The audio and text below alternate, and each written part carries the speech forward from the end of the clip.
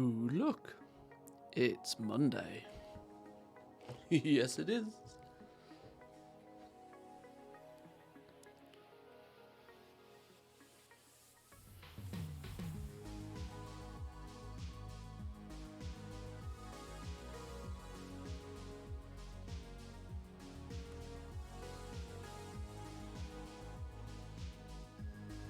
Welcome, boys and girls. How are we all doing? Hope everybody had a fantastic weekend. Nice and chill, nice and relaxing, I hope. A little bit of World of Warcraft, not too much. Everything in moderation. Goblinoids, rise up, it's almost time. It's not far off. It's not far off. If you play in the NA, it's a lot closer. If you play in the NA, it's a lot closer. Sitting on roughly 150 Pog Essences ready for rank 7s, do you think it will be worth crafting all the legendaries in every slot, or to focus on non-tier slots initially? Okay, well let's dive straight in then. Let's jump straight into the deep end. I'm probably going to craft 2 of everything. That's my first step. I will craft 2 of everything. Now, obviously, this is not going to work for everybody, but I will probably craft 2 of everything, get them on the auction house. First thing, like, the second you get them, don't worry too much. Craft 2 of everything, get them on the auction house. Give people the opportunity to buy them, pay the silly money for them. Do that nice and quick time. 2 of everything is, for me at least, because I have every single slot. If we take a little look in LST, because I have every single slot unlocked, 2 of everything is going to take 140 Pog Essence for me. That's 140 Pog Essence, boom, straight out the door, straight away. What I will then do is probably go back in and chip away at crafting a few more, 3 or 4 more of things that I think are likely to sell relatively quickly. And throughout the day, I will keep my crafter online so that I can basically recraft whatever sells to try and keep that 2. The reason I want 2 to begin with is because there's probably going to be 20 minutes, half an hour in between my craft sessions. And I know that Pog Essences are a little bit, I wouldn't necessarily say a bottleneck. I've got, on this realm, I think I've got, how many do I have? That's a really good question. How many do I have? I think we're somewhere in the range of about, in fact, I can check it quickly from here. Let's move you out of the way. In the range of 371, apparently, is how many I've got so far. So I'm comfortably able to craft 2 of everything. And then the remainders I can just use throughout the day to recraft whatever sells. If I have enough, I might look at going up to 3 of everything. But I don't really want to burn through my supply of these all too quickly unless I absolutely have to. The basic materials you may see me whacking away, making some enchanted heavy callous hide in the background. The basic materials, I want to make sure that I've just got loads of them. I don't want the core materials to be a bottleneck in any way, shape or form. I want the Progenitor Essentia to be the thing that I keep my eyes on the strongest. Because that, let's be fair, will probably be somewhere in the region of about 80% of the overall cost of crafting a rank 7 anyway. So the rest of the basic materials are like neither here nor there. If I need a few more of them, I can buy a few more of them. Even if they double in price or spike in price, it's still only, the basic materials are still only going to be a fraction of the overall crafting cost of a rank 7. But that's my basic plan for reset day. Nothing too fancy, nothing too elaborate, I don't think. Or at least it doesn't feel too elaborate for me.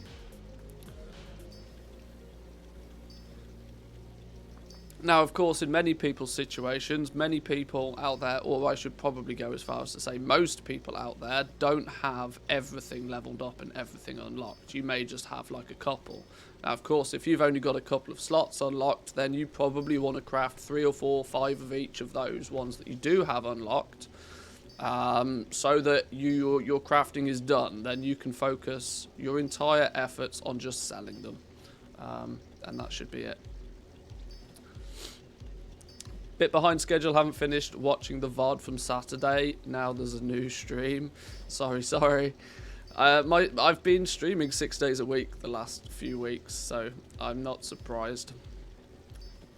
I've probably overstocked on my main realm and not enough Pog Essence on my second realm. I'm actually, ironically, on Taran Mill, my second realm. I think I'm in an even stronger position over here with Pog Essences, because I haven't played the 262 market. I didn't spend any on the 262 market. I've got 431 over here. So I've actually got more on Taran Mill than I do on my home realm. But I'm in a similar position on Taran Mill to where I have everything unlocked. So I in theory, God's honest truth is my focus should probably be on Taran Mill rather than on Sylvanas. It's a bigger server. There's considerably more players on Taran Mill. But I'm far more established on my home realm. A lot more prepared, a lot more planned ahead for this. So, and let's be honest, there's no rush. There's not really that rush. There's not really that much of a rush, because the likelihood of many people at this moment in time having the rank 4s in the first place, your competition is not that great, I don't think, on most realms. And this is why diversification's key, right? If if one goblin on your realm has got like 4 or 5 things unlocked and another goblin has got 6 or 7 things unlocked, the likelihood is yeah, there'll be some clashes there, but you'll probably find that one slot might have more competition than another, and whatever. Luckily though, the meta seems to be pretty broad. It seems to be pretty wide. People are looking to buy, at least if the last few days of sales have anything to indicate. Every single person that's bought a rank 6 in the last couple of days is almost guaranteed to want to buy a rank 7 next week. I can't see why anybody who would have bought a rank 6 in the last 2 weeks would not be looking to upgrade that rank 6 to a rank 7 incredibly quickly. Unless it was just, a very casual purchase of a rank 6 for an alt or something. But I don't know. The likelihood is if you've been selling rank 6, it should be giving you a really good indication to what rank 7s are going to be selling. Because the same people who bought those will probably be looking to upgrade to the 291 rank 7 soon as it becomes available. Assuming it's the right price. Everybody has their price. Everybody has their price. But today there's just a little bit of preparation, I think, today. Chipping away at crafting some of the intermediate items so that I've got plenty of these. I'm greatly concerned I don't have anywhere near enough lightless silk. But that's just one of my problems. Can't wait for my item level 220 rogue to be wearing a 291 Lego. See, this is it, right? It's you'll have people running around in 168 gear with like a 291 rank 7. Why? Because they can. This is the thing, right? There's no friction to getting to actually crafting that rank 7 legendary this time, which is going to make it really fun. It's going to make it real fun. I need some more essences though. I noticed one thing I'm remarkably short on is essences, so I'm prospecting like my life depends on it right now. Where's Alethea ore? Let's just prospect all of this. That's a lot of Alethea ore, but let's just make it disappear.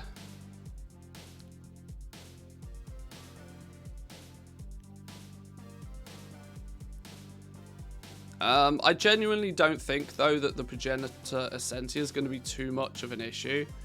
because whilst there's a strong possibility that its price doubles, because this sorts of thing always kind of happens, whilst the likelihood is of the price doubling, there'll be a lot of people that bought Pog Essence for like 10, 12, 13,000 gold a piece, who will see the price hit 30k and be like, I tell you what, I'm just going to triple my money. I'm just going to take a nice chunky flip on this and resell it. So you'll probably see, the irony of ironies is that on Wednesday or Tuesday, if you play in the NA, the irony of all ironies is that you'll probably see an increase to the supply of Progenitor Essentia on the auction house that day, in the opposite fashion to what you'd expect, right? You'd expect it all to just get hoovered up because, you know, legendary crafters going to be buying it all to make their rank 7s, which there'll be an element of that, but there'll also be a whole bunch of these people who will then just post some of it back up on the auction house anyway, because, you know, if you can, if you buy it for 10k and you sell it for 30, you don't need to craft the legendaries, you know. You can entirely take advantage of this market without a single legendary recipe leveled up. If you bought your Progenitor enhancements when I first sort of started suggesting people buy them, a couple of days into the patch, you should probably still have some. And who knows, you might have already flipped them 2 or 3 times. The sensible thing to do is actually to buy something and then to sell it as fast as you can, so that you have more gold to then buy more of them and to rinse and repeat the process. But only 40 Pog Essences available. Looks like the 262 gear is making a dent in supplies. On the smaller realms, I'd imagine that's a thing. I very much imagine that's a thing on the smaller realms. That you're, because the 262 markets are still pretty lucrative. I'm going to open my mailbox in a minute and showcase what my sales were yesterday. And if anybody is in the Discord and pays attention to the crazy screenshot channel in the Discord, you'll have noticed I did actually post a preview of my mailbox yesterday. I sat yesterday afternoon and watched the UFC for a few hours, casually doing some cancel scanning in the background. And before I realised, I was selling like 800,000 gold an hour worth of legendaries yesterday. I didn't even realise it was happening because I was just doing it whilst I was actually focused on doing something else. And yeah, like I said, everybody that's buying those rank 6s is very likely to want to buy rank 7s incredibly quickly. Which means we are in for an absolutely monstrous reset this week, I think.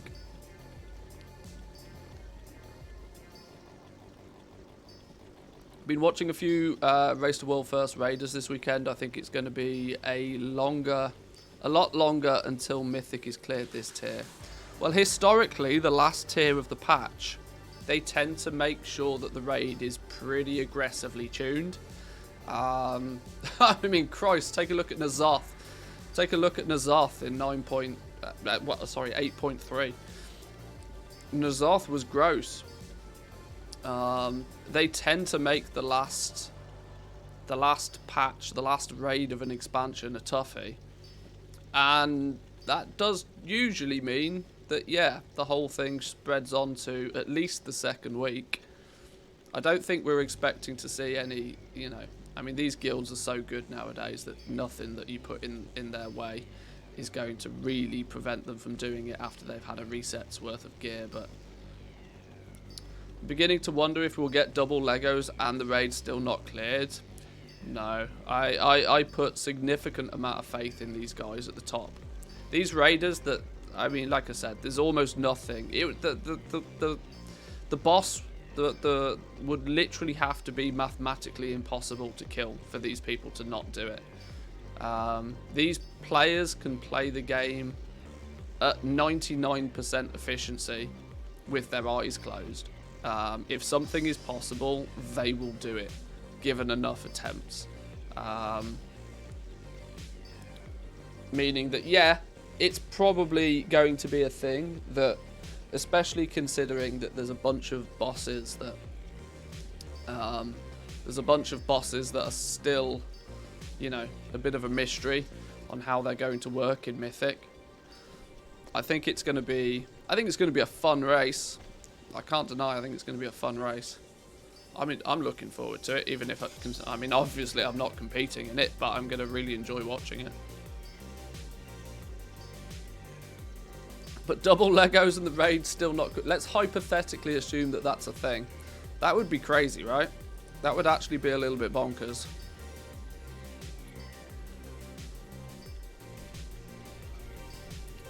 I mean, that would be a monstrous power spike for those guys. And additionally, let's look at it from the Goblin perspective real quickly. If that was to be a thing, all of the big guilds, you know, absolutely... I mean, most of them are going to buy their second rank 7 as soon as it becomes available anyway. But it would definitely stretch out the lifespan of rank 7s dramatically. Where'd you put the screenshot of your mailbox preview again? It's in the crazy screenshots tab. It's crazy screenshots channel on Discord. I'm going to open the mailbox in a minute anyway. I need to clean it out. I'll give you a little heads up though. I've got 6 million gold on my bank character right now. I'm not sure I've got enough space. I think I might need to send some gold somewhere else before I open this mailbox. I only see the 4 premium channels. Well, that's a bit of a flex, isn't it?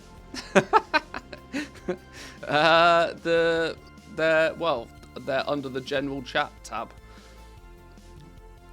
Maybe you need to press the little button.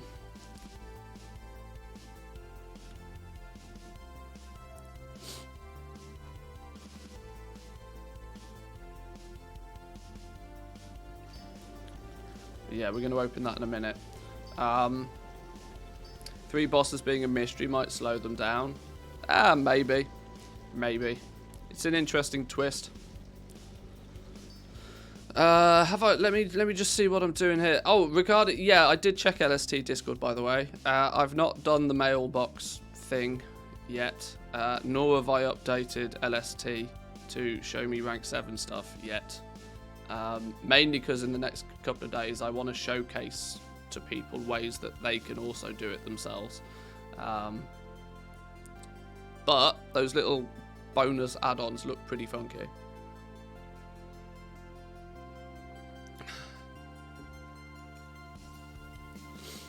Always get disappointed when stuff dies in a week. Well, the first few bosses are basically charity bosses anyway. Let's not forget that.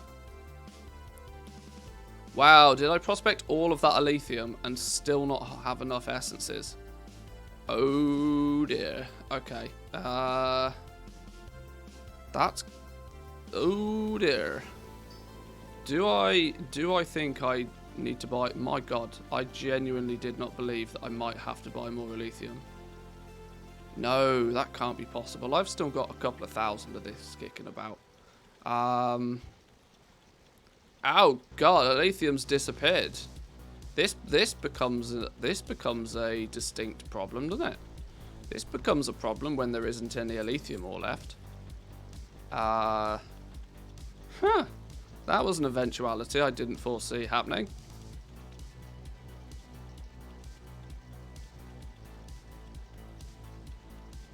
Oh, alright.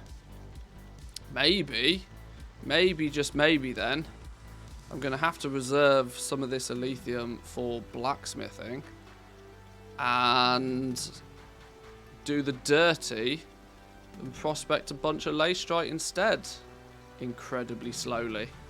Ugh.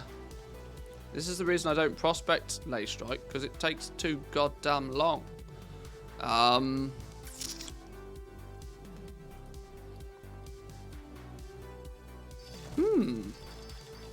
Plot twist. Pogor's still too expensive to prospect. Oh, it will be for ages. Both Pogor and first flower are just tragically bad for both prospecting and milling.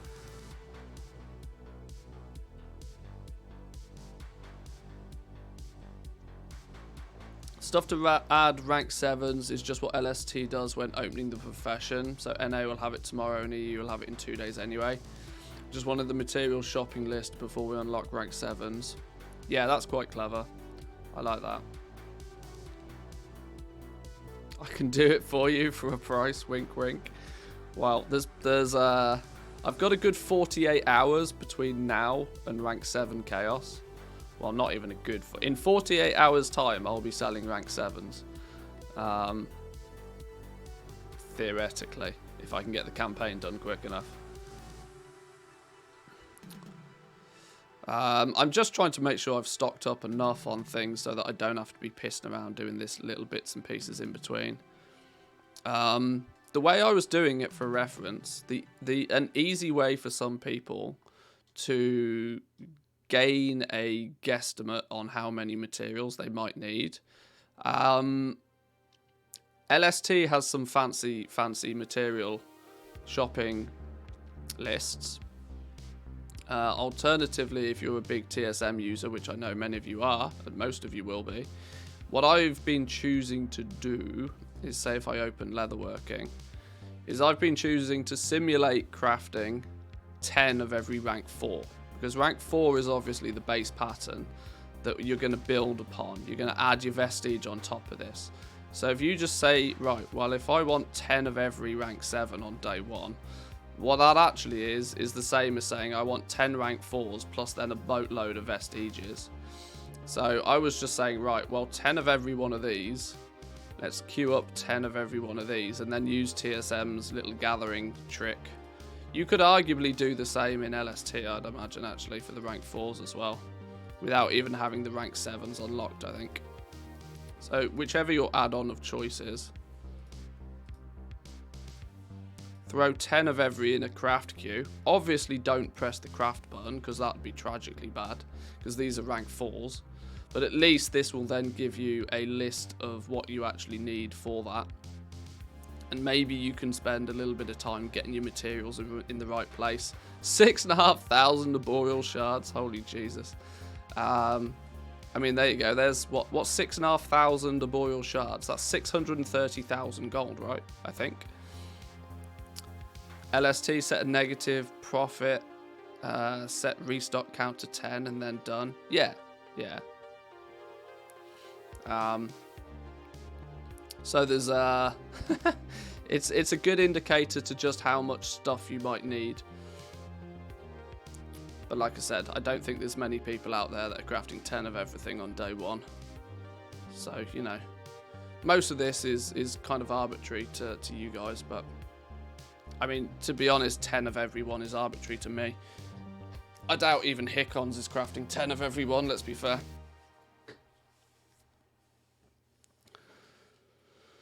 Did all of this yesterday, did all of the intermittent crafts, bought all the shards, now waiting for Wednesday, even took a day off work. Oh, nice one. Going hardcore. I like that. I like that a lot. Right, should we open yesterday's mailbox? This is going to be pretty funky. What I need to do, actually... Oh, expireds. Maybe we need to work through those first. Let me grab these expireds, get these read. What are these? 262s? Ah, it's that time of the day. Okay. I've not done a cancel scan yet today, so these are some just natural 12-hour expireds from yesterday. What did I want to do with this Alethium ore? This Alethium ore, actually, in theory, I probably want to bank it and convert it to enchanted something or others. I haven't checked what I need for blacksmithing yet. We'll get to that.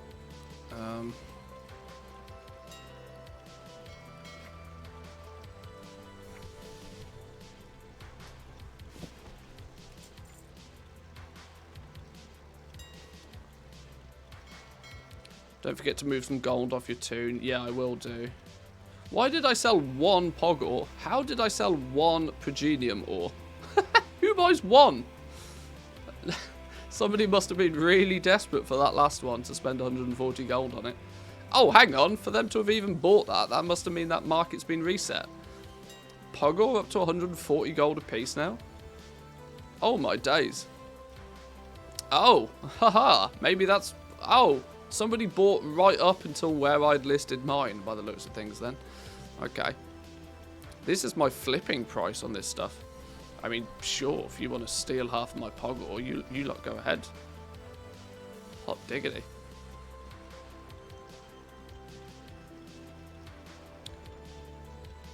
Wait, your Pogor was ever below 140 gold? Yeah, it's been floating around 100 gold for a few days. Hence why I've hoovered a bunch of it up. Although I don't think I want to sell quite as much as I have listed. It's not called Pogor, is it? Progenium ore. I have to remember the actual correct names for these things. I want to make sure that I'm happy to flip some of it, obviously, but I don't want to flip all of it. Who's buying what now? Shrouded Cloth is selling.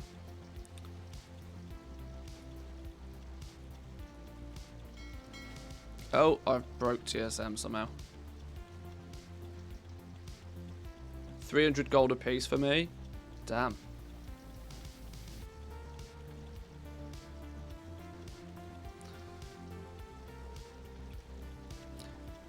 Same, got the day off, wife away, up before reset on Wednesday. I put more effort into this than my IRL job. If only this paid better than your IRL job. If only. How much of my shrouded cloth have people been buying then? Sure. World's gone mad. World's gone mad. I actually expect to have a monstrous day on material selling, to be honest. This is one of the advantages of just constantly chipping away at cheap materials, whether you need them or not. Throw them back on the auction house and wait until the price spikes on them. GG.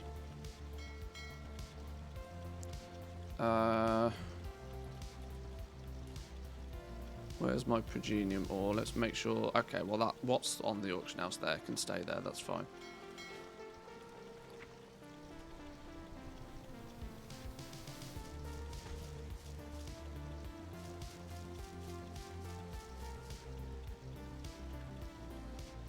Not sure if you remember saying had so many patients with COVID outbreaks. Well, today it's my turn. Good news, I'll be on the auction house for reset. Oh no. Both oh no and yay, I suppose, all in one sentence. That's what we call a twist of fate. Sometimes you know, sometimes you get thrown a bone, and sometimes you get boned. But I wish you good health all the same.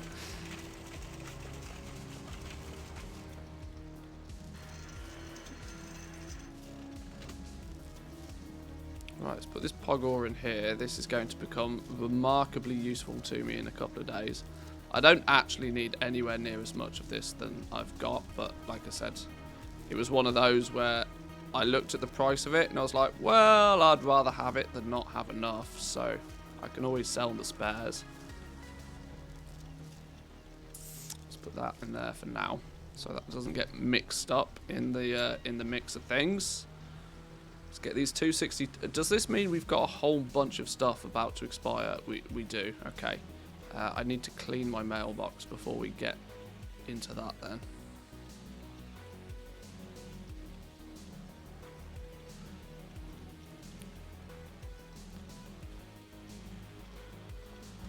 Right, my hunter's going to be buying lots and lots and whoa, he's got no gold.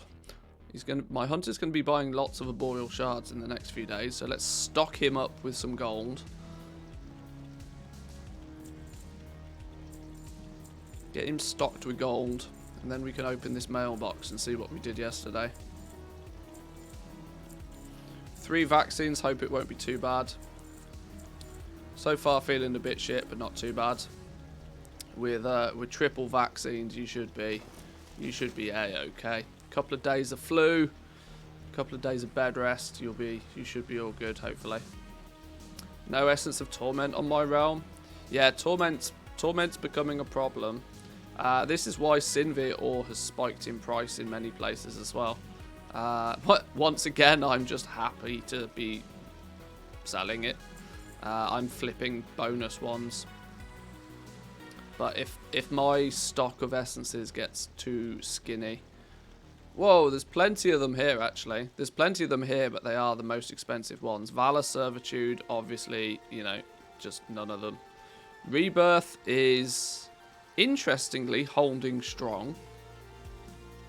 Interesting that Rebirth is holding strong on the basis that, at least as far as the Crafter's Marks is concerned, it's not needed. But yeah, Torment is the most expensive. This actually looks like a reset here. This looks like somebody's bought them all and reset the price. Although, actually saying that, the market value is nearly 500 gold on Torment on my realm. But yeah, it's also why Sinvir ore is creeping. He's creeping because people are missing specifically Torment and are prospecting Sinvir to get it. Right, send, where are we going? Send gold. Send over to Manthe. Send him 5 mil. Is that 5 million? 5, lots of zeros. Yep, there we go. Have some gold.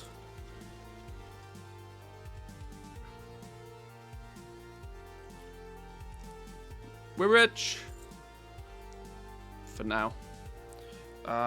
Let's then open this mailbox. Let's see how we go. See how we go. This was all yesterday afternoon. This is not like multiple days of sales. This was literally yesterday afternoon. Oh, wow, nearly 10,000 octane ore I sold. Jesus. Okay. 5 million would be 6 lots of zeros. It would. Yes. Right, well, there's 3 million in the first bit, and there's 34 males hiding behind it.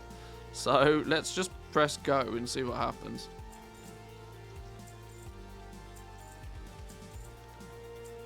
Now, the obvious disclaimer, this is just, you know, revenue. This is not profit.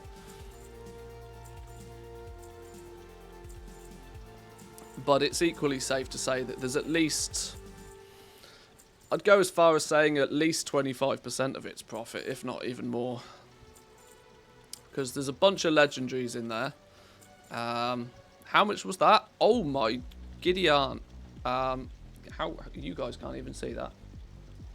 4.5 million. That's nearly my record. Jesus. This is what happens when everybody on my realm seems to be focused on cancel scanning the 262s.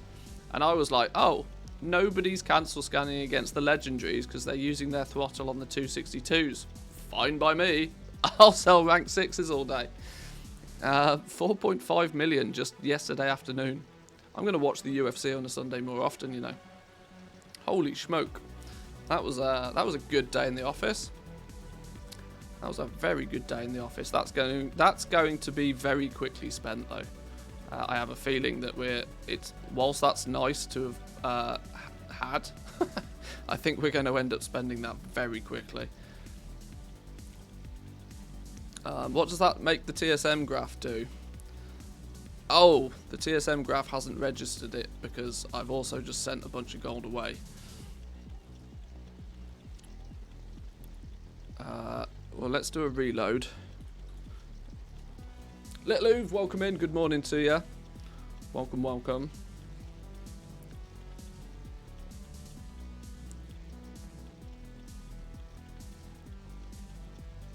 Transmog still 75k for Saltstone legs, my days. How are those things just not massively over-farmed nowadays?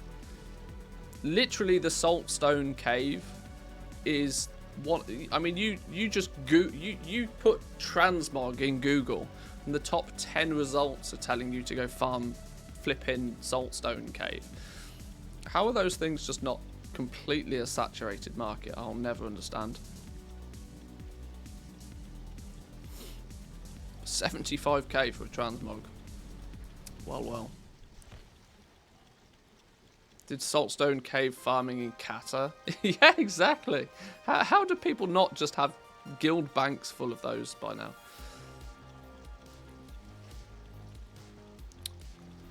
I will never understand. Okay, TSM doesn't want to seem to register the fact that I've just looted a bajillion gold. Sure. Okay. Thanks, TSM, for just not caring. Well, either way, whatever that does to our gold total, what we can now safely say is that if we need to buy any more materials, it's not going to be too painful to do it. I would also like to preface that I did a restock on my rank 6s yesterday, even with all of that chaos going on. So I'm still properly stocked up on these sorts of things. My Corthite crystal situation is getting a little bit hairy, but at this point, I'm going to, by Wednesday, I'm going to switch my focus off the lower ranks anyway. It will literally all be about the rank 7s at that point, but what I probably need to do is, well, I need more essences on this dude. I know for a fact I need more essences on this dude, but I've now got enough that I think... Oh, I've just realised my plan was to make a lot of my vestiges with jewel crafting. Now I wonder if, because of the what is appearing to be an inherent lack of Elysium, I was not expecting the supply of Elysium. Why is the 24,000 Elysium? What's going on here?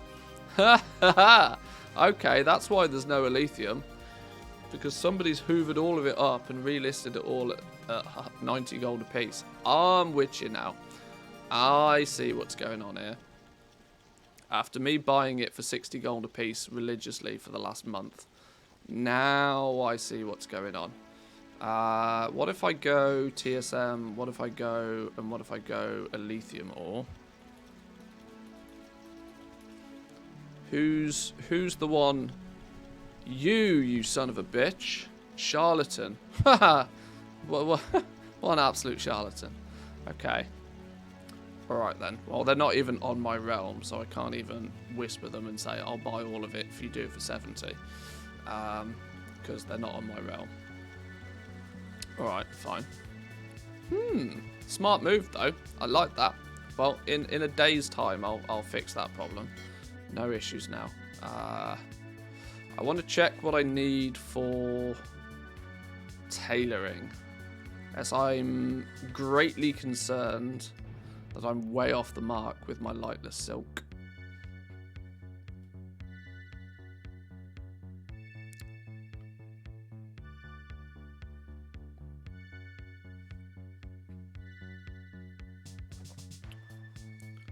You can still /W and trade with them if they're on a connected realm.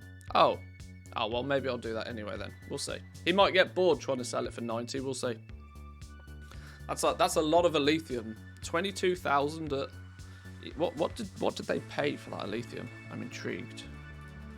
22,000 multiplied by... They probably bought it all for about 65 to 70 a piece. They spent 1.4 million on that. Okay.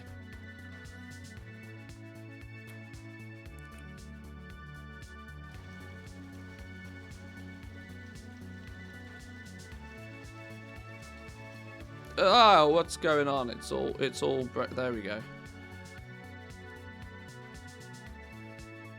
Right. Similar thing with tailoring.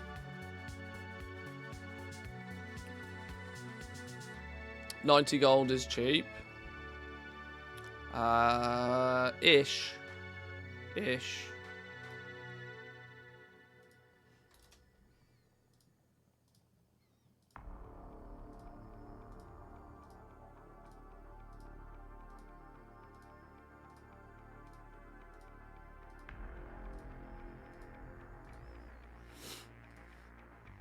Oh, yeah, I knew I was off the mark. Alright, fine.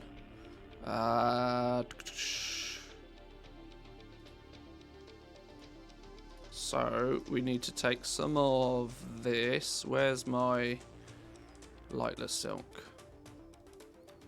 Turn that. And return that. And return that. And return that. That should then be plenty enough lightless silk to convert.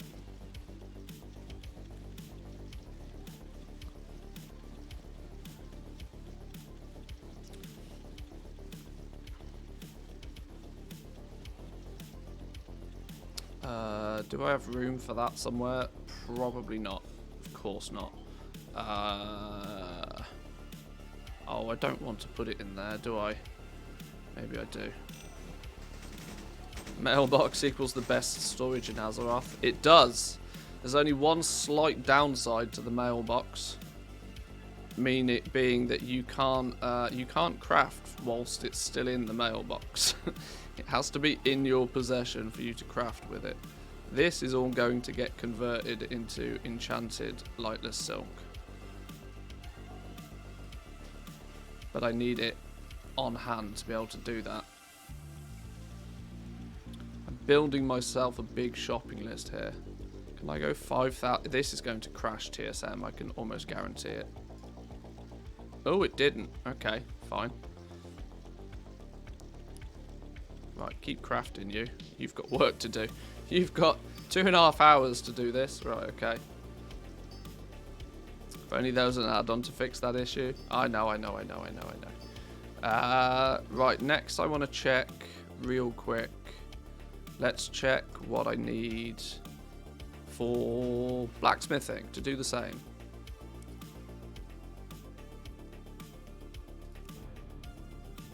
One thing I also want to do today is put together a TSM setup. A guaranteed to work day one TSM setup for posting legendaries on an alt account. Mainly because I don't want to have to be hacking something together on the day. So what we're going to do is we're going to it's unfortunately going to require lots of separate auctioning operations, which annoys me because I like to keep I'm a bit OCD about my TSM operations. I like to keep as few of them as possible to make it as easy as possible to change things on the fly. But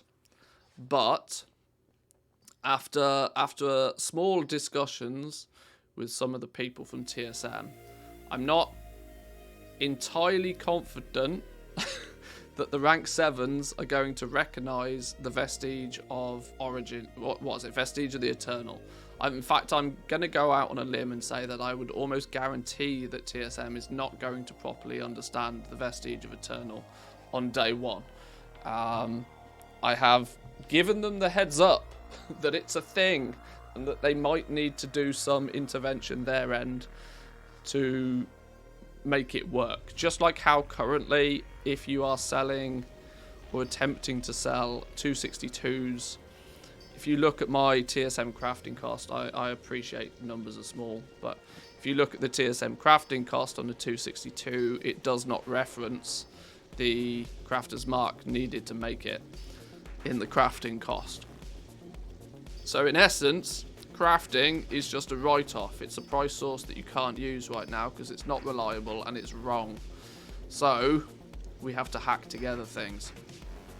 I'm looking to maybe spend an hour or so today hacking something together for a day one TSM rank 7 setup because I don't want to be doing it on Wednesday. My TSM references that, but I post on. Yeah, now you see, if you're crafting and selling on the same character, you're unlikely to have these problems.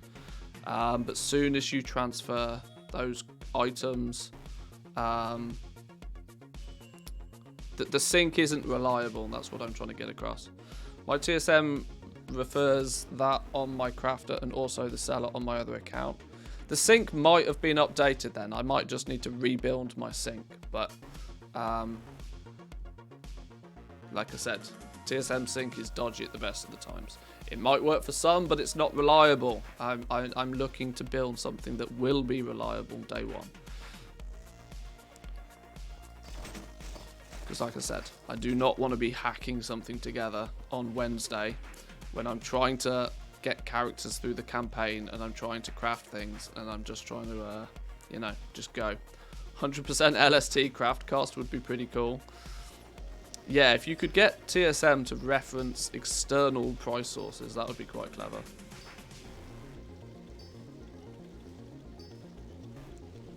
I've set up selling operations using custom sources. Doesn't help with crafting, but I don't use TSM to craft.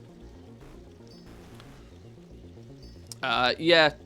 This is what we're going to look to do. I'm going to look, especially because even still, one thing you might want to look at doing is doing some custom price sources for the vestiges, just so that if you are crafting your if one vestige ends up being significantly more expensive than the other, that you can then account for that. But we'll go through that in a little bit of detail in a minute.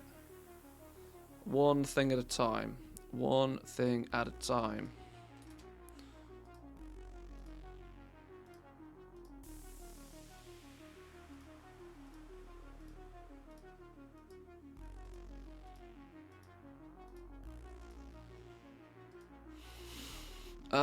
So I'm short on enchanted Elysium bars by about 3,000. So that's going to require 6,000 Elysium to make those. And I would then still need 4,000 Elysium on top of that. Damn, son! We're going to chunk through Elysium like nobody's business. Alright, that's cool. Okie dokie. Do I have, then, any Elysium on this character?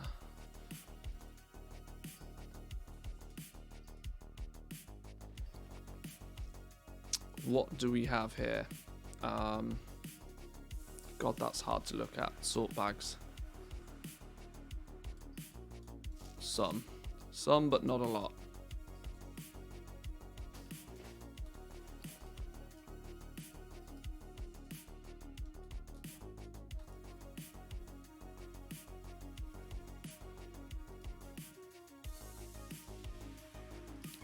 What did I say that total was? About 3,000-ish. Okay, so I want to add 3,000 Elysium bars to this. Queue those up as well. Right, there's my shopping list to work through over the next few hours. So, nearly 4 hours of intermediate crafting. And then we'll be ready. I can keep that account going just casually in the background.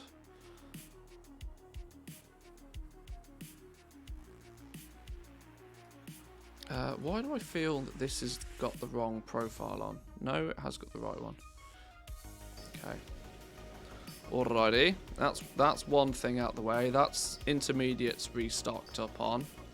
I didn't check Shadow Ghast ingots, but I'm quite sure I've got plenty of those already. Famous last words, but actually famous last words. No, I'm confident. We're good. We're good.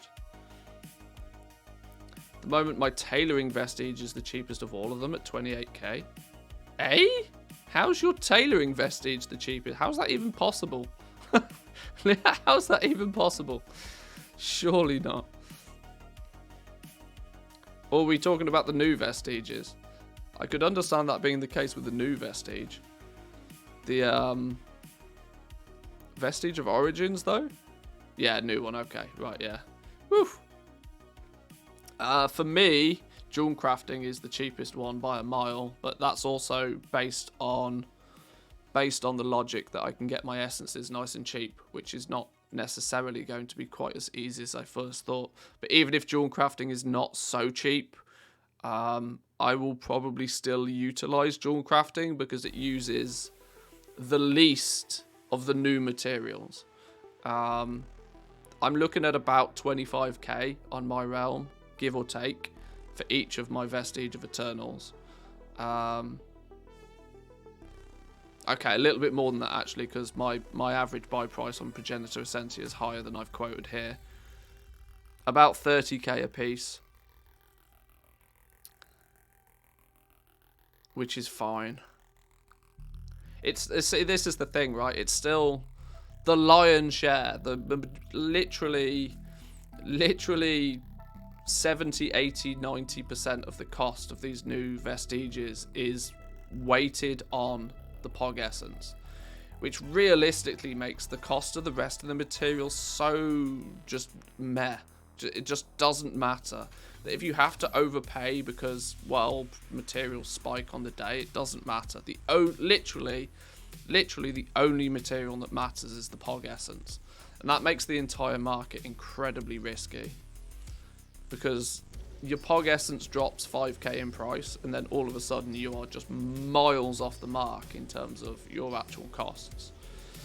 I don't like it when everything rides, because crafting is meant to be that you take 4 or 5 different items that all like fluctuate in their own way.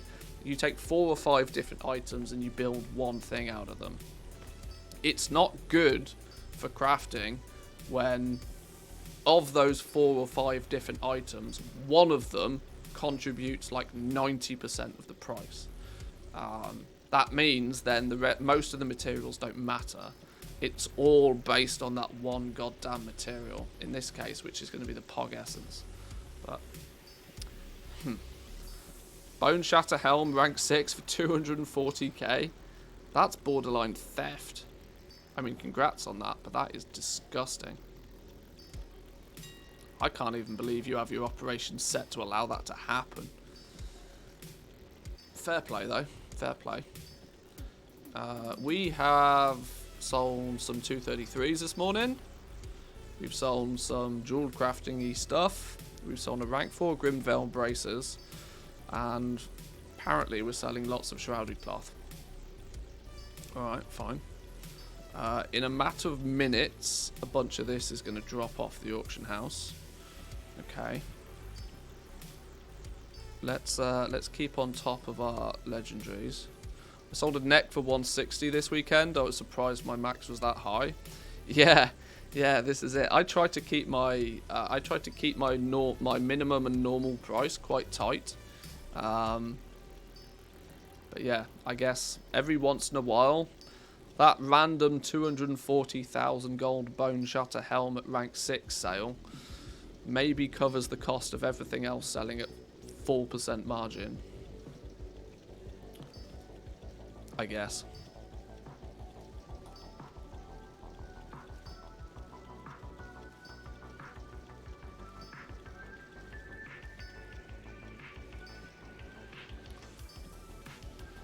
Right, I think it's about... there's a few things I need to do today. One thing I absolutely need to remember to do today is keep on top of my rep grind. Dailies are a thing, annoyingly such. Dailies actually should come much higher on my list than nearly anything else, because if I miss them, I don't get the opportunity to catch up. Do you have a video on how to unlock the Vestige of Origins? I've totally forgotten how to do it. No. Do chapter 4. Is it chapter 4? I can't remember. The campaign quest in 9.1 called... oh, I can't show you it anymore because I've done it all. Just do the 9.1 campaign until you get it. That's the TLDR. Just do the 9.1 campaign until you get it. It's a campaign reward. So you just need to chip away at the campaign. I think it's the 4th, maybe the 5th chapter. I can't remember at this point either. But yeah, just do the Korthia campaign and you'll get it. You're selling Legos like crazy. I sold 600 unidentified plant parts for 60 gold each. Nice one. What are you doing in Outlands? Really? Of all places. I guess what works, right? It's nice to drop down just Zereth Mortis dailies to 2 characters. Yes, I'm down to only 4 characters now. Maybe even 3 actually, thinking about it. I might be down to only 3 characters now. I should probably take a look actually. Before we do too much TSM business. I don't particularly want to start the day doing too much TSM business. I need to let this caffeine kick in before I do anything too brain taxing like custom operations on everything. My main realm I am good. Taran Mill, let's take a quick look. I think I think 1 out of my 2 crafters here is honoured already. I think my hunter's already honoured. I also need to remember that it's not just a case of being honoured. I need to make sure that I actually have done the 4 chapters of the campaign as well. I was going to keep going on my main, but I've not touched the zone since hitting honoured, and I don't see any reason to do so anyway.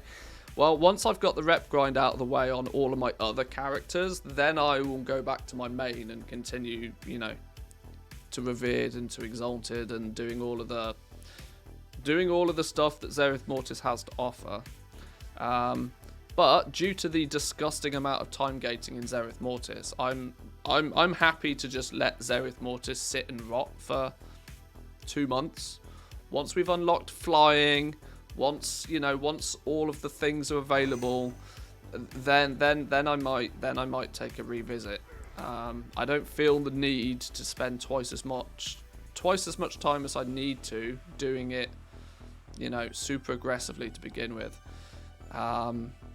Revered on the main ASAP, and then all the side. Oh yeah, I suppose getting to revered ASAP is kind of a thing, because, you know, second legendary and all, but on the premise that I don't particularly do endgame content, like, it's not even very high on my list, to be honest.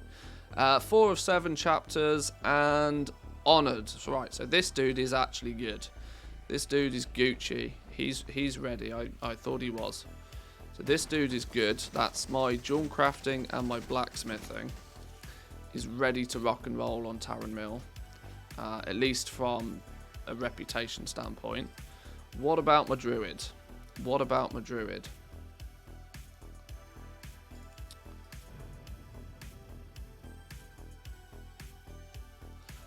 Plant parts were left over for my primal life farm. Wasn't even going to post them. If I remember rightly, they're a rep turn in though, aren't they? The unidentified plant parts. They used to be a rep turn in only to revered. If this is like really testing my memory now. But I think that they were a rep turn in until revered. But at some point, I think they changed it so that you can go all the way to exalted with them.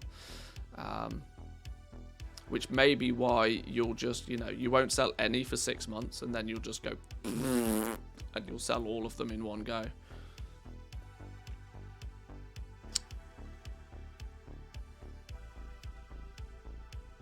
Cenarian Expedition, that sounds about right. That sounds about right. Oh, look, we are within 2 world quests away from being honoured on this character as well. Beautiful. This is going to be another character, Dunzo. Campaign. What's campaign saying? 4 of 7. He's done his campaign as well. Beautiful. Music to my ears. Right, let's bang out a couple of world quests on this dude then. Save the Von Barter. Save the Eastern European death metal band. Save the Von Barter and then go press a button on a Fugal cache and we win.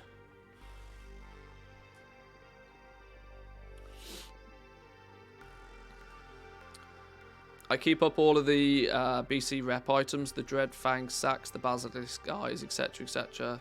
Don't sell too often, but when you do, they sell by the thousand. Yeah, they see this is it, because somebody just wants to cheat their way to the top of a reputation. Dark Moon Fair for a little rep boost. Yeah, cheeky 10% might not go amiss. I don't need it on this character though. I literally need to do 2 world quests and I'm good.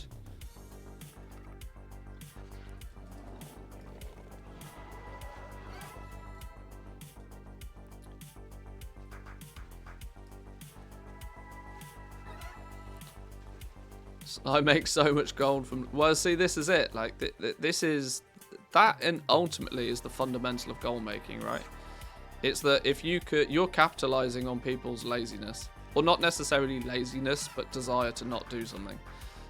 If you can buy your way out of not doing something, that becomes a very, very viable option to some people. If I can spend some of this arbitrary gold that isn't really doing anything, and I can spend it on doing something that saves me a few hours of farming or something, then yeah, paying for convenience. Exactly. Exactly. What's this one? Oh, that's a fill the bar quest. Screw that for a laugh. Let's go do the chest.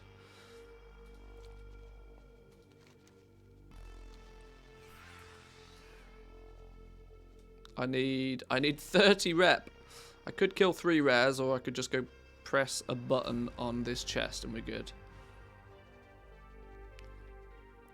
My friends and guildies are that lazy that I contemplate just learning leatherworking myself.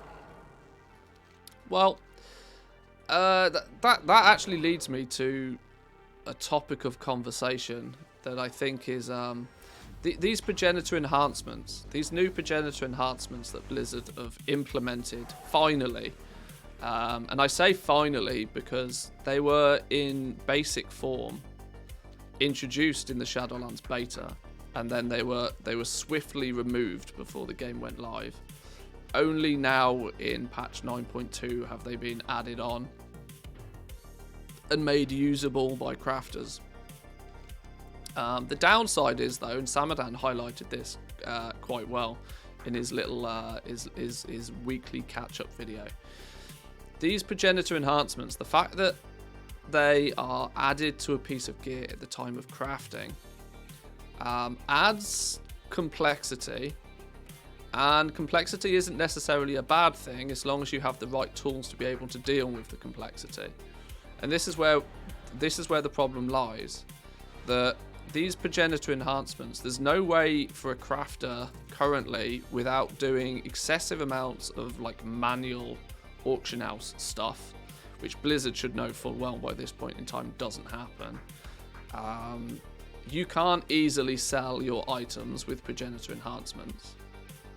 Secondly, even if you're a buyer, even if you're looking to buy some of this gear, it's remarkably difficult.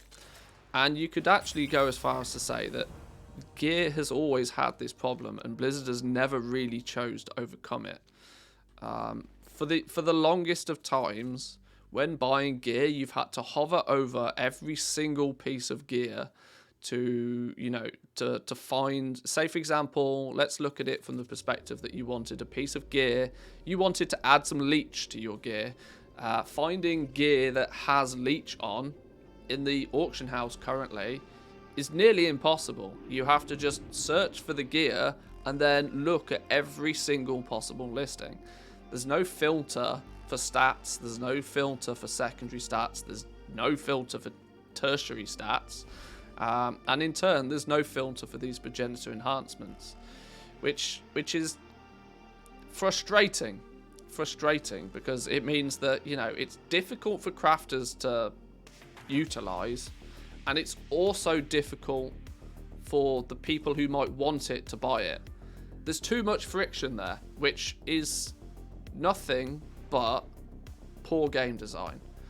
And it's not even poor game design, it's lazy game design. And it shows just how much stuff Blizzard just throw into the game just because, without any real care or effort for it. Because all it would take is, you know, a couple of the devs to sit down for half an hour and say, right, these progenitor essentias, let's brainstorm these out. What are they good for? What are they bad for? What are the teething issues with them? What are the friction points?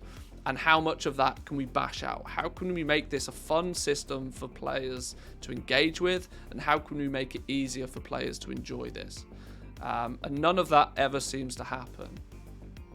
None of that seems to happen at all. It very much appears that, oh, they thought about doing it back in the Shadowlands beta, axed it from the game before 9.0 went live, presumably because at that point they didn't have time to think about it. And they obviously still haven't thought about it, yet they needed something for 9.2, and they had this half a system that was barely even off the drawing board at that point, and they just did the quickest, dirtiest, simplest implementation of a system to just, you know, make it look like they've been doing something constructive for the last 18 months, which is annoying. It's there's no other word to describe it other than annoying, because when you look at it, it's actually quite transparent that it's just zero effort. Just zero effort. It's really, really, really quite frustrating. Especially when you look at other games and how other games take, you know, you can see the care and the dedication that goes into the smallest things in other games. One of my favourite games, without doubt, of all time is Factorio. Some of you will know this very, very well. I don't play it much on stream, I don't do much content around it, but I'm pretty much always tinkering with a factory in Factorio. This is a game that has come from a developer, and there is not a single pixel in that game that has not been carefully curated to be as good as it possibly can.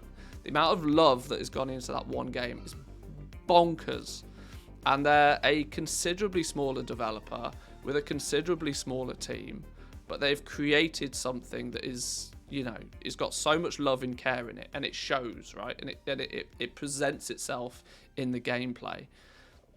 Factorio is an analyst's dream. Oh, it absolutely is. Data whores will love it. But it's really frustrating to see that, considering World of Warcraft is without doubt Activision Blizzard's biggest IP, their biggest intellectual property. Now, how you define biggest is up to you. It's probably not necessarily... I mean, King and Candy Crush probably makes all of the money. World of Warcraft makes a lot of the money. Diablo is just a money sink.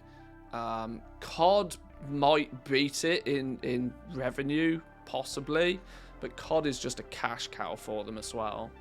I would say World of Warcraft is the biggest intellectual property they have in terms of like brand awareness and brand image. Call of Duty, yeah, you're probably right, might tip the scale there, but either way, you would expect them to put more love and attention into, you know, the one thing that defines them as a company nowadays. And they're struggling on that one. There's no other way to describe it. They really need to pull something out the bag. We said that Shadowlands needs to be the thing that they pull out the bag. Now Shadowlands is a bit rocky at the best. That 10.0 better be a monster of an expansion. Or, I mean, I hate to sound like the clickbait YouTubers, but like, WoW's done if they screw up the next expansion. There's not many second chances left for many people. I want to see them start to care, and I want to see them start to put effort into this game again.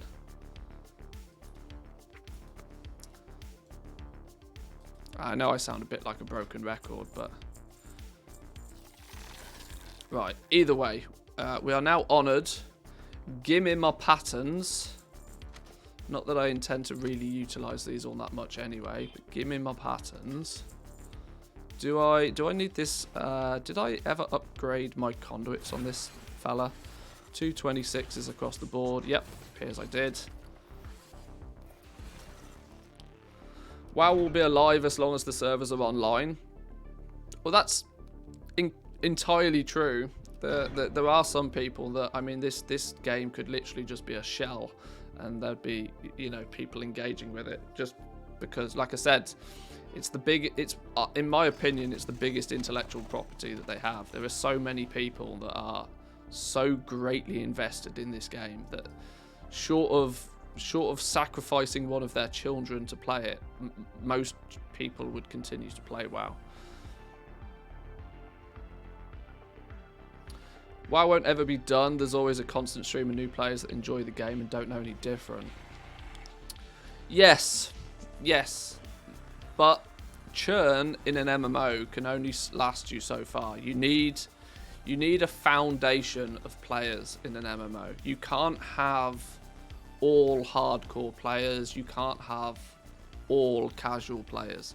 You can actually survive a lot longer on all casual players, but you definitely cannot survive on all hardcore players. And this is the problem. The WoW doesn't do great for the casuals anymore. In fact, it doesn't do great for either end. It's in this kind of mushy mid thing. It's like, and this is why I talk a lot about the fact that Blizzard needs to, they need to pick a direction. They need to decide, right, is the game going to be super duper alt friendly, or is it going to be, this is your one character and you dedicate your playtime to that one character? If they choose that direction, then it will fix a lot of the problems along with it. Like, the casuals at the moment are getting a little bit screwed over, because let's look at it from the perspective of that if you are not super duper into raiding right now, you've had 9.2, and what has 9.2 really done for you? It's given you 3 world quests and an hour's worth of campaign.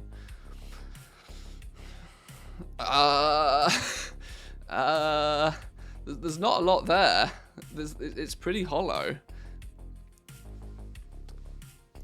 Sacrificing one of my kids to continue playing as long as I get to pick which one. Oh dear. Well, we won't go much further into that one then. Goal making saves the game for me.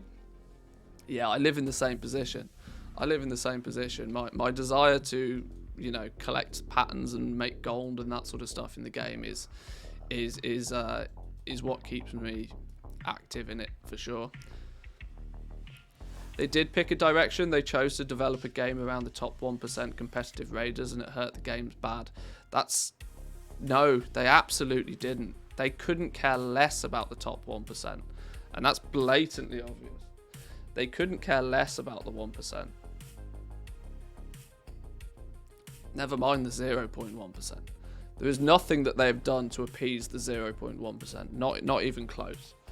Not even close. If you were to claim that, if that claim was to be correct, they would let the 1% raid log, because that's what the 1% love to do. The 1% love to kill bosses. They want to min-max the living crap out of the game at the top end, and there's nothing even remotely close to appeasing that style of play.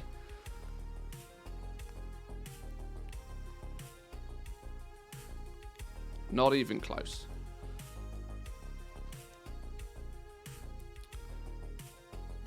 Bring back Master Loot, cut down the heroic splits. Yeah,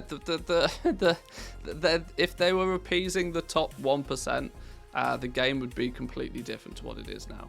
It's in this muddy position where they're kind of, and the reason that it's in that muddy position, right, is the fact that you've got the top 1% that just like absolutely obliterate any content that Blizzard put in front of them, and then the other end of the scale is the people that just want to potter around and play bits and pieces with it.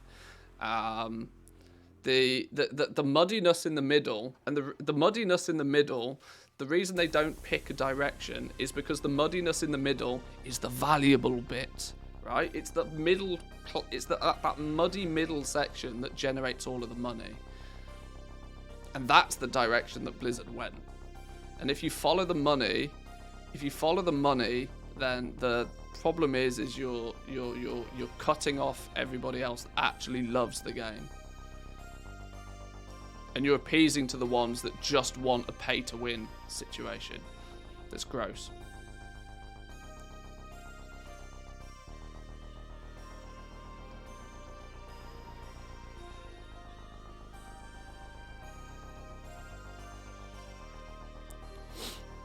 Just wanted Roger Brown not to be able to, just watched Roger Brown not be able to trade an upgrade to his teammate, so the 0.1% still getting screwed. Yeah, it's yeah, they need to get out of the middle and choose a direction.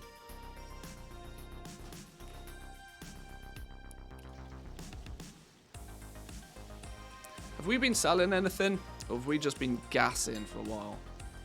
Let's take a little look. We seem to have crafted a bunch of our enchanted. That's good. Let's work on the next one. Enchanted Elysium bars times 1,000,000. Here we come. I'm too far from the auction house. Of course I am. Hello? Okay, the game's doing that funky oh, haha! The auction house is there. I was like, where's the auction house? Which was hiding. Hey up. Selling some stuff. 262s. More cloth. A few clusters here and there.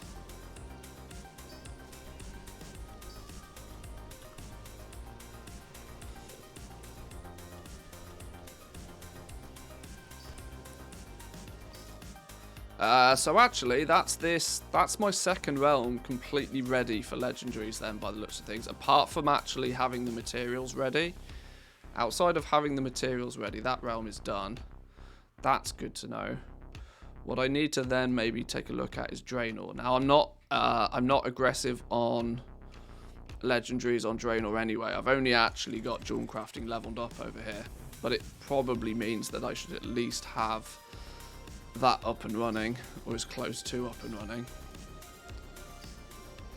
Echo have been offering 250,000 gold just to join their splits. If you can trade them normal tier tokens, 2 million gold if you can trade it. Yeah. The degeneracy that these raiding guilds now try and go to just to be able to trade gear is madness. Actually madness.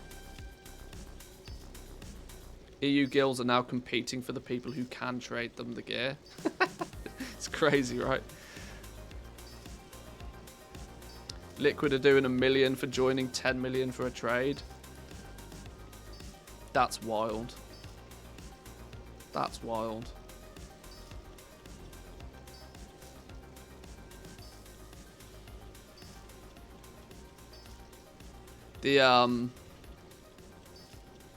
That shows you the competitiveness, right? These guilds will do whatever they can. Literally whatever they can.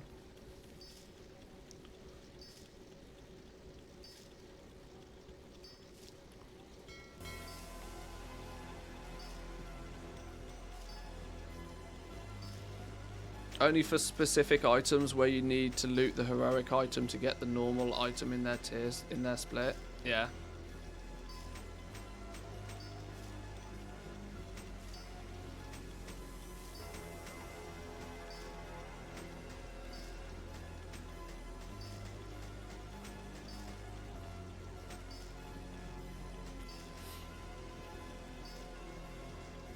This is it. The attention to detail that these top raiders give the game is actually madness.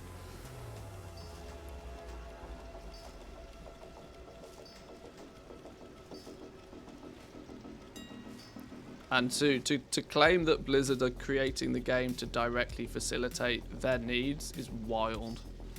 Actually wild.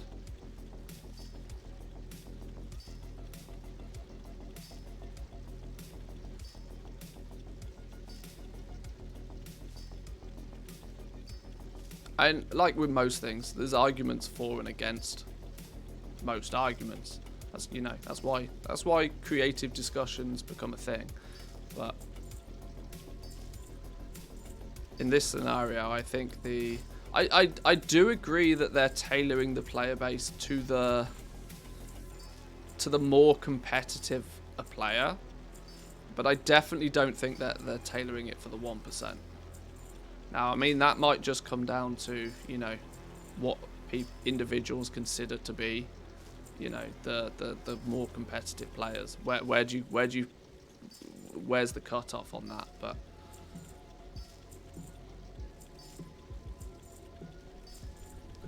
Battle.net shop maintenance incoming. I sense a new mount or transmog. There's a theory behind that one that it's actually to prevent the Russian realms from utilizing the token, because Blizzard have suspended the sale of their games in Russia, which is equally what's potential. This is obviously speculative for the most part, but the token price has gone through the roof in the EU. Or, well, not through the roof, but the token price has increased by roughly 10% over the last couple of days, and it's ever since that they stopped selling their services in Russia. Presumably, there's players who play on there's Russians who play on the Russian servers that are buying tokens with gold to continue or to extend their playtime. The update is potentially something in line with that, which is not good for the Russian realms, unfortunately. It's not good for the Russian realms, because you can't have the entire player base playing the game for gold. You've got to have both aspects of it. You can't have one or the other, which will ultimately just crumple those servers into non-existence.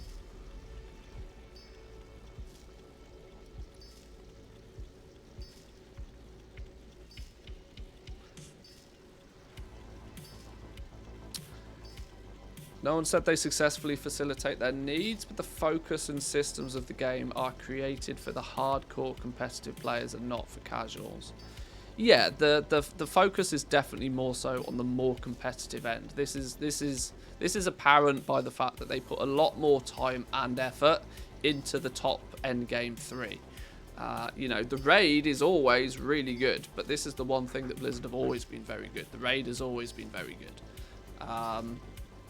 They put a little bit more time and effort into Mythic Plus, that sort of stuff. But yes, the more, wherever you define the line for, you know, your casual player base, more and more of the game has been just, you know, heavy amounts of time gating directly affects the casual player base more so than it does anybody else.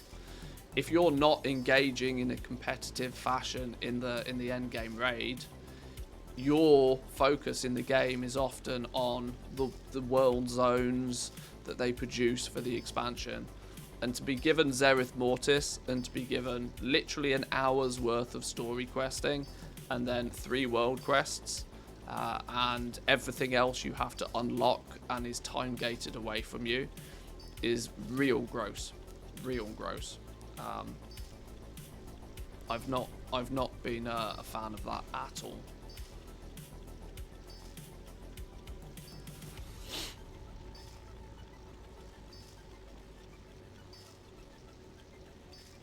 So sad there aren't new consumables with the new zone. It's a first, I think, and it sucks. Yeah, most people enjoy this, you know, that there's, you know, some new, partway through the expansion, that there's a refresh on the consumables and there's some more stuff to do with the professions. And it's a bit sad that they've not done any of that really this time. Or to what they have done, they've, you know, squished it into an already existing system, which was not incredible in the first place. This is, like I said, I've said this for a while. Some people agree with me, some people don't. But I've said this for a while, that patch 9.2, for the most part, was here's the bare minimum we can give you so that we can focus on doing something else. This is the absolute bare minimum to keep you occupied, to prevent you from unsubscribing and leaving the game forever. Here's something just to keep you occupied while they're off doing something else, hopefully. We obviously don't know anything about the next expansion yet. They've not been public with anything. But everything leads to the impression that they are busy squirreling away, working on the next expansion. And as such, that they gave us Zereth Mortis and the absolute bare minimum they could launch a major content patch with for it to be considered actually worthwhile people playing. A health potion and that's it. No mana pot even. It's just, yeah. It takes you. Why does it take you 8 months to make a health potion, Blizzard? That's one developer's afternoon's worth of work. Icon. Copy paste an existing one. Change the materials. Boom. I'm sure it's a little bit more complicated than that. But, you know, to create one, if you've created one item, copy paste the code, change the icon, you know, from behind the scenes, it can't be that difficult. It certainly can't take 8 months to create a health potion, Blizzard. You've got me on a rant today, boys and girls. How have you managed to do this to me so early on a Monday? So early on a Monday.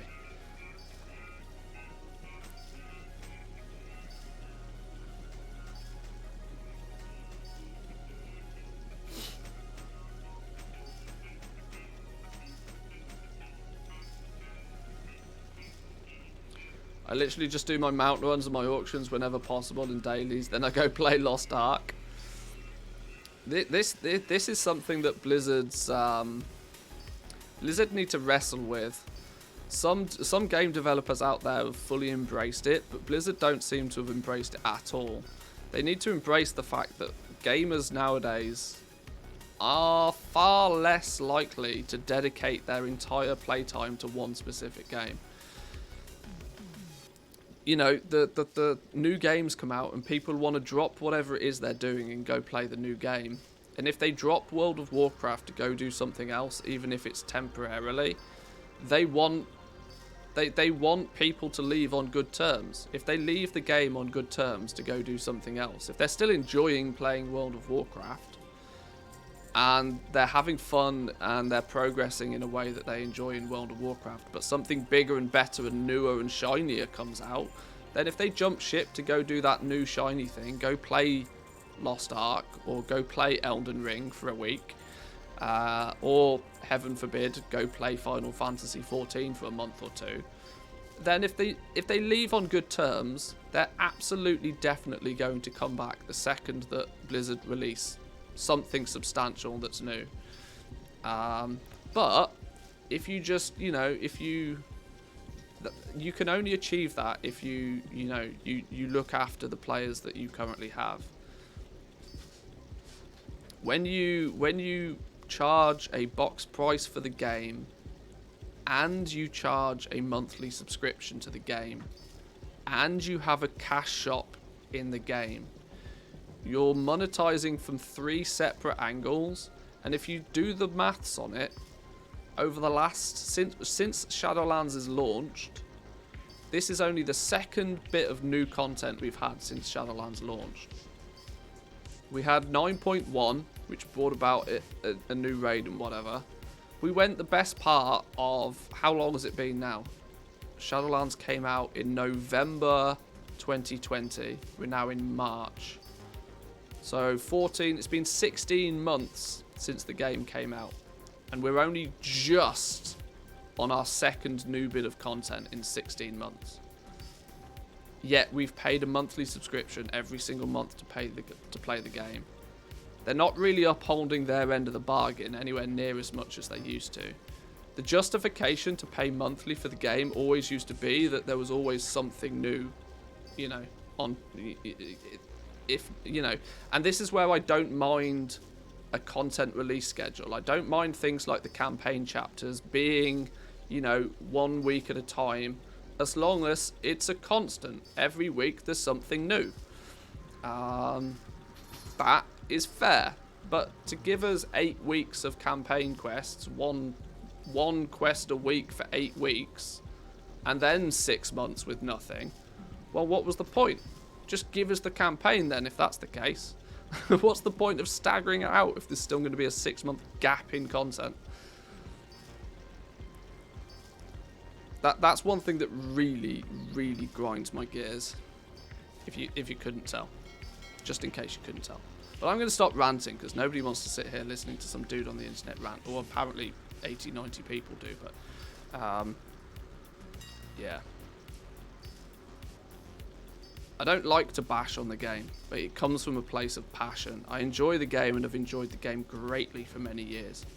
And it's incredibly disheartening to see the direction that they're taking the game. Sure, they've got issues outside of the game, but, you know, fix them. It's the easy answer.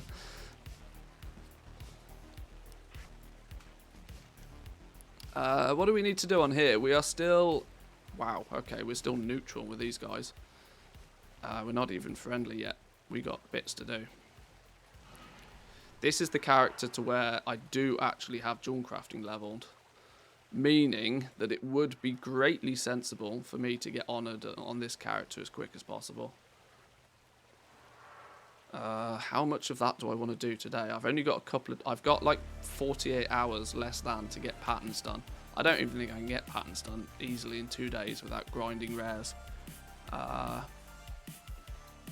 need to now decide whether it's worth my time or effort.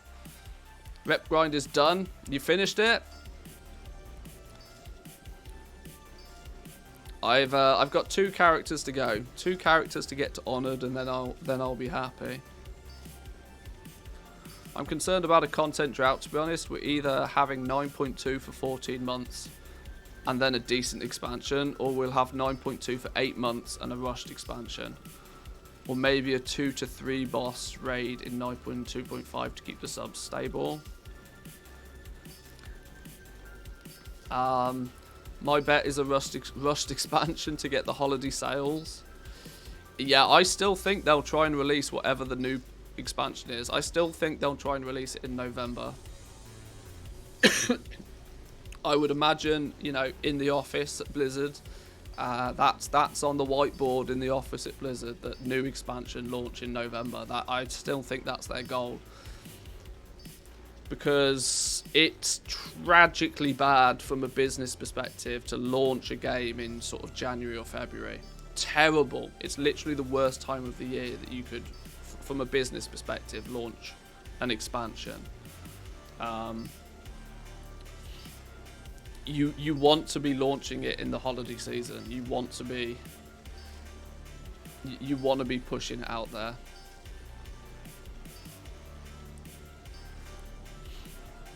Elden Ring. Well, you say Elden Ring now, but give it I don't know, 10 days. Nobody will be playing Elden Ring. It'll be done. It's a different kind of game. Elden Ring had huge amounts of hype around it. 5 years plus of development on it. Huge amount of hype. They can launch it whenever they want, and all they care about is box price. You know, they want to sell it for $60 to as many people as they can, and then it's done. There's no long tail to that. It's a different. Yes, it's a video game, but it's a very different perspective.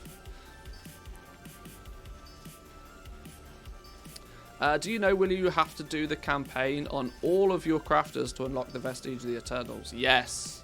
Yes, you will. Wednesday is going to be about completing Chapter 5 of the campaign as fast as possible on as many characters as possible. It's going to be a fun one.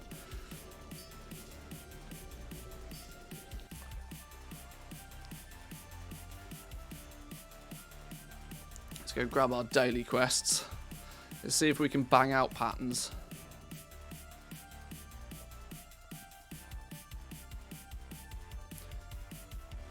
Elden Ring's got the problem that it's naturally difficult, which means that 90% of its player base will flitter onto something else very quickly.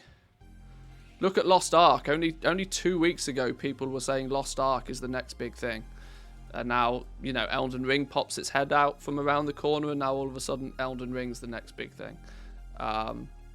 These games are flat, you know, these are people chase the meta. What's the popular game right now? That popular game will switch very quickly.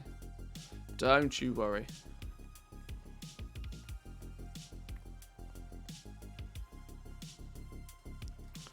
Why was there so... Oh, okay, we need to head over here to get the other daily quest. That makes sense, fine.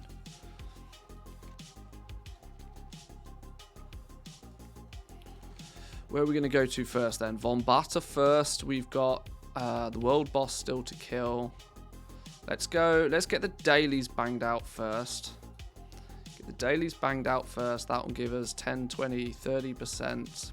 Sorry, by dailies I mean world quests. Get the world quests done nice and quick. Then they not only give us rep, but also give us patterns progress. Go slap the world boss about a bit in a minute as well. Have I done campaign on this? Oh, okay. I've still got forging a new path to do on this dude as well. So this dude's yeah, significantly behind. No problem.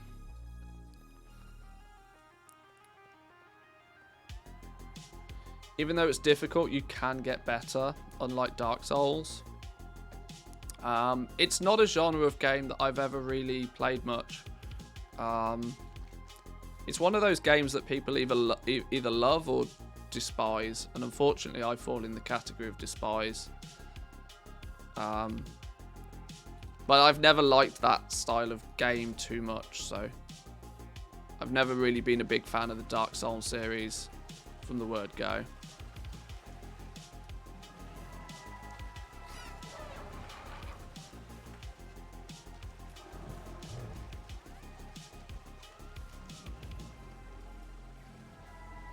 You can make Elden Ring easy, just like you can make a Mythic Plus.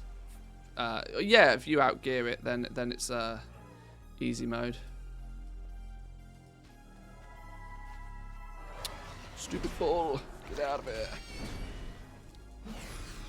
Good time to be a gamer with all these delayed games getting released. It's not a bad time. It's not a bad time at all. It's always a good time to be a gamer. I like the fact that the gaming industry has always got something to offer. It may not necessarily be the thing that's super, you know, it might not be the thing that's right down your alley, but the gaming industry does a good job of making sure there's always something to do. Always something to do.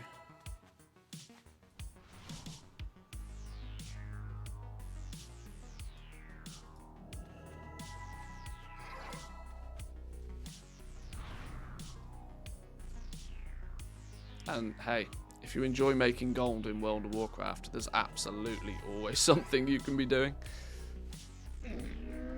It's what's kept me playing the game for years.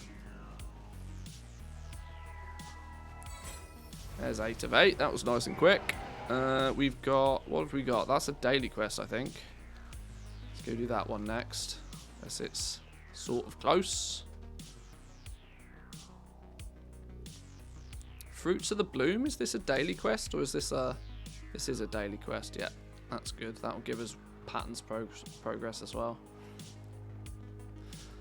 I should probably make myself one of those speed sets, you know, for running around doing this sort of business. I don't have easy access to a engineer though, meaning I'll probably end up paying out the nose for the air sales mods.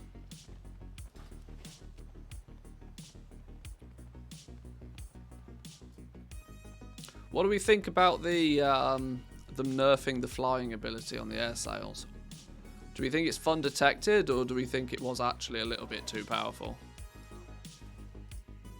Because I tested those quite a lot in the PTR, and I mean, they were fun. I'm not gonna lie.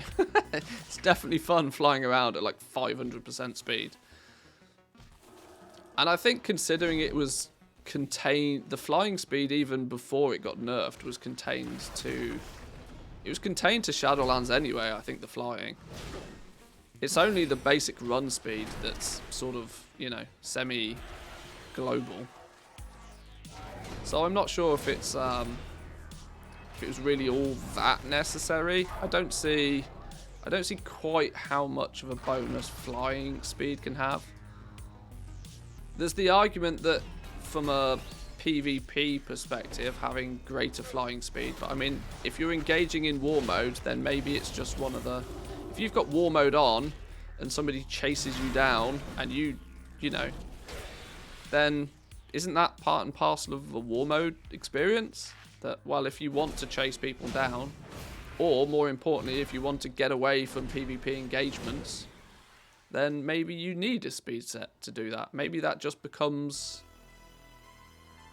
you know, part of war mode. I'm not sure. Started making a speed set and put it on the auction house until I want to farm a bit. Get sold out every day. I would imagine there's lots of people that want to buy the speed sets though. Yeah. Because it's a bit of fun, right? And it's also funny to see that give it 10 days. Now that they've nerfed the flying on it as well, give it 10 days, the market's dead. This was the problem.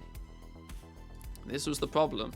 That now that they've nerfed the flying on it, in 10 days time when people unlock flying in Zereth Mortis, you ain't going to see people on a ground mount. What, like, you mad? Zereth Mortis will feel empty because everybody will be flying again. And it's another one of those things. They implement a system almost knowing full well that it's going to last 2 minutes. This is why this is why I think they should have left the flying as it is. It feels a little bit fun detected to me. And I don't understand why, considering it was contained to Shadowlands. That's kind of my point.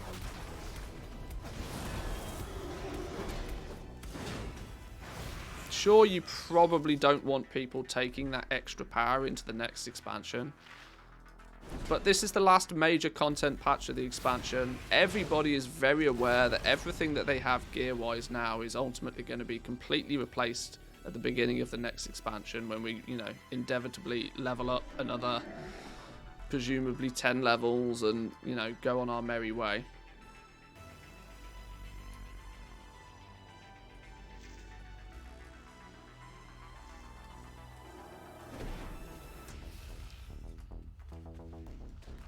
Maybe I shouldn't have pulled everything first. You've done the side quests. It's a requirement for flying. On my main character, yeah, I've done pretty much everything on my main character. Flying's going to be account-wide, so you only need to do it on the one character. I'm doing these just mainly for the patterns progress, if nothing else. Oh, I've actually done that now. Cool, great. Next, I suppose we should go and do... Where's the rest of the world quests gone?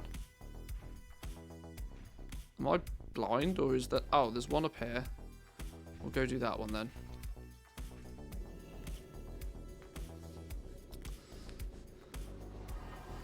See a bunch of people not realising the side quests are part of the meta achievement.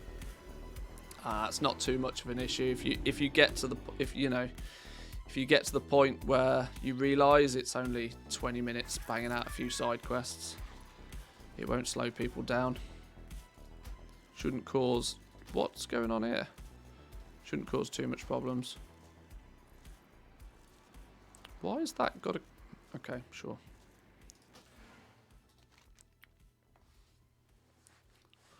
Hang on, cancel scan. Let's keep on top of things. Selling some lace strike. Sure.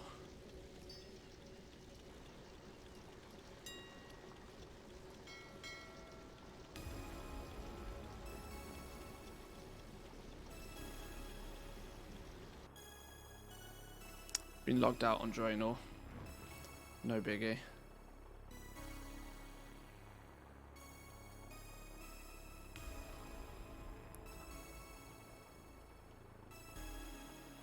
Najatar was way worse.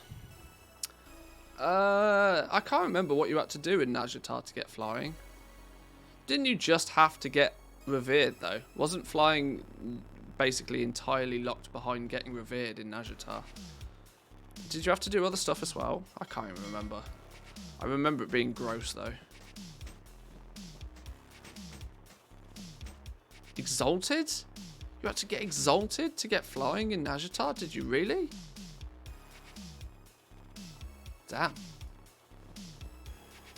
No wonder that annoyed me. I don't think it was exalted. That sounds... Exalted is they usually reserve Exalted for giving you a new mount and a tabard. Rarely do they make Exalted actually a mandatory thing. Oh, okay. Now people are... Okay. Either or, though. Either or. I remember it being, you know, quite a lot. I remember it being the rep grind for the most part.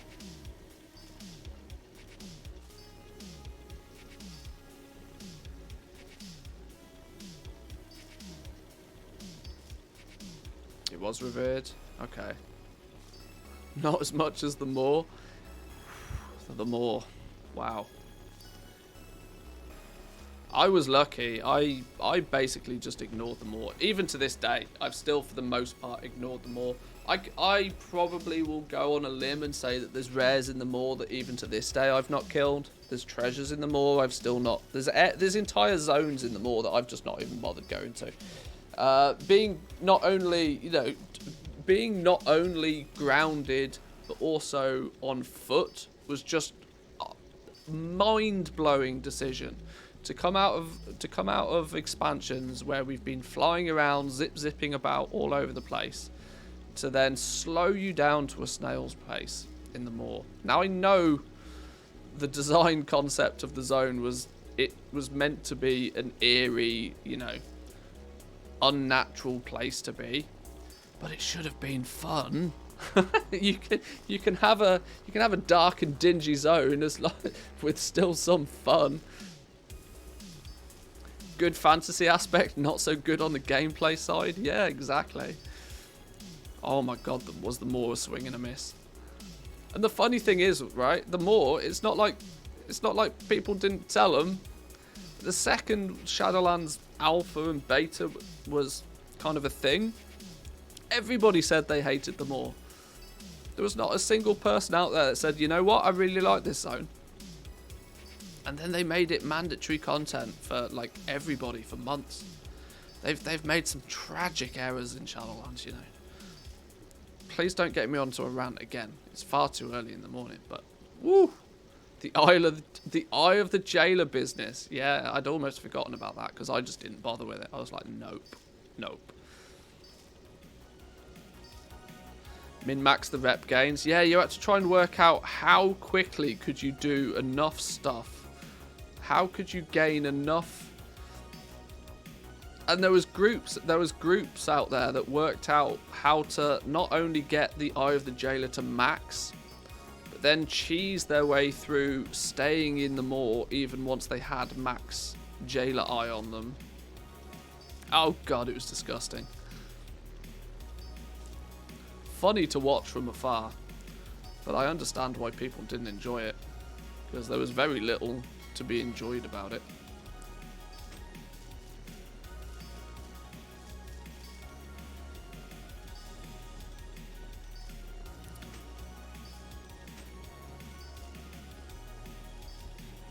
Korthia was alright though.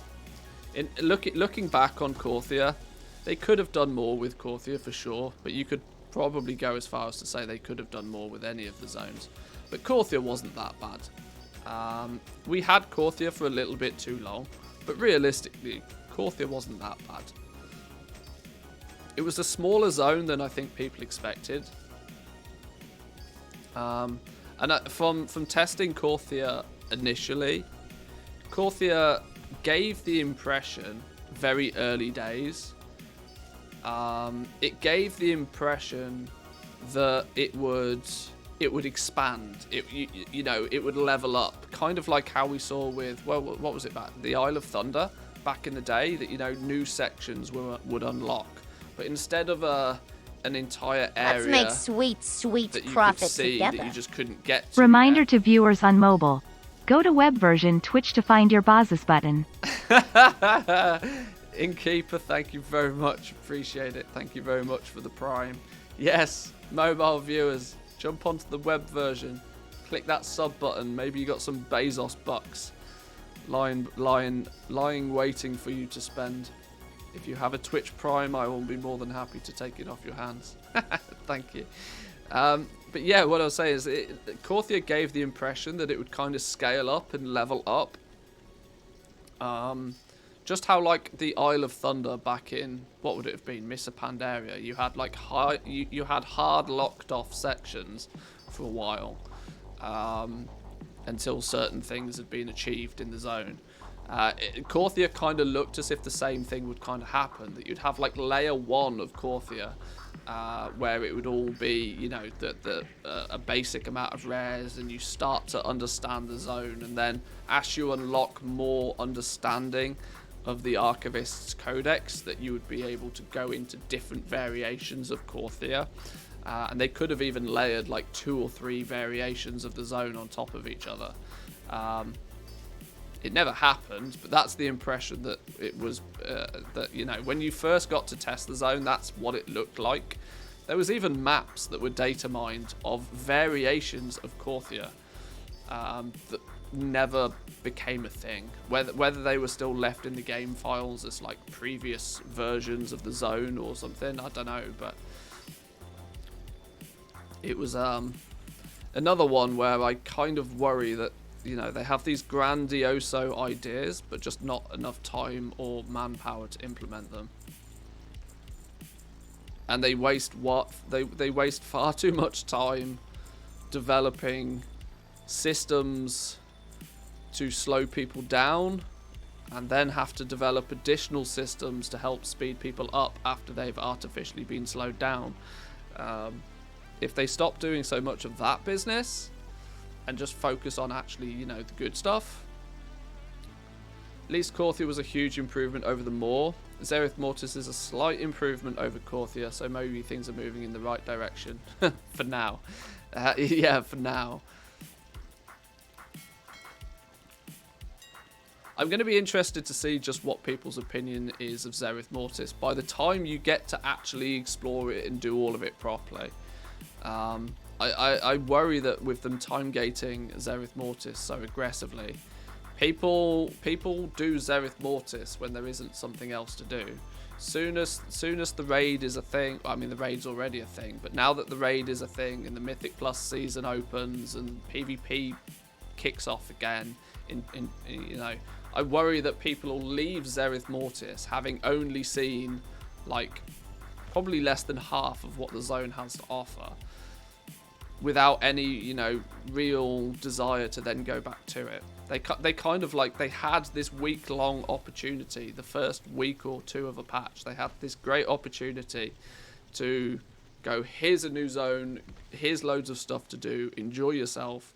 They arguably should give you more stuff than you can physically do in any one period of time. And they have that in the zone. That's the biggest frustration with Zereth Mortis. The zone has loads of stuff for you to do. But, you know, like the pets and the mounts, them gatekeeping the pets and the mounts was an absolutely madness idea. That's the stuff that people want to start doing in, you know, right at the beginning of a patch. Farming those lattices, getting those glimmers, picking up the, what I can't remember what they're called now, the tokens for building the pets. People should have been doing all of that sort of shenanigans, but instead they're going to leave Zereth Mortis to go into the raid and to do their Mythic Plus, probably in many cases barely to ever return, missing the opportunity to actually engage with Zereth Mortis to its fullest. But yeah, Blizzard wanted to time gate it, so that's a thing. Pets are sellable though, right? So if good, that can give a little market. Yeah, most of the pets seem to be cageable, so that you can get them farmed. I think long term, I think there's a big market. I reckon this protoform synthesis has got the potential to be a monstrous market. Because of this one, like I just said, because of the fact that people would have quite happily spent the last week to 10 days farming all of the pets and mounts and playing around with that side of Zereth Mortis. People, I think, would have quite happily done that. Now, we don't necessarily, it's not quite so obvious about the gold making potentials from the pets and mounts. But the lattices, I haven't unlocked it on this character to show you, but the lattices are the rare item drop from very select mobs in some cases around Zereth Mortis that you need to craft the mount or to craft the pet. Look how much of a market evolved from just four world drop mounts in Battle for Azeroth. There was 4 mounts that you could farm and you could sell on the auction house. Now this time round, it's not quite as clear as that. It's not quite as clear as you go to the auction house and you just buy them out and you learn it.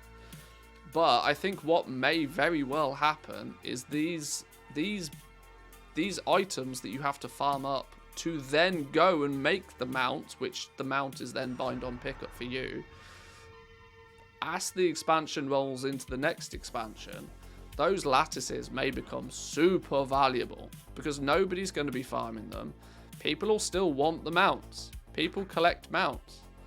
And if they don't do it while Zereth Mortis is a thing, and they want the mounts in the future, and some of the mounts look quite cool, that there could be a bit of a market there long term.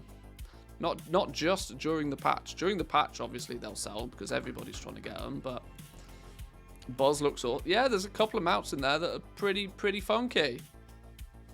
I mean, like I said, June Scavenger. What are the June Scavenger, Golden Mane? The four mounts in BFA were not only farmed for, but also sold for massive amounts throughout the entire expansion.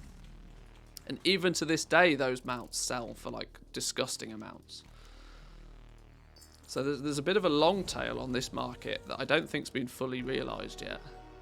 Still see 2x4s for those mounts every day. Yeah, exactly. You'll find something similar. You'll find 2x4s for the lattices potentially, or farming groups for the lattices to kill the mobs that have the chance to drop the item that you need to then take it to the protoform synthesis. Just because there's that one extra step in the middle. There's that one extra step of having to take it to somewhere and actually craft the mount before you get it. But in many cases, the thing that people will need, being the lattice, will be the thing that they don't have. So there's a potential there. I've not fully explored it yet, but I plan to. I plan to because I think it could be quite cool. I meant to pick up the daily quest though, didn't I? I'm doing a really good job of doing nothing at the moment.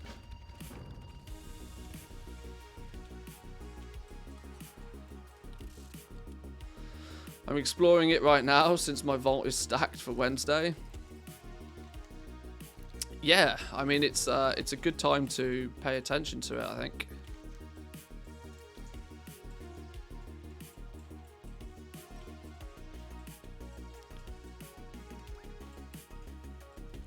Clean up on aisle. Okay, this is the pew pew thing quest, isn't it? This is easy enough.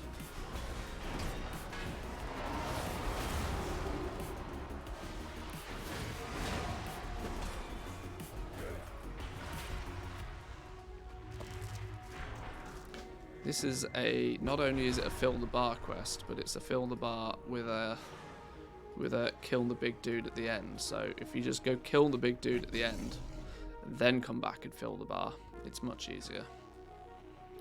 Then you don't end up killing twice as many mobs trying to get to the big dude at the end.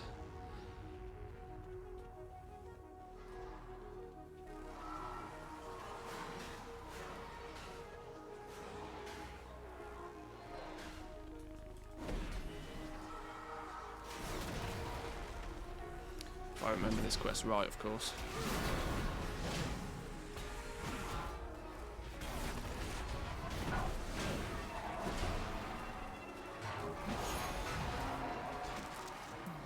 The big dude should be up here.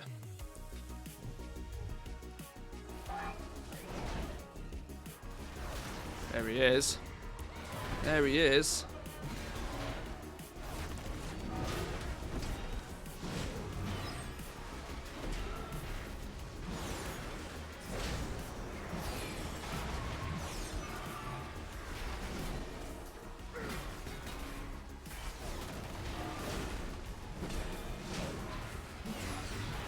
Beautiful. Yoink. What do we need now? We need to fill the bar. So now we just kill a bunch of stuff and it's fine.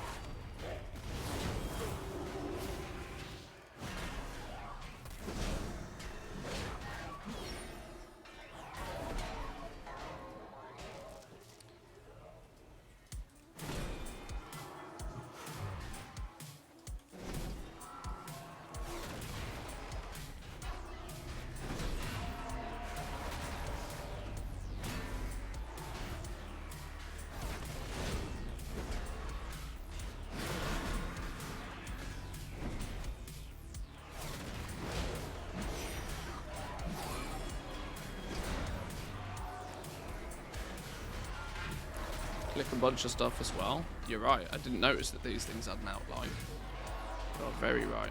81%, 85%. It's just as quick to kill things. Especially when you got a demon hunter and his eye beams kicking about. Easy win. 94, 96.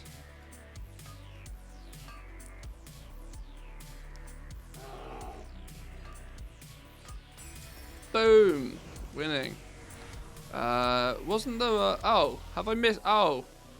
Huh. Either I've already done it or I've missed it. I swear there was a world quest up here. Where's me box to click? Oh.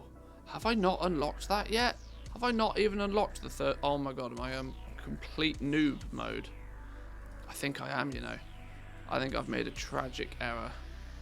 I don't even think I've unlocked the third world quest on this character. God, you'd think after I've done Zereth Mortis 700 times on a bajillion characters, I'd have learnt that by now. Oops.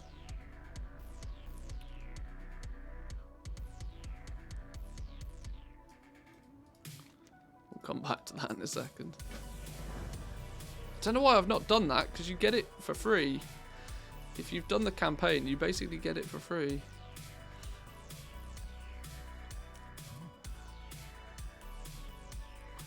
Are you using an add-on for the big crit damage numbers? Yeah, it's an add-on called Classic Numbers.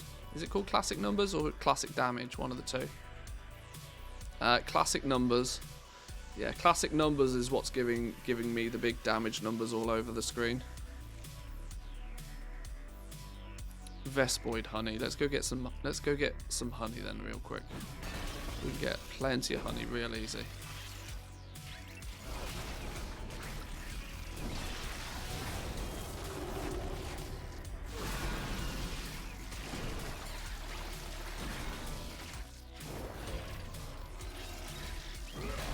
Yeah, I know the numbers are a bit excessive and a bit gross, but I don't know. There's something about just huge, great big numbers filling the screen it's a feeling good aspect. If anything, it's actually, you know, it gets in the way. I can't see what the hell's going on half the time, but I allow it because it's just fun. Nothing beats doing just, you know, silly damage numbers.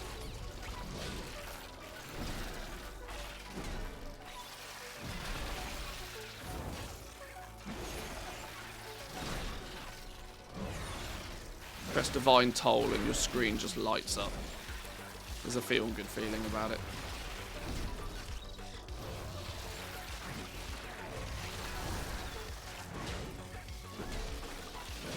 Like now. Boom! It's a fun ability to press anyway, but I must admit on a melee class it's a little bit gross. On my, you know, I play a lot of Hunter, so the numbers are a little bit in the distance, but yeah, I do agree. I need to probably tone down the numbers a touch when I'm in melee.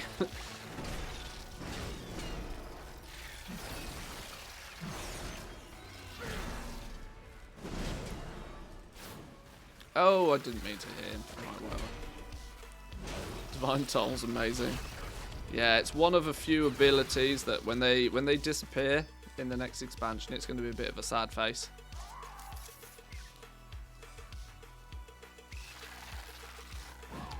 When they get rid of Convoke as well, that's going to be like, oh, I liked that ability.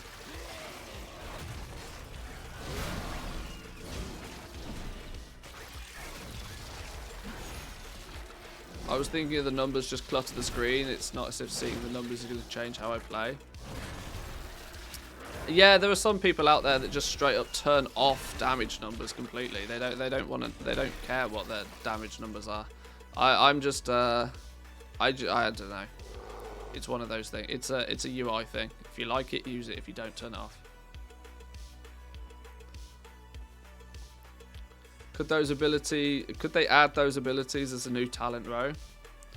Hey, wouldn't we all love a new talent row? When was the last time we had a new talent row? We've not had a new talent row for 3 expansions or something stupid at this point.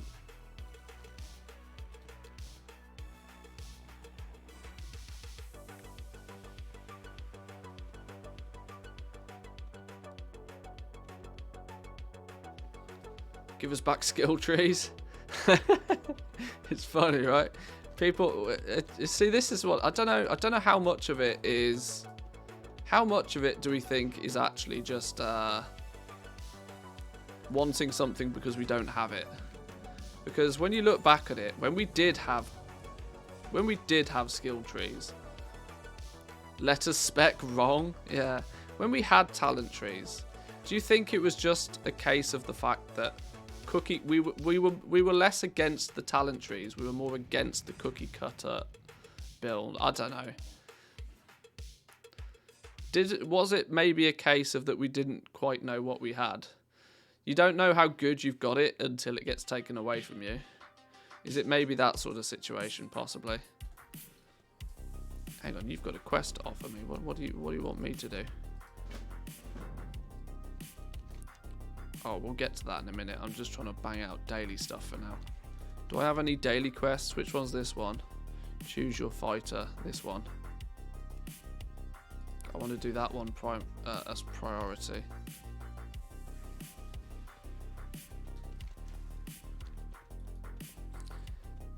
Skill trees had a lot of super boring yet mandatory talents like increased damage, crit, or hit. They did. They weren't exactly creative, but I think they were meant to, at least in theory, they were meant to become the foundation. Sure, there's a foundational path that you should probably follow, but whether you choose to go left or whether you choose to go right should, in theory, be your choice. Which one's which? I never know which one of these is. Harrier, Protector, Mender.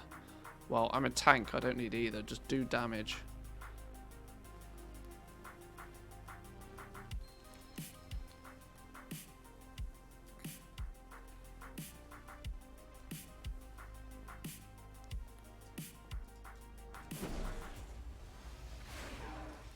Yeah, I for the most part though, almost set my talents and ignore them.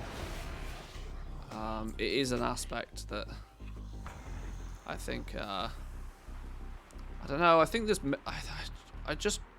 I'm slightly concerned. There's just way too many systems in WoW that they've just kind of lost touch with. That they've never really. I don't know. They need to go back to the basics. Go back to the core of what made the game fun. And then you can build a bunch of systems on it. The meme of World of Systems Craft is so true, it's not even funny. World of Systems Craft, World of Currency Craft. All of which take huge amounts of development time and massive amounts of balancing for them to only get scrapped like a matter of months later. It arguably, in many cases, it takes longer for them to develop the systems than the amount of times the systems actually have any use. Which just seems madness. Like, the whole point of a system, in theory, you should create a system where there's a need for something on a long-term basis. And you need to develop something that can stand the test of time, right? Because you, in theory, do not want to be rebuilding everything from the ground up every time. Is that not, you know, somewhat common sense? If, you know, you build a system for something to allow it to withstand the test of time more so, you shouldn't be building systems knowing full well that it's going to take you 6 months to fully design and balance this system. Knowing that if everything goes smoothly, that system should only actually be a thing for like then 4 months. That just sounds madness to me. That then doesn't need a system. You know?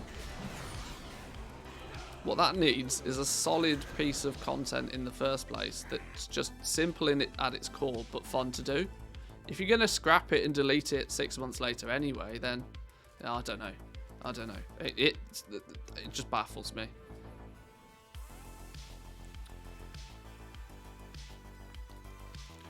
Right, daily quests are done. Let's go hand those in then. Then we can maybe potter around and do a few more bits and pieces.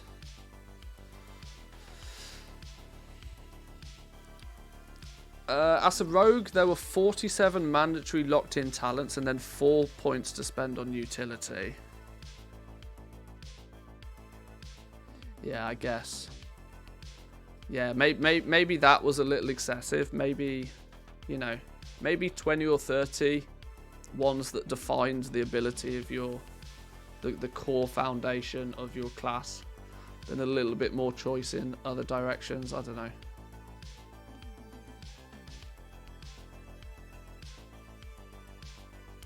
Truth is, no matter what they do, even if they copy the best features from the current games, it's still WoW, and the WoW community hates it because it's addicted and can't stop playing. There's an element of that for sure. Beautiful. Let's go and hand in... In fact, let's go kill the world boss. We need to kill the world boss, don't we? We absolutely need to kill the world boss.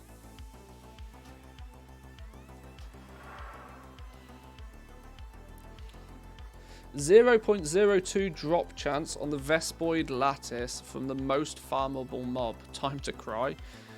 Well, there we go then. There's a solid reason to why those things are now not only going to be valuable during Zereth Mortis, but outrageously valuable outside of Zereth Mortis.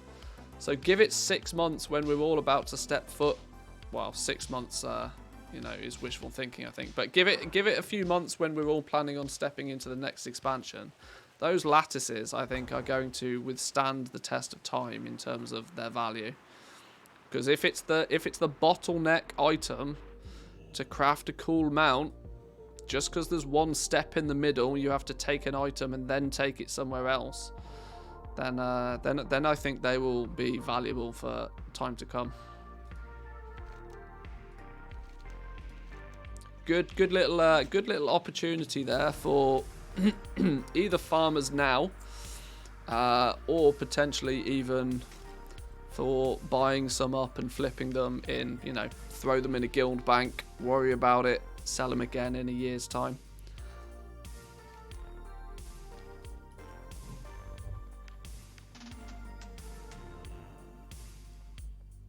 Oh.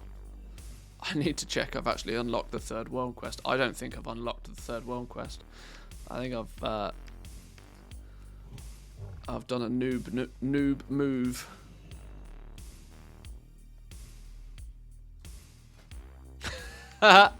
Okay. Isn't it this one? Oh no, that's the daily quest. This is... Oh, click to research. Yeah, I didn't even research the third world quest. What a dum-dum. There we go. Where's the third world quest then? It's up here. All the way up here, of course, it is. Well, let's do a loop around then. We'll go up here. We'll do the third world quest. We'll go up, kill the world boss, and then we'll maybe then it will be time to do some... Oh, I haven't done these either. Oh, God, I've literally done nothing. What have I done on this character? Apparently nothing.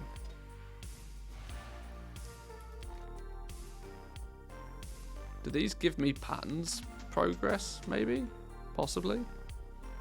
Or are these just good for some easy, cheapo ciphers? No, this didn't... Maybe when I've done all of them? Right, let's look at this logically.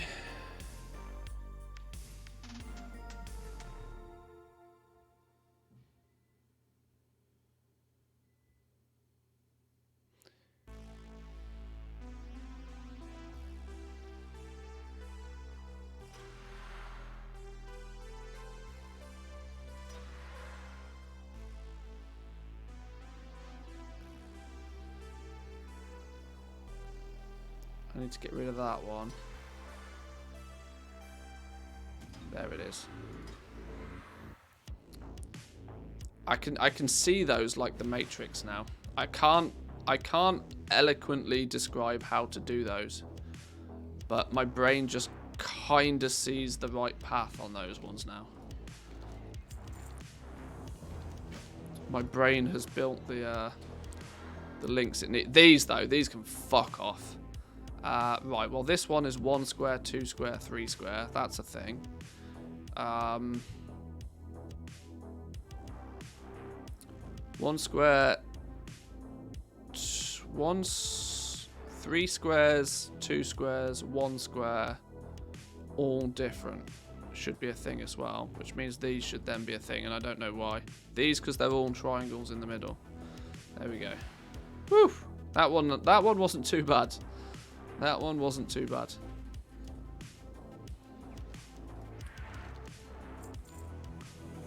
Oh, okay. Those quests are just guff. Okay. They were just fluff. Okay.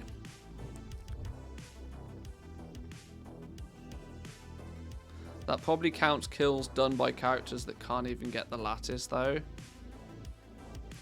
Well, I mean, it was in theory, the BFA world drop mounts were about that sort of drop rate.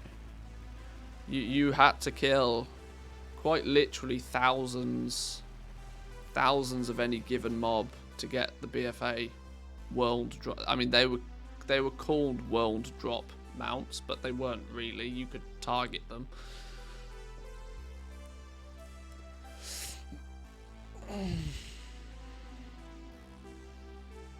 I don't think that's an outrageous drop rate for something that is actually farmable.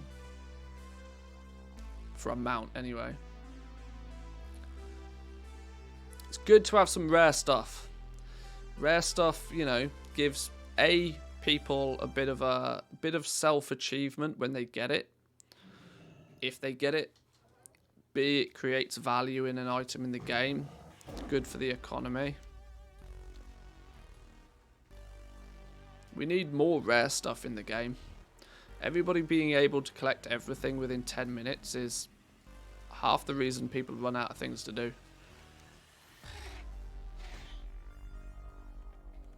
And it instantly, you know, devalues the achievement.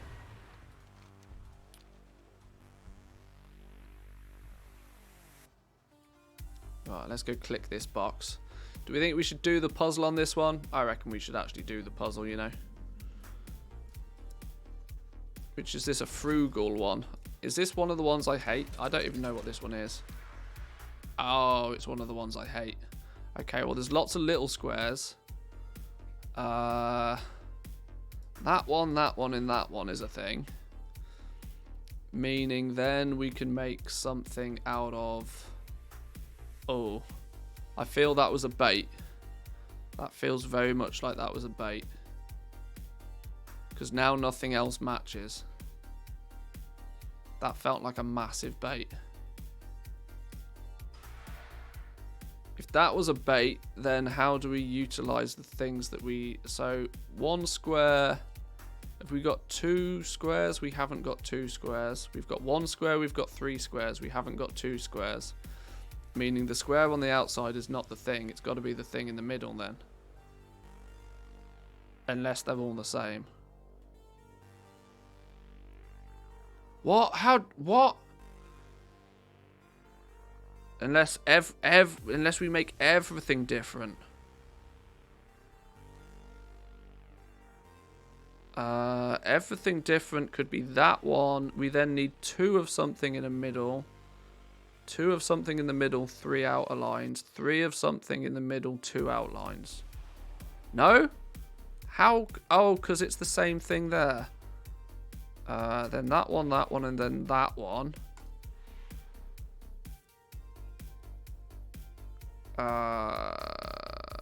One in the middle. One in the middle, 2 in the middle, 3. That's a thing. Hey, there we go. There we go. Process of elimination. Magic, boys and girls. Recalibrate your matrix vision. Apparently so. Right. World boss next, I suppose. Let's go slap a world boss.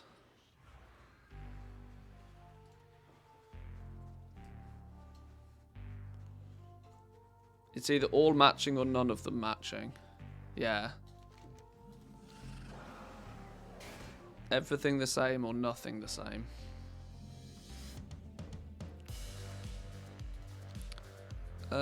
If Mother's up, there's probably many groups for it. I guess for a few percent, we should probably slap Mother about.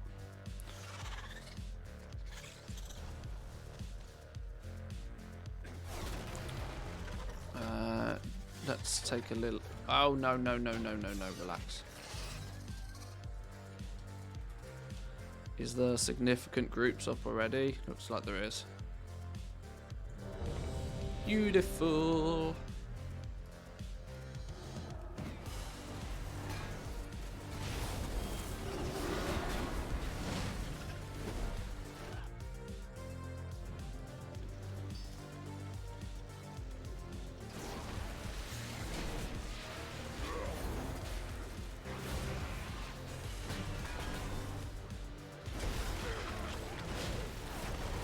I've actually got one of the lattices in my bags.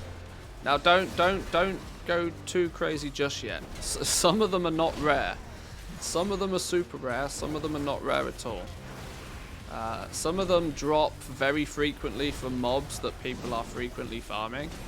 You know, in turn making them not rare. But there are some that drop almost exclusively from some mobs that people kind of have to go out of their way to kill in the first place. They're not part of a daily quest. They're not part of a 2x4 farming spot, that sort of thing. So some of them are naturally far more readily available than others. Just kind of like that. I imagine there's always going to be a couple of baits in there. Just kind of like, you know, the shoulder transmogs from Corthia. There was obviously a couple of shoulder transmogs that were so easy to come by, they were worth like basically pennies. Although even those, I imagine, now that nobody's going to be in Corthia ever again, will go up in price. But there were some that were definitely rarer than others.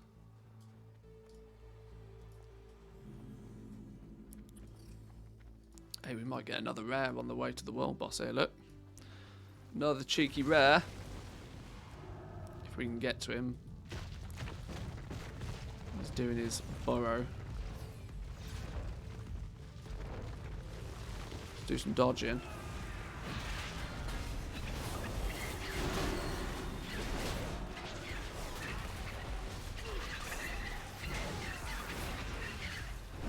Yeah, I might, I don't particularly have a huge amount of time to look at this right now, or considering rank 7s are turning up on Wednesday, I need to devote a bit of time to get ready for all of that shenanigans. But in the not too distant future, we will take a bit of a deeper look at those lattices and this protoform synthesis, because there's a lot of opportunity for gold making there. A lot more than was first originally sort of speculated. Now I'd almost because I didn't really properly test it all that much on the PTR, I almost wrote off the mounts as a gold making opportunity. But the irony of ironies is the more that I look at it, I actually see the mounts being the biggest opportunity for gold making from that. Because it doesn't, you know, it makes sense it doesn't make sense to begin with, because the mounts, when you create the mount itself is bind on pickup. But the item you need to make the mount is tradable. So, oh, boom, actually, hey presto, all of a sudden there's a huge market there for people that want to collect the mounts without doing any of the hard work. You know, perfect for goblins, right? Charge somebody for something that they don't want to do. Yes, sirree.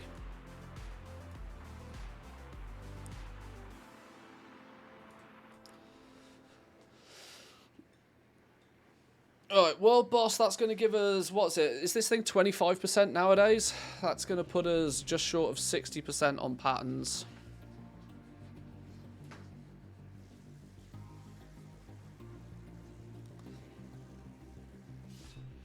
A few world quests and a few dailies and a couple of rares tomorrow before reset. I should be able to sneak in this pattern's completion on this character this week before it resets.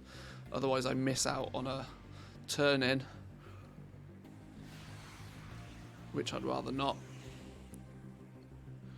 You still need a lot of the moats. You do, yeah. There's a little bit more friction in the middle. Like I said, there is an extra step or two, but that still doesn't take away from the fact that the likelihood will be, the bottleneck will be the lattice for many people, because you can farm the Genesis moats from anything.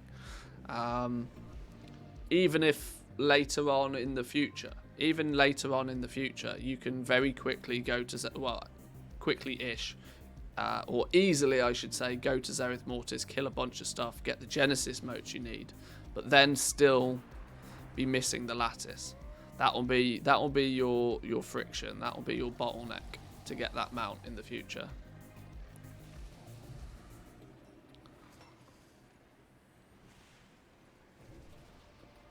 Goblins provide a valuable service, even buying out old materials and relisting them for more expensive, which makes the materials available longer. Normal players put them up once or twice and then vendor if not sold. Goblins tend to get a bit of a bad rap sometimes because people tend to, yes, look at things at very face value. Just like when people buy out a bunch of materials the day before there's a turn-in. Because often most people get butthurt about that. You know, people get butthurt primarily about that because they didn't think of it first. Less so the fact that the price went up. Somebody was going to do it anyway. This is the point, right? Somebody was going to do it anyway because the economy in the game is a free market. Somebody was going to buy out all of the materials and hike the price the one day that people need them all for a quest turn-in. That's inevitable. It doesn't take a genius to work out that's a thing. If Blizzard didn't want that to be a thing, they wouldn't have made the material that you need to turn in something that you can that is readily available on the auction house. And additionally, many people seem to forget that the quest does not say go to the auction house and buy 10 fish and hand these in. No, the quest says hand in 10 fish. The auction house is not the only way for you to get those 10 fish. If you don't want to pay the hiked up prices, go farm the fish. Don't get pissy at the person that is taking the opportunity to make some gold. It's not their fault. Somebody was going to do it. So yeah, there are scenarios like this where goblins kind of get a bad rap from the rest of the community, and you know, some people get butthurt about it and then complain online. Some of those people even end up being part of the WoW Community Council, which is disgusting, but it does happen. Some people appear to be using their position in the WoW Community Council as a status symbol. Look at me, I'm going to complain about stuff and I'm going to get my way kind of thing. Which is one of the reasons I didn't want to apply for it, because I knew it would get memed on real fast. It was not a council that... I know I'm bouncing around topics of conversation very quickly here, but the community council for me was a bit of a meme from the word go, because how can you have a community council where the council members are not chosen by the community? That's not really a community council at that point, is it? That's not a community council at all. If the members of the council are chosen by Blizzard, it's not a community council. It is not a representation of the average player. No, it's a bunch of pre-designed people that your opinion aligns with. It's madness. It was destined to go wrong. Am I tanking this thing? Oh, apparently I am. I never expected that to be a thing.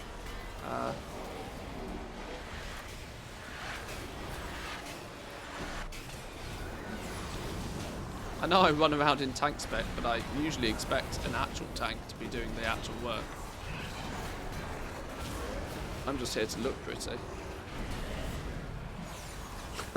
Just for president? No. Get out of here. I would not last. I would not last in any form of authoritarian position. No. No. I tend to have way too cutthroat level opinions on these sorts of stuff for it to be safe to put me in any power position. I'm very well of that.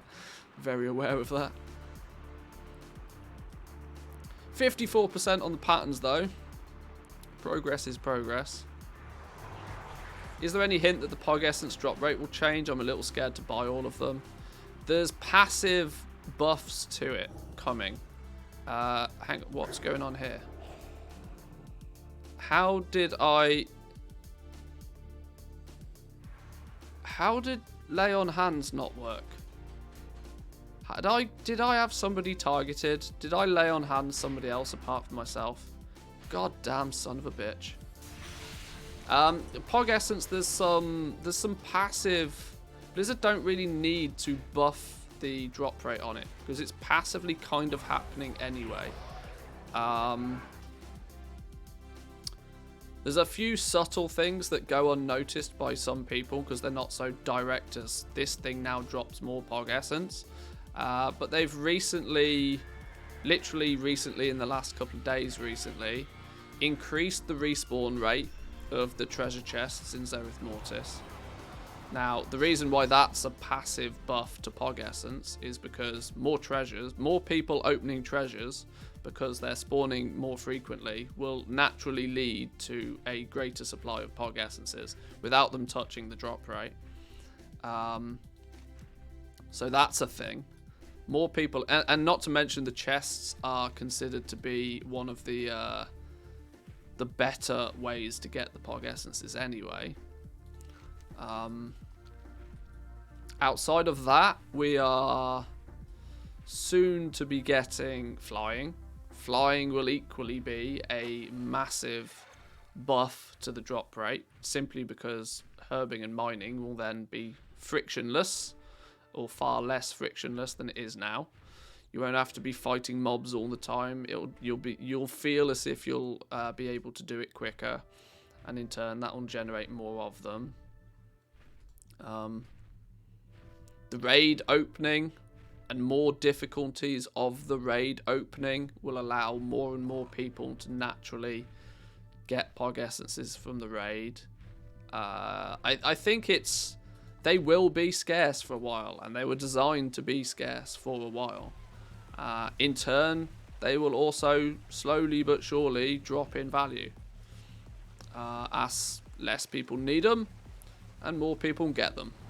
How that pans out on your realm, you have to kind of try and work that one out yourself. But I don't think Blizzard really need to do anything. And I equally think that people are in many cases overestimating how many of them that you need, because people are stepping out of the world of Korthite crystals. You don't need 40 to make a rank 7. You need 2, literally 2. It takes, you know, if you've got a druid running around doing some gathering, to get 2 Pog Essence might take an hour or so, even if you're unlucky. It's nowhere near as difficult to get them as it was Korthite crystals. They had to step in and up the drop rate of Korthite crystals, but their necessity to update, like the Pog Essence market will fix itself, I think is kind of the thing to take away from this. It'll fix itself slowly but surely over time anyway, a lot more so than Korthite crystals did. Korthite crystals needed a bit of a push from Blizzard because they weren't easily farmable. There was no 24-hour-a-day source for Korthite crystals, which is why they then had to say, right, okay, because of this, you need to, maybe you now get 5 of them from your Shaping Fate. Maybe just give everybody a little bit more of them to you know, fix the problem.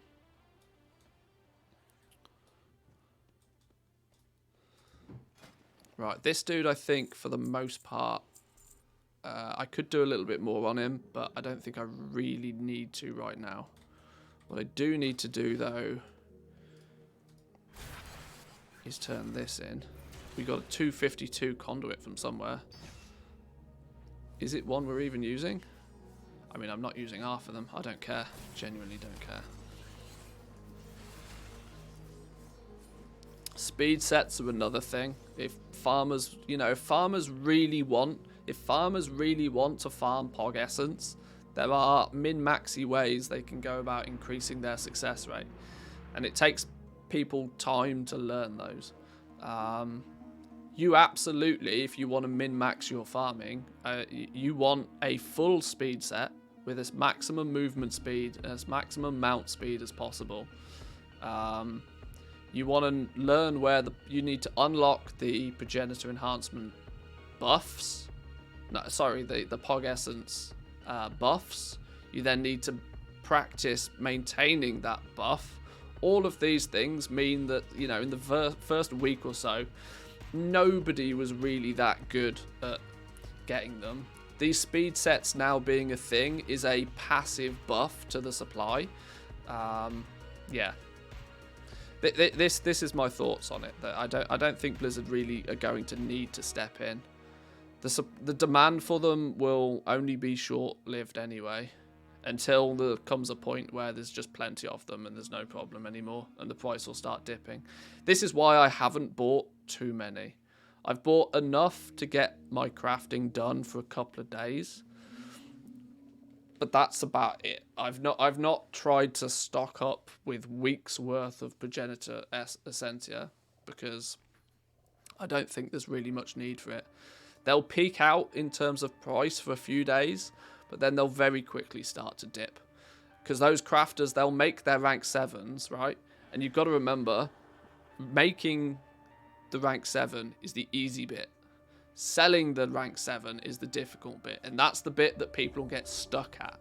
They'll hoover up a bunch of Pog Essences, they'll craft a bunch of rank 7s, but then most people won't sell them. This is the thing, and if they don't sell them, guess what they don't need to do? They don't need to craft more of them. There's only going to be a handful of people on most of the realms that will actually sell most of the rank 7s.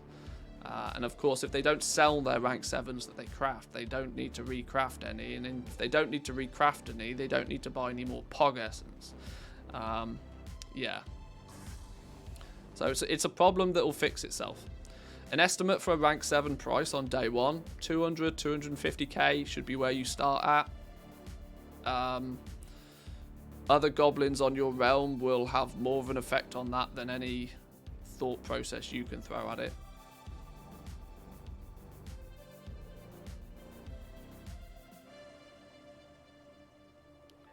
I mean, the simple thing to do is start at 10 times cost. You know, whatever it costs you to get there to begin with, multiply that by 10 to start with. Pick a big number and double it if you're the first to mark it, and then, you know, go with what the competition does. Go with what the other goblins on your realm are choosing to do. If somebody chooses to post them at 50k a piece, then they arguably can do that, but yeah, pick a big number and double it to start with. I farmed the mats myself, so 10 times 0 is still 0. I farmed it. I need. You know, I'm not one for merchandise. I don't want to, you know, throw out some crappy merch. But I bet full well if I made a T-shirt with "I farmed it, so it's free" on, I'd sell a few. Put a picture of a tractor or something on it. I farmed it, so it's free. One of the biggest memes in gold making. One of the biggest memes in a very niche community. Right, let's let that dude just chill for a minute. We need to do some auction housey stuff. I want to get my TSM profile up to scratch. Yeah, I need to get my TSM profile doing some goodness. I want to go into Wednesday with a TSM profile set up for rank 7s that requires as little on TSM working how we expect it to as possible. I want to make sure that I've basically hard coded everything if needs be. I'm going to grab a drink though. I'm getting pretty thirsty. Wow, Jesus, we're almost 3 hours into the stream already. Okay. Right, I'm going to take a break for 2 minutes, boys and girls. Occupy yourselves. Maybe slap that, you know, press that sub button, you know. You never know, you might have a Twitch Prime lying about. And it's not doing anything rotten in your pocket, so share the love. Send those Bezos bucks this away. I'll happily take them off your hands. But I'm going to go grab a drink real quick, boys and girls. Occupy yourselves. I'll be back in 2.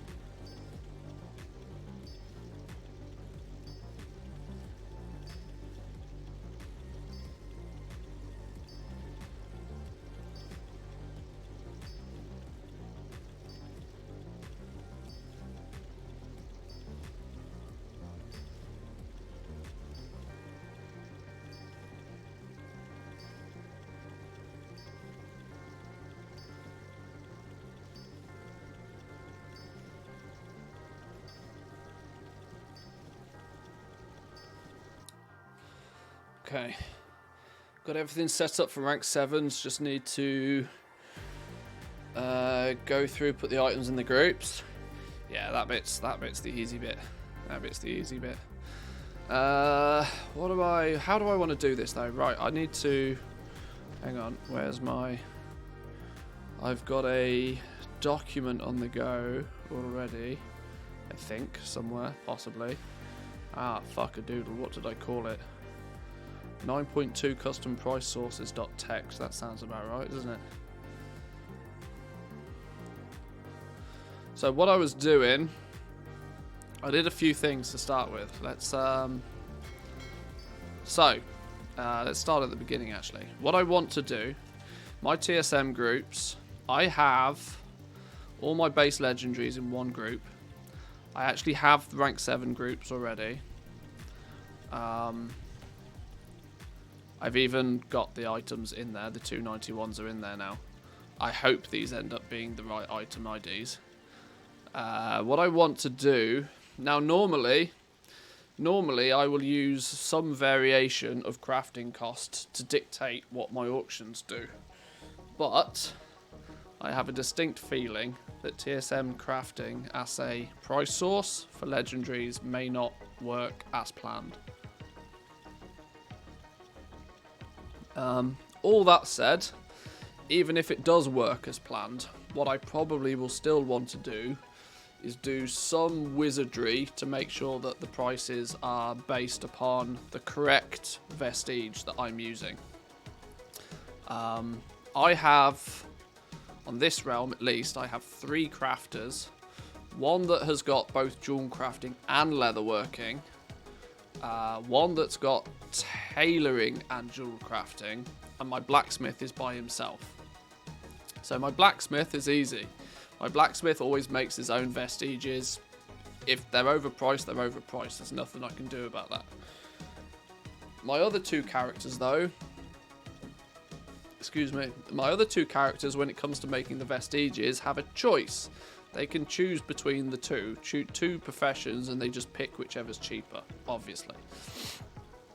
So I need to integrate a way that plays a part. But what I need to do firstly, because I don't want to rely on crafting, I need to make some operations that generate a price that basically replicates crafting without using crafting. And then once I've got that number, I can add on to that number, the vestige. And if there's a choice in the vestiges, we can do that wizardry in TSM as well. This might end up being a lot of hard work for something that then won't necessarily be needed. If TSM works correctly out the box on Wednesday, all of this will kind of be for fluff. But it will save me a hell of a lot of time on Wednesday if TSM doesn't work out the box. So, firstly, some custom price sources for the vestiges is needed, of which luckily, I've done them. I've done them ahead of time. VOE, BS, in fact I've got those here. Vestige of the Eternal custom price sources. These basically replicate the crafting price for just that one vestige itself. So if we compare this up to the cheat sheet, we can see, how can we get this so that you can see it all? So you can see the vestige of Eternals here. What I've basically done is created, they're in different orders, of course they are, but I've created a custom price source that just replicates. So jewel crafting, for example, it takes 2 times the material price of an Essence of Rebirth, plus 2 times the material price of an Essence of Torment, and so on and so on and so on, until it's basically done the maths based on the items. So this will basically equal this. And I've done one of those for each 4. This, I think, is pretty simple for people to get on board with. But this creates a price source for each of the vestiges, which we can then reference easily in an operation.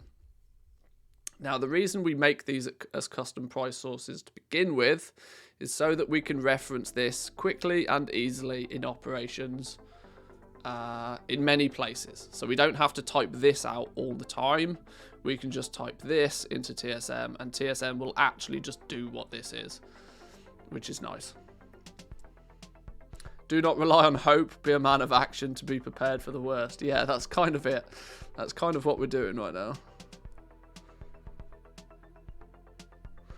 Isn't it the hope that in the first couple of days the profit will mean that the difference in the mark won't matter? True. But if I'm going to put the time and the effort to do this right now, then I might as well do it properly. Do it in a way that will continue to work regardless.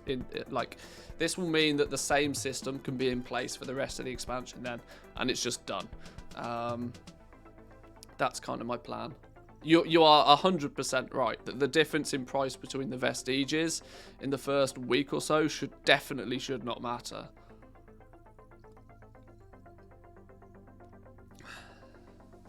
And then you do the same thing for the rank 4 Legos, as you don't want to rely on crafting. Almost, but what do we know about crafting the legendaries? We know that there's 3 tiers of legendary, right? So we don't need to do this for each and every one. If we look at plate, for example, real quickly, and this is where my cheat sheet might come in quite handy. There's 3 tiers, right? Arm guards are tier 1. Arm guards cost something. Gauntlets, pauldrons, sabatons, and waist guard all share the same materials. So we just need to make for each. So for plate, what we basically need to do is have 3 separate operations. A tier 1 operation, a tier 2 operation, and a tier 3 operation. Now, I'm not going to make these into custom price sources because we're only ever going to use that information once. You want to use a custom price source if you're going to reference it in multiple places. But we're never going to reference this in multiple places. So we just build it straight into the operation. So with some of that basics out the way, what we can now do is start crafting an operation. I'm going to start at the beginning. We're going to start with tailoring. We're going to start at the beginning and we're going to work our way up. So auctioning operations. I don't want it to be part of what I use for everything else. Or do I? Quantity and time. Okay, yeah, I do. So we're going to duplicate this. Posting is then, the duration is going to be controlled by a different operation. The quantity is going to be controlled by something else as well. Okay, so we're going to call this...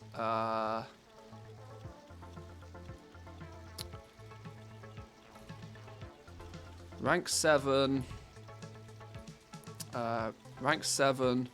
tailoring, T1. Rank 7, tailoring, T1.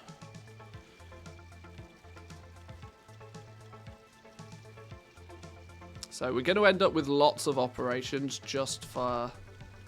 annoyingly just for the rank 7s, but we might change this in the future, but right, okay.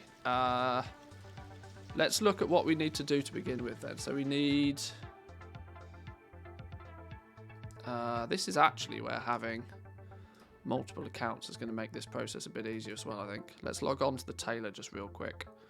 I'll need the tailor for quick access to item IDs. Somebody's bought up all the Korthite crystals on Twisted. Yeah, Korthite crystal supply is getting skinny. Very, very skinny.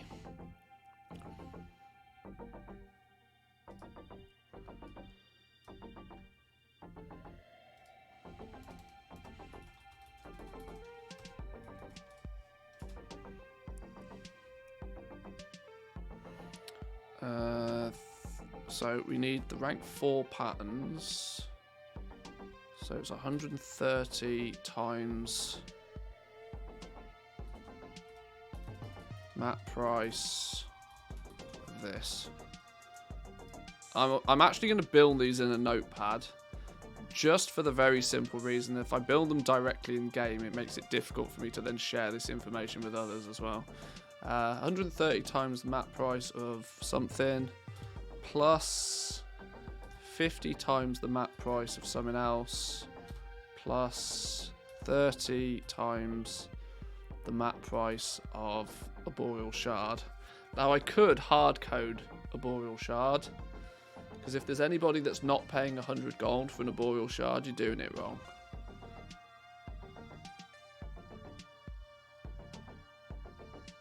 No, I'm going to make it generic so that if I share it, it's right for everybody.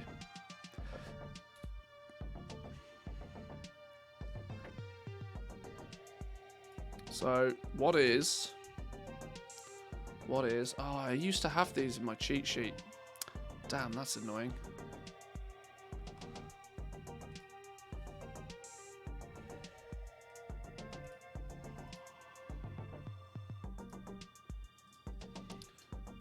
I need shrouded cloth.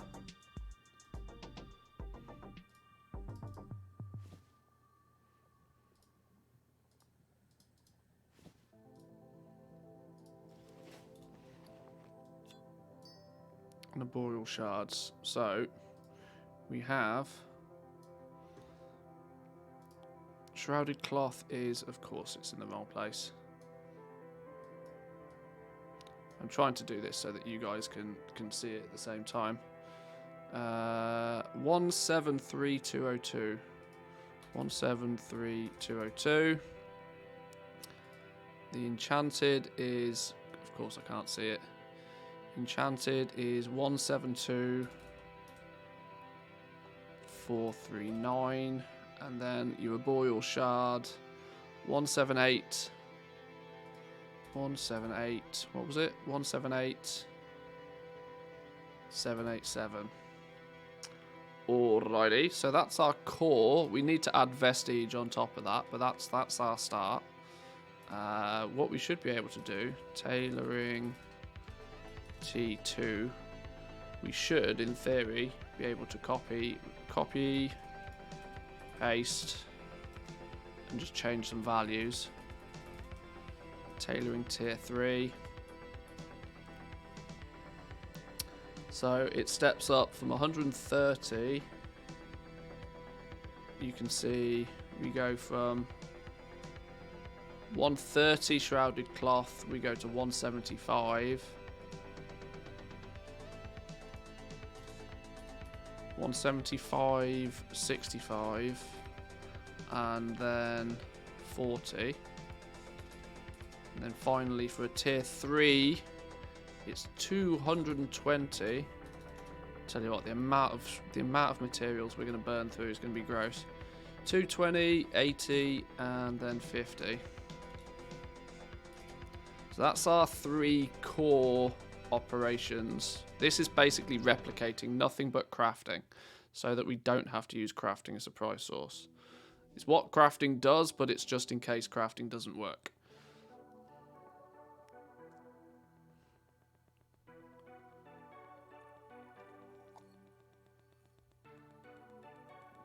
Will you share it so your Patreons don't need to recreate it? I will at the very least give it to Patreons, yeah. If I share it wider afield, we'll see. The problem is it's going to have to come with... It's going to have to come with a relatively detailed description of how to use it. Which I might be able to do. I don't know, we'll see. I haven't decided. Somebody bought out all the Pog Essences on my realm. There's now about 300 at 30k a piece on the auction house. Yeah, goblins will do goblin things. Come on, boys and girls, we know this. Goblins will do goblin things. Right then, let's put these basics in here then. So T1 tailoring, copy that, post that in. That then becomes the crafting price of a rank 4. What we do need to do, though, is then to add to this, we need to add on one of our vestiges. Now, my tailor, this is where this scenario differs for everybody. This is why I can't easily just share a profile, because this part of the setup specifically is going to be different for everybody. It's going to be different depending on how you've got your professions paired up. My tailor is paired with a jewel crafter.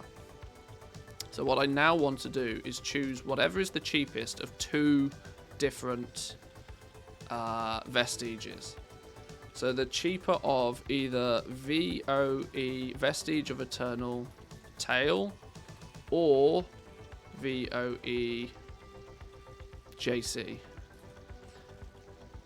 That then will pick the cheapest of those two and apply it to this, and this becomes our minimum price. This whole thing here is replicating the cost of a rank 4 and then adding on to it cost of our vestige. I know these numbers are going to be small on screen. I apologize. If you're not full screen, it may be hard to keep track of what's going on, but you have to then check manually which one is cheaper. No, this will just pick whatever is the cheaper of the two. These two custom price sources in the background are keeping track of the cost of each of these. Obviously, when crafting the items, TSM, when crafting the items, will or either LST, whichever add-on you choose to use for crafting, will tell you to craft. You should be it's your responsibility still to craft things in the cheapest way. So when you are crafting the items in the first place, you also need to do what the cheapest is. If you choose to do the non-cheaper option, well, you know, that's on you.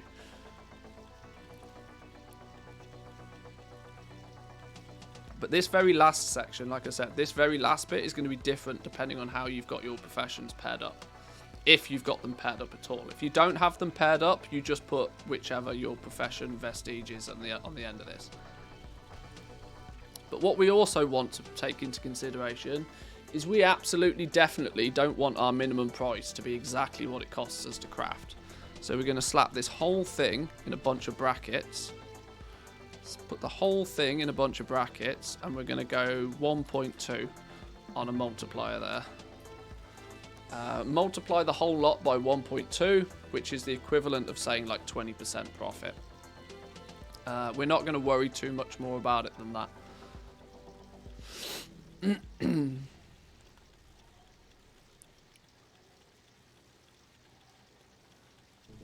You could have a custom source for tailor. Then in one place the user chooses what the 1 or 2 options.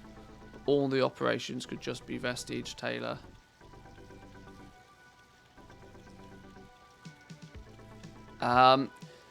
There's also the problem. There's also the yeah, true. There's also the problem though that you can't share custom price sources easily. Custom price sources don't import correctly. So if you share a profile with somebody and it's got custom price sources in it, you also then have to guide them through importing the correct custom price source anyway. So I would rather, I don't know. You could be right. But that doesn't feel as intuitive to me.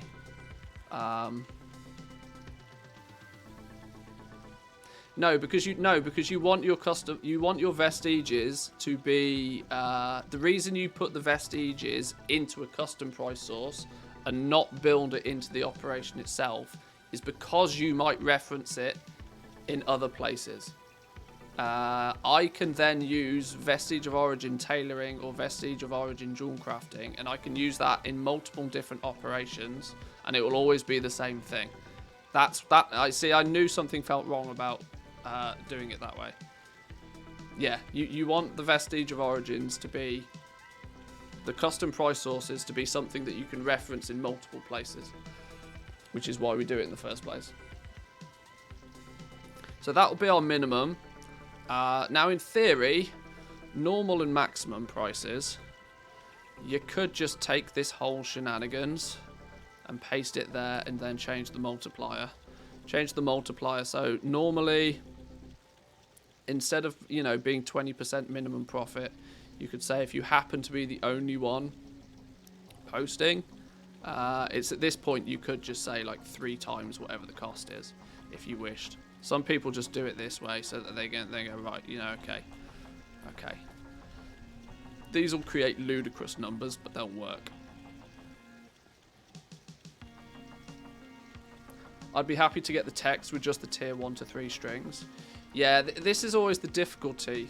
Like, I know I share some of my operations and groups out with certain people, but I always try and make sure I do it in a way that it's easy for them to implement. And more importantly, they know how it works so that it's easy for them to change it as well. I need to simulate what those prices will then be. 1.2, 3, and 5.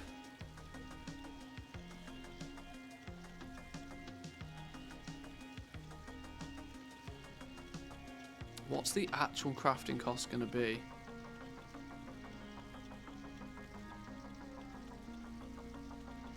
I almost want to wrap up those normal and maximums and throw it against a big number.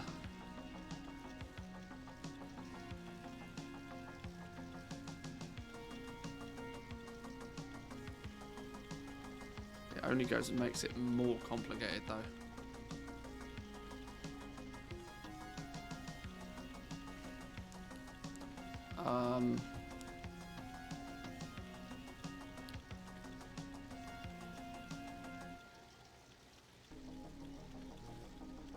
If it costs 20k to make, I hate just using multipliers at the front.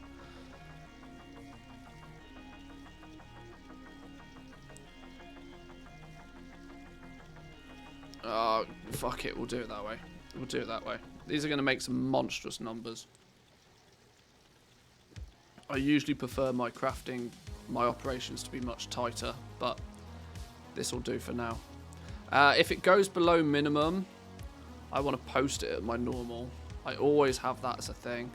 The only other possible option here is if at any point, this doesn't apply to everything, but sometimes it's worthwhile ignoring auctions below minimum.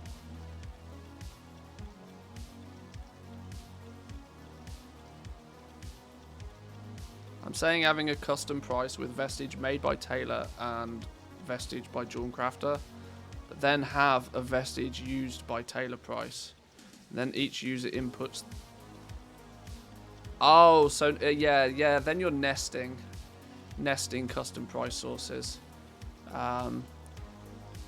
Yeah, that's another possibility. It keeps the operations looking neat and tidy. Yeah, you're right. It's a thing, but it's not a thing I'm going to do. It would, yes, that would work, but it's not something I'm going to do. If it goes below minimum, I'm going to post mine at normal, allowing for, you know, a soft reset. And if it goes above maximum, we post. If it goes above maximum, the price has gone super duper mega loopy, so we'll just post at maximum as well. Okay, I think they're unnecessarily complicated, but I think I'm happy with that. Post cap and auction duration is still handled by 2 master operations that I have, which is what I want.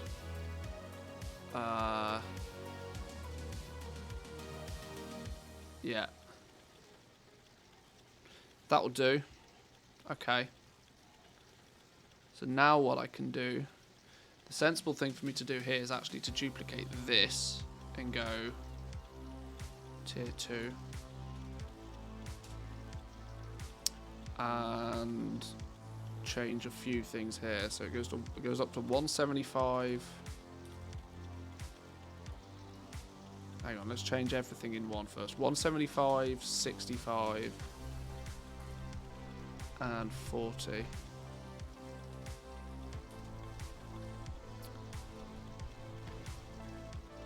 175, 65, and 40.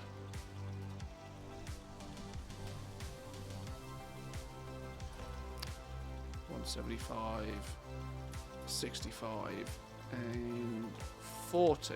Whoa, whoa, whoa, whoa, whoa. This is where you really do not want typos. You really don't want typos here. And that becomes rank 7 tailoring tier 2. And then we duplicate it again, and we've got tier 3 with some subtly changed to 220. Was it 220 or 225? 220. 220, 80, and 50. Yes, yes, and yes. 220. 80. This gives me flashbacks of 9.0. Flashbacks of 9.0 where we had this. But we had this set up not just for one rank.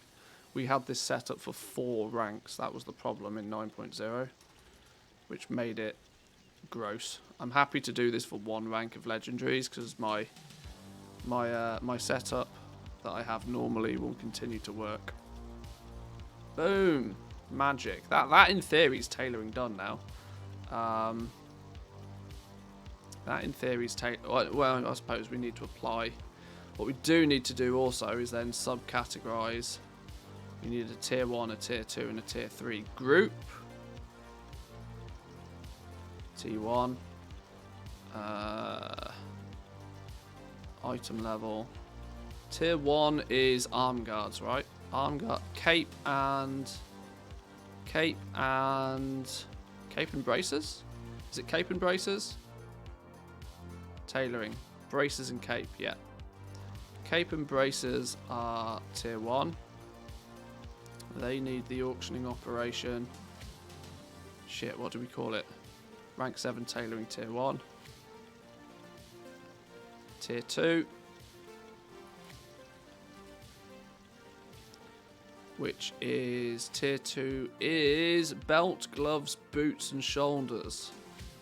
Belt, gloves,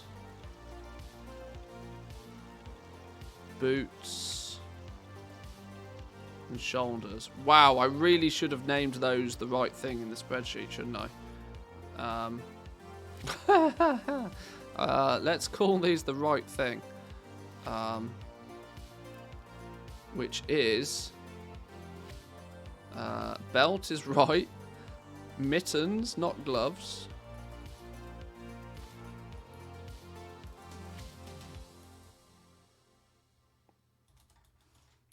Belt, mittens, is it treads? No, what is it? Boots, sandals. God, I can't believe I'd never noticed that before. And spolders.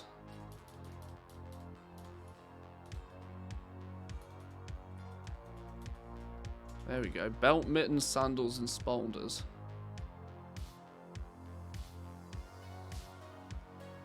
They go into tier 2 with their custom operation. Rank 7 tailoring tier 2. And then we have tier 3, which will be the rest. Hood. Oh my god, it's wrong in the cheat sheet as well. Hood. Pants. Robe.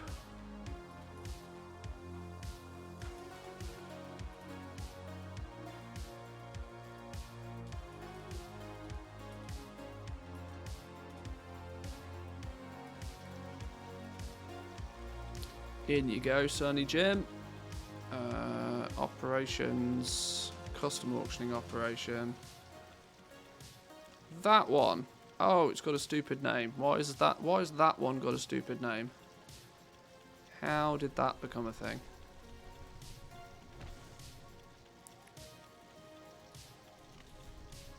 Three. Bingo was his name-o. Okay. So there's our setup for tailoring. 1 of 5, yay! The first one's always the slow one. Lots of copy paste happens here from here on out. Right. Now let's do, so there was tailoring. Right, it's actually cloth, isn't it? To be slightly more precise.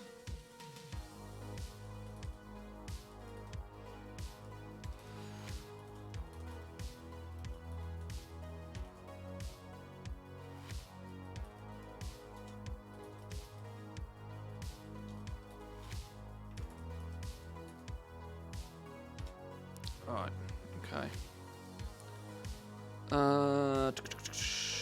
Easiest, quickest way for me to do this is probably actually just to do it from the character in game.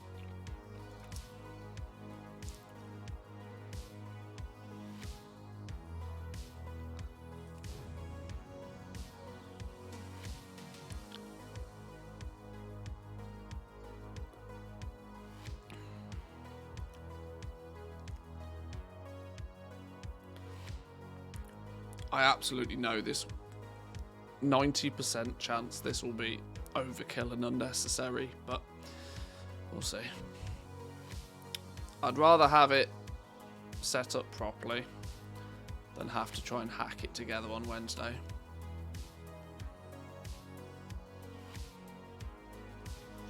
I just hope it pays off.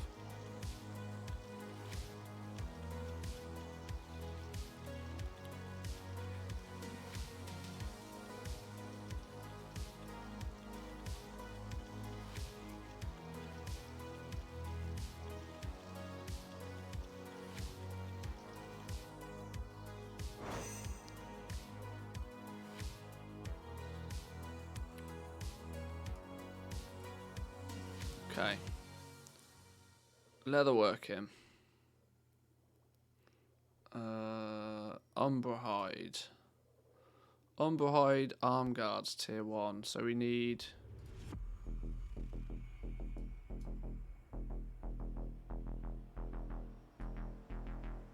you over there, you here. So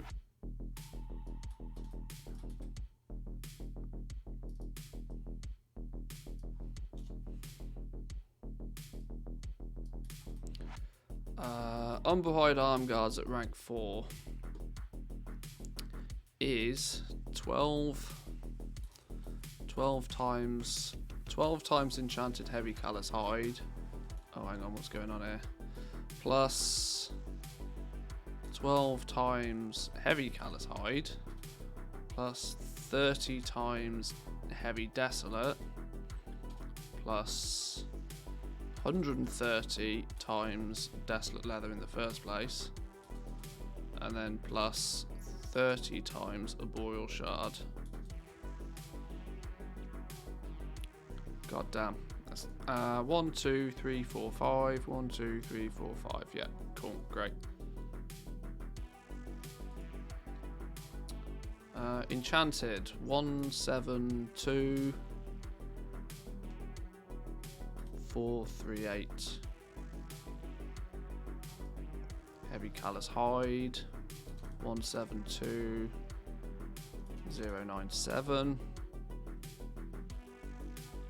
Heavy desolate 172096.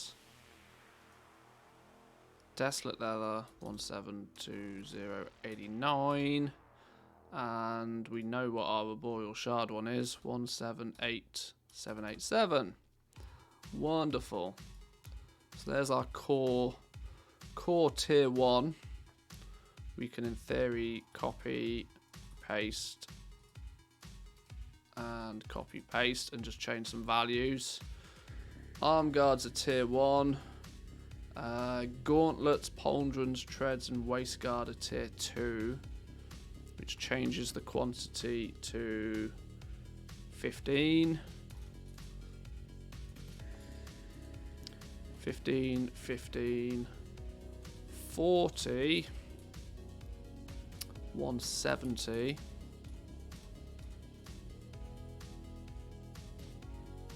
170 and then 40.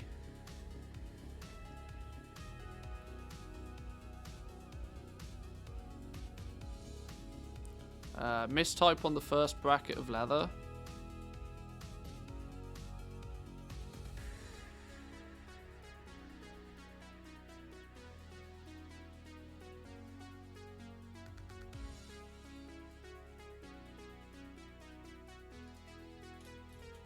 Thank you. Glad somebody's paying attention. Oh, that's the same all the way down. Holy shit. This is where copy paste can slap you in the face. Thank you, thank you. Is it only TSM premium users that the rank 7 legendaries appear for them in the add-on? They aren't showing for me. Curious.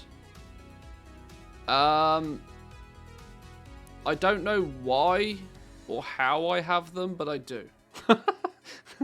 So, yeah. I don't know how or why I have them, but I do. I don't think it's a TSM premium thing. I've done a lot of...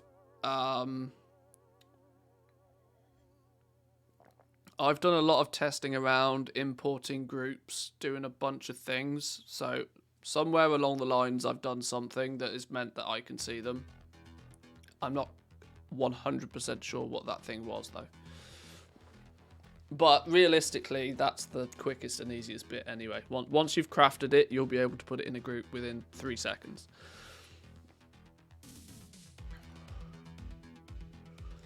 Uh, 12, 15, a tier 3 steps up to 20.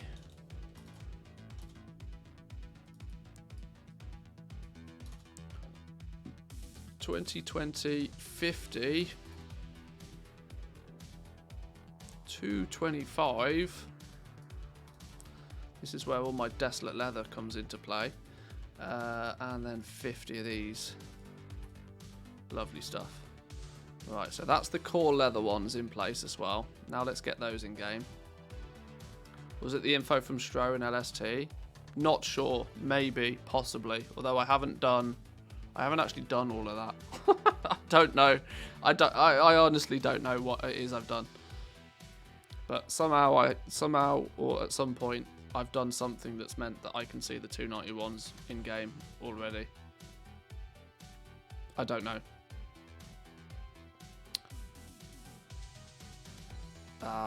Let's get those into the game first, and then we'll do leatherworking. So let's just duplicate that.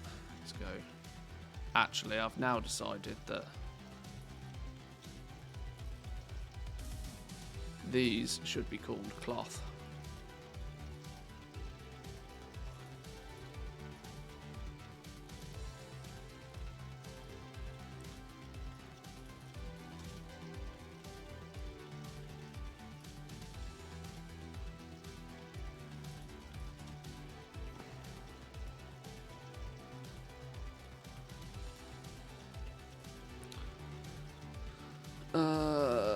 My leather worker has also a combination. Okay, let's just delete this. No, let's delete parts of this. So that bit there needs to be replaced by this.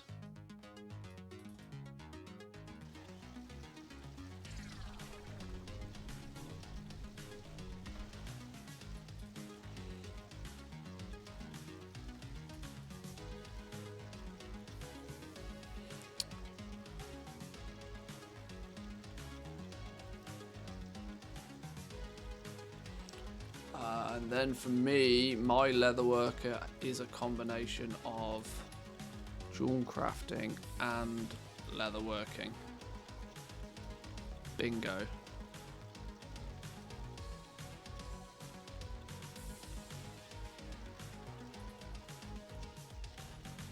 Change that bit to 3.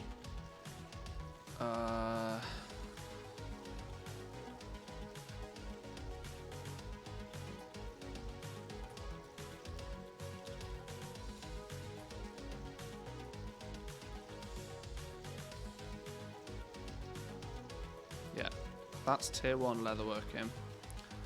What are you projecting the prices will settle at the first week or a couple of days at least for the rank 7s?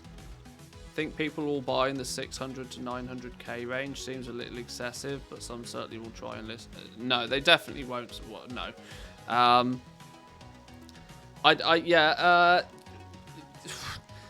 They'll sell for more than what they cost, hopefully. That's about as much as you can say, really. I would obviously love to sell them all day long for like 3 or 4 times what it costs me to craft them. But I'm also very aware that that luxury doesn't last very long. Where they settle at will be, they'll settle at 10-20% above what they cost to craft, is where they'll settle at ultimately. Because nobody needs to craft them when they sell for less than what they cost to make, which means that because you're not crafting rank 7s to level up in any way, shape or form, you're only crafting them purely for the purpose of selling them. Just kind of like why rank 4s have not just held their price, but rank 4s are almost traditionally always profitable. Rank 6s are pretty much always profitable, because the only reason you craft it is to sell it. You're not crafting it to level up your profession. That's why the other ranks ended up getting trashed in price. Rank 7s will now replace rank 6 in that regard. Rank 6 is going to be a little bit iffy going forward. They'll still sell like hotcakes, but rank 6s will be a little bit iffy because some people... there's the opportunity. There's 2 different ways you can craft a rank 6 now, which is going to throw a spanner in the mix. But rank 7s, people will only craft them if their goal is to sell them, meaning for the most part they will be listed for, and they'll settle at 10 to 20% above what they cost to make. But short term, yeah, I'd love to sell them all for big numbers if I can.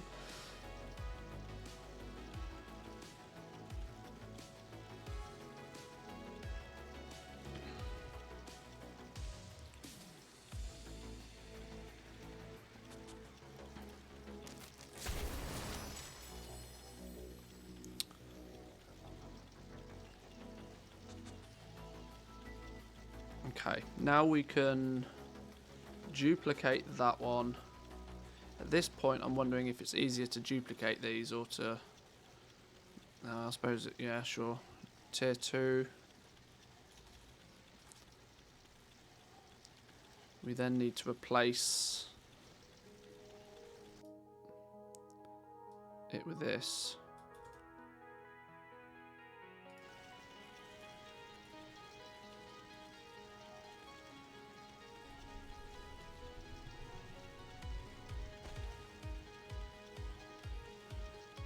Hang on. Am I missing a bracket somewhere? No, I'm not. They are balanced. So 12s to 15s.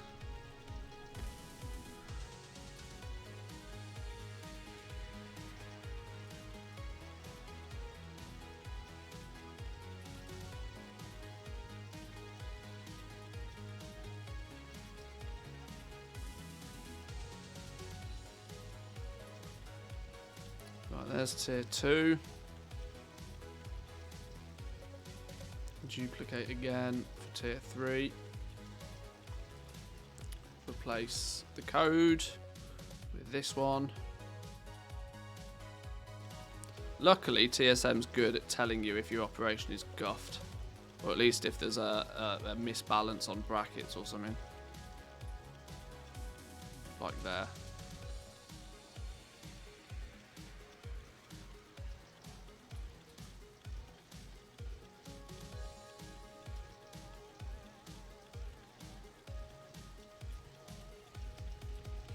Right. Okay, let's throw that on some leatherworking groups. Let's fix our groups for leatherworking. So rank 7, we want 3 new groups. Tier 1, Tier 2, Tier 3. Won't history repeat itself? How much did rank 6 cost when they first came out? Rank 6s, when rank 6s first came out, most people were having somewhat of a success selling them at about 150,000 gold apiece. But the significant difference there was that people's crafting costs was, people people's crafting cost was in the range of about 100 to 120,000 gold in some cases for a single rank 6. Meaning they absolutely had to sell them for 150k to turn a profit on them in many cases. This time round, people's crafting cost is going to be considerably less. People's crafting cost is going to be somewhere in the region of about 60,000 gold-ish, give or take. Rough numbers here.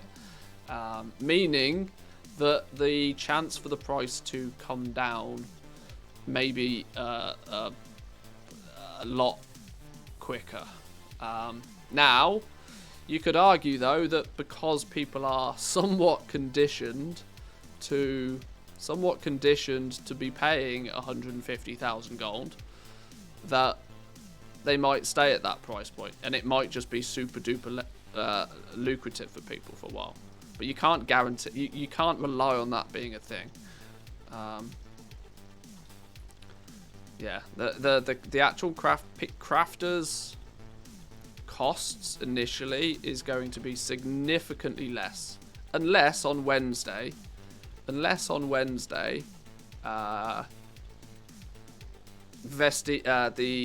Pog Essence goes to like 60k a piece or something stupid. But even at 60k a piece, that's still only 120k plus your rank 4 cost 140k. But it won't, because people have been buying these Pog Essence for the last 2 weeks for between, let's just say, 10 to 15,000 gold a piece.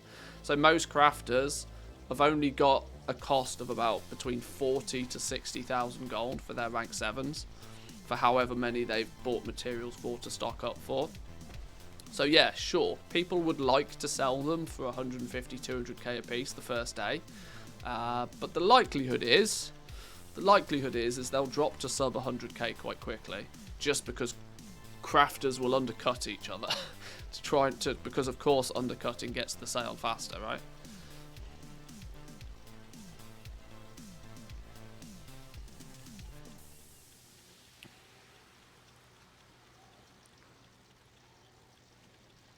I remember selling unbehind legs for 480k. Hey, if you can do it, do it. If you can find somebody that's willing to pay the price, do it. Some people out there don't care. They want the piece of gear, they buy the piece of gear. Some people are not bothered, but they're not the rule setters, they're the exception to the rule. So arm guards are tier 1. So let's get the right operation on tier 1.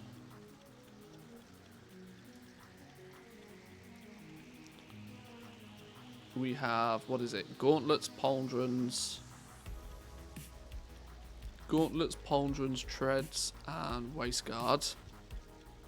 A tier 2.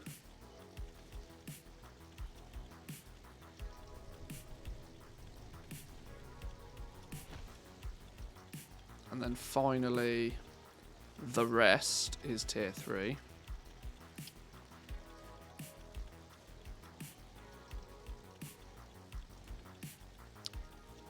Hunky-dory. Is there a way to search for what realms have what in stock, etc.? Like transferring from a high pop to low pop to buy and go back to make gold? I mean, you can use the Undermine journal to search for specific stuff. The actually best way to do that is probably using the Ouroboros exchange.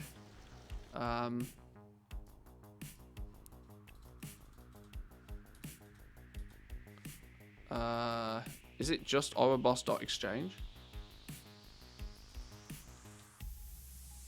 Yeah.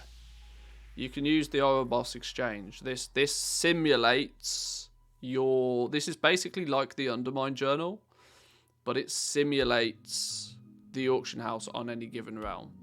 So I could say here, right, okay, what's going on Area 52 on the US? I could go Area 52... US, and I could say, cool, okay, right, now, well, what are the herbs looking like? What are herbs looking like on Area 52 on the US? I could search for herbs. Okay. You know, and you could do it by quantity available, I guess. So, you know, 35 gold a piece for the first flower over there. You can do it this way. It simulates the auction house. Or, I mean, alternatively, just make a character on that realm and go and look for yourself. But this is not going to be as up to the you know, this was last updated 41 minutes ago. The closest to actual true is just to, you know, make a character and go and have a look.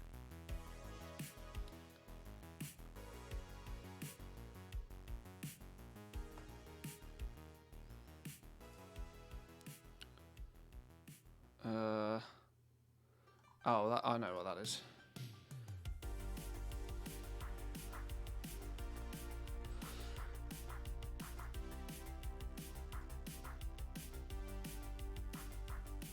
Okay, where did I get to? Let's not get too distracted. Leather's done, cloth is done.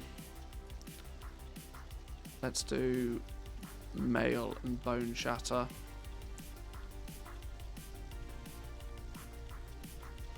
Need to make the basics first.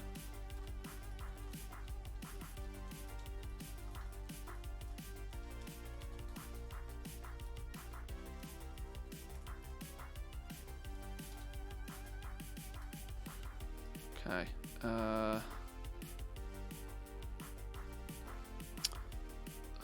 Male tier 1 arm guards is 20 times matte price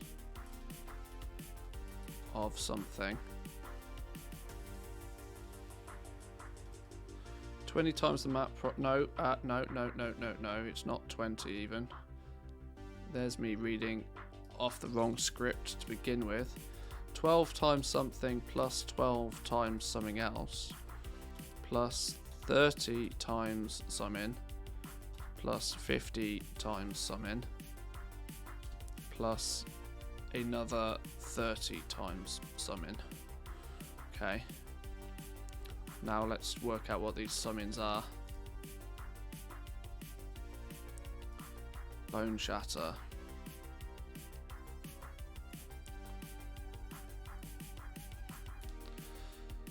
12 times enchanted heavy. 172438.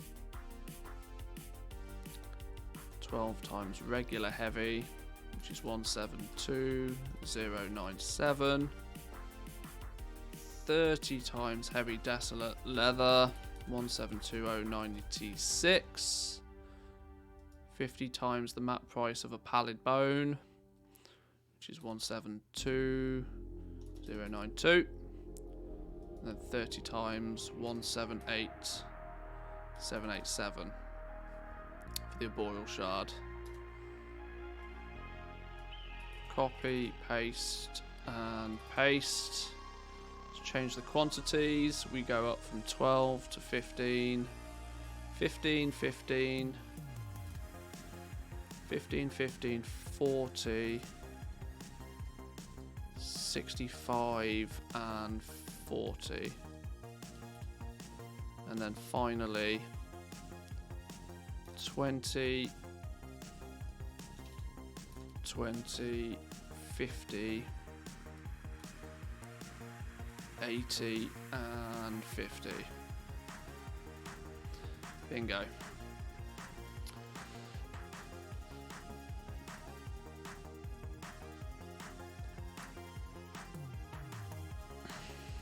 What's going on here?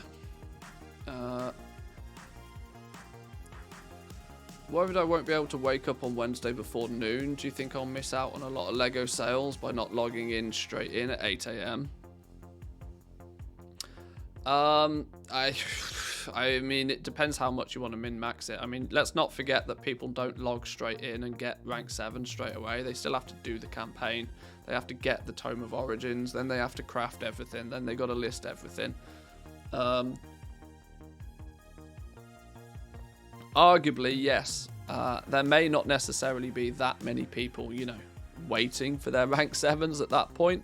But on the basis that there is zero friction between somebody buying a rank 7, you can buy a rank 7 base item, loot it from your mailbox, go straight to the rune carver, and turn it into a 291 legendary.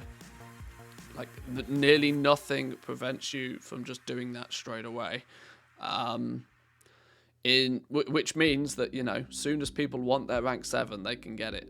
If you want to be there to snag those first few sales, I mean, yeah.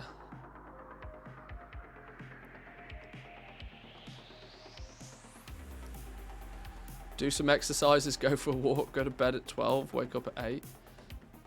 Just go to bed earlier.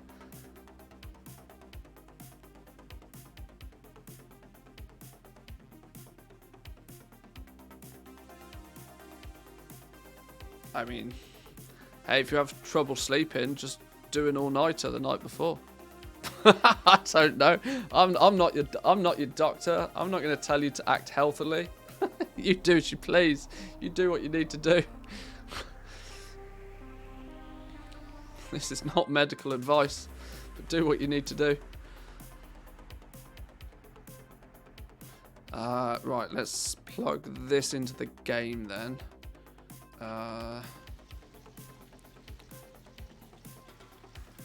What I am going to do, I know I've only done 2 professions, but I'm going to do a reload just in case I get disconnected or the game crashes or something. I'd hate for all of that so far to not get saved. Somebody needs to be held accountable. Yeah, yourself. You're the boss of you. The world first raiders that started changing their rhythm 2 weeks ago. You're right, yeah.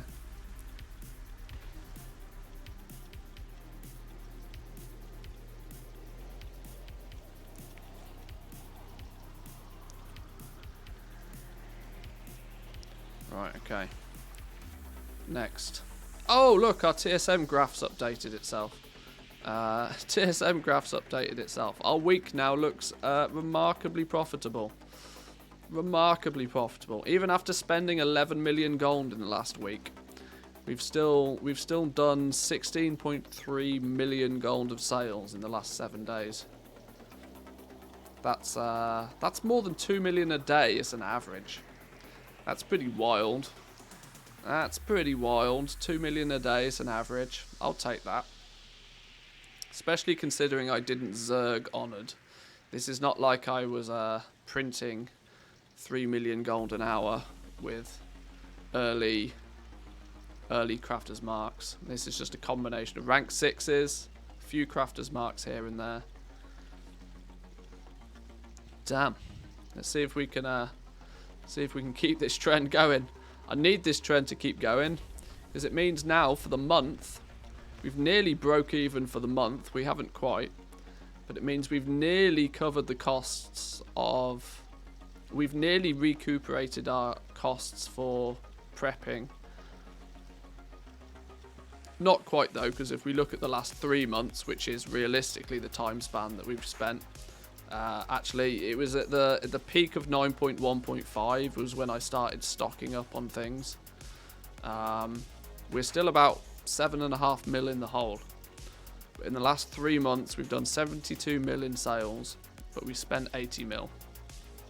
So we need to get back. We need to claw back another 7.5 million gold to get back to where we were. And then we need to keep going. hopefully that 7.5 million gold I'll have done today's sales plus tomorrow's sales. Tomorrow's sales might be a bit skinny. Plus, if by Thursday, after the first day of sales, we should then hopefully be back at where we were from an all-time high. I should be back up to about 40 million, I hope, by, yeah, in a couple of days. And then we can start moving upwards.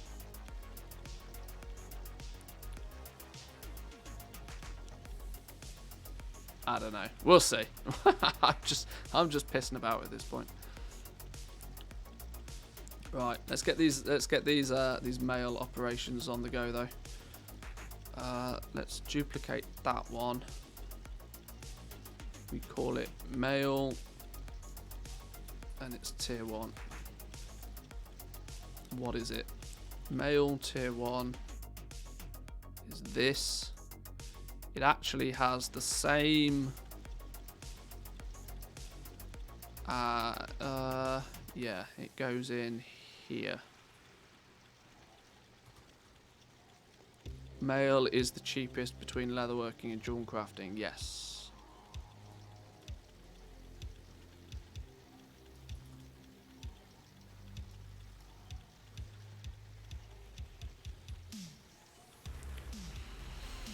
Okay, so there's mail tier 1. Let's duplicate that to give us mail tier 2. Which now all we're doing is changing the numbers.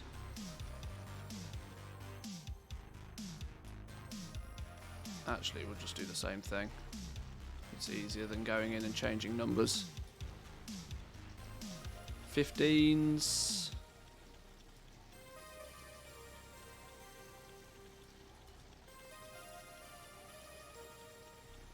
See, I don't like having this many operations, you know. I'm a massive fan of keeping your operations to a minimum, because the more operations you have, the harder it is to. I mean, the logic behind it is the reason we have operations in the first place is that you create an operation that you then have the ability to assign that information to multiple different groups. It's meant to be for the purpose of streamlining. You're not meant to ultimately with TSM have a separate operation for each group that you make. Some people very much end up in that path. You know, they'll have, if they actually were to look at it, they would probably, if people were to look at their own operations, they'd probably find that, oh, well, actually, maybe my enchant operation is actually exactly the same as 3 other operations I use for something else. So why then would I need 3 operations when I could just have 1? That's kind of the optimization that you, in theory, should be doing with TSM. That's where its strengths are. But sometimes you do need to be able to change things quite granularly.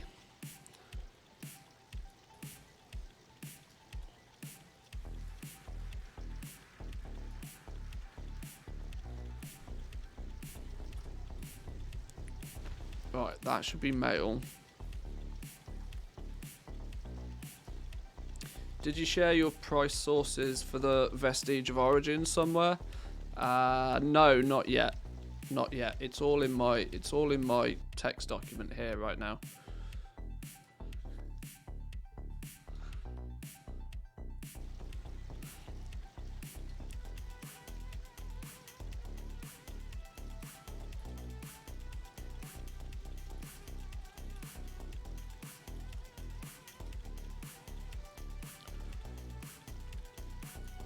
Right, so arm guards are tier 1. Arm guards get this operation. Mail tier 1. Tier 2 get mail T2. I should probably add some items in there, shouldn't I really? Gauntlets, pauldrons, treads, waistguard. And then tier 3 is the rest. In she goes with an operation. Mail tier 3. Bingo. Notepad equals the best goal making add-on. I tell you what, my desktop, I hide my icons on my desktop just because my desktop is just full of notepads. I'm really bad. I use Notepad for everything. God bless a good notepad. Right, plate.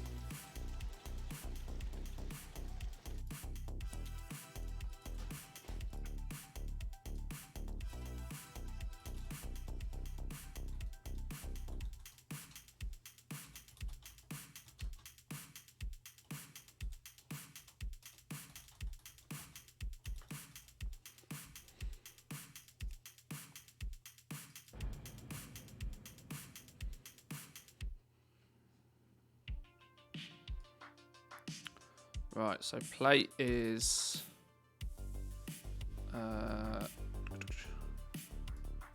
Plate is 80 times something.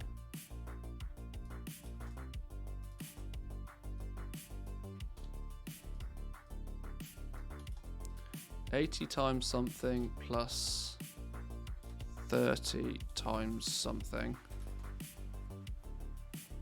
plus another 80 times something plus 30 times something else.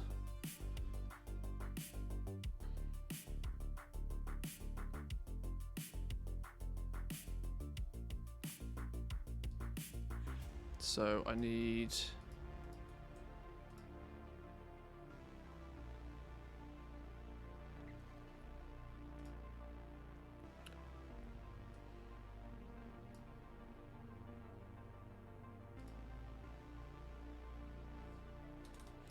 171428.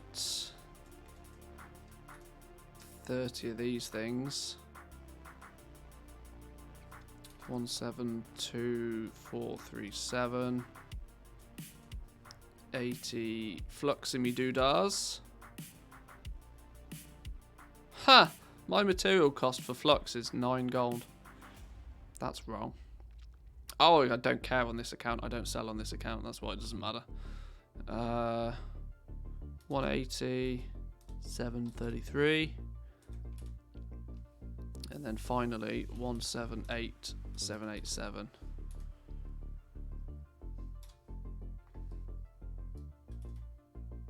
Tier 2 and Tier 3 are the same, just with some different numbers. Tier 2 steps it up to 105. 105, 40. 105 again.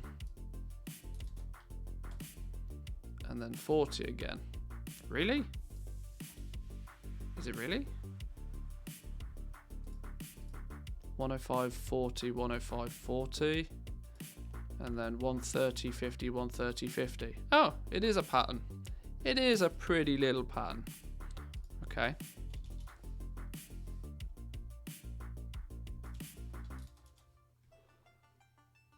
One 30, 50. 130, 50. Alrighty. That wasn't too painful.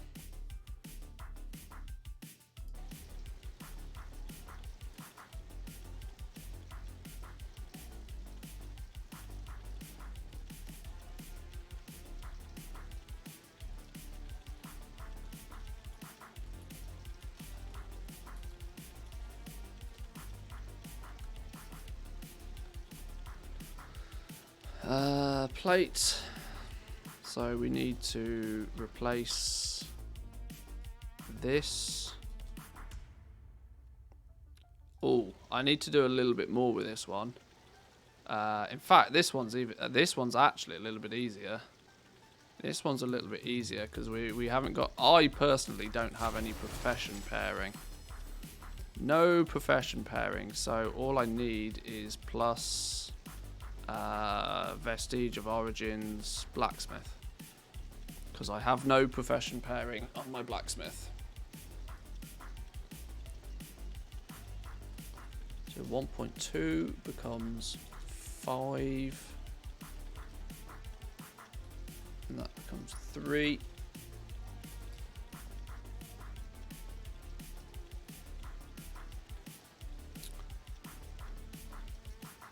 Duplicate again, tier 2.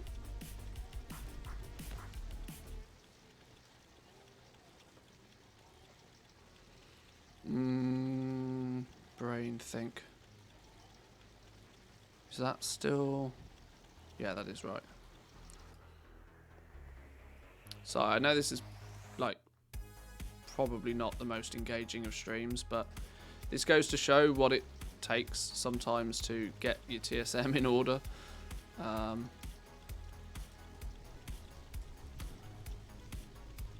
This is the effort that if you put it in ahead of time, this is why TSM is powerful, right? Because this pays off. Once you've done it once, you've done it, and that's kind of the point. Do it once and it's done.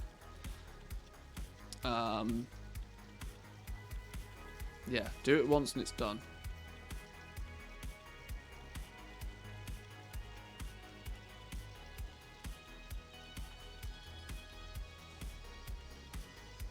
So much of goal making ends up being repetitive.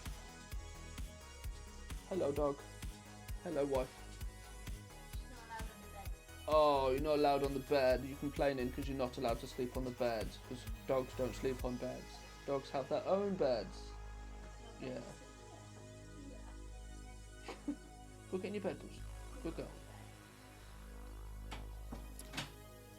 So much of goal making ends up getting like super repetitive, and the sooner you learn to replace anything that's overly repetitive with something that you can do once and then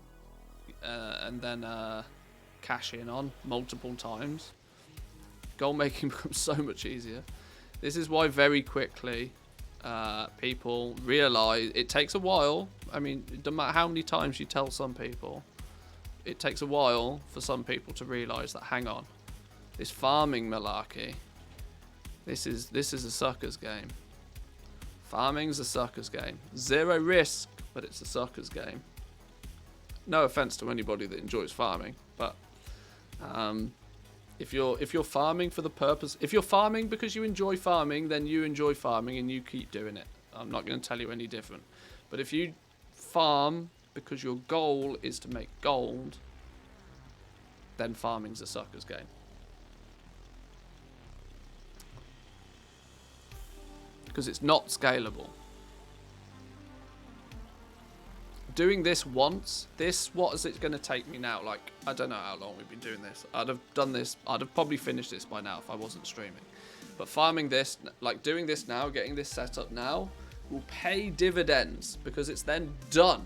It means I can, within 20 minutes, craft a bunch of rank 7 legendaries and put them on the auction house at the right price until they sell.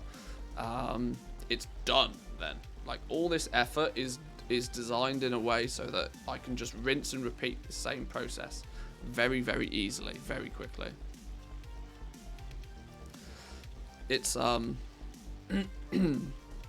this hour that I'm spending now making these custom operations, long term, this 1 hour will probably make me tens of millions of gold.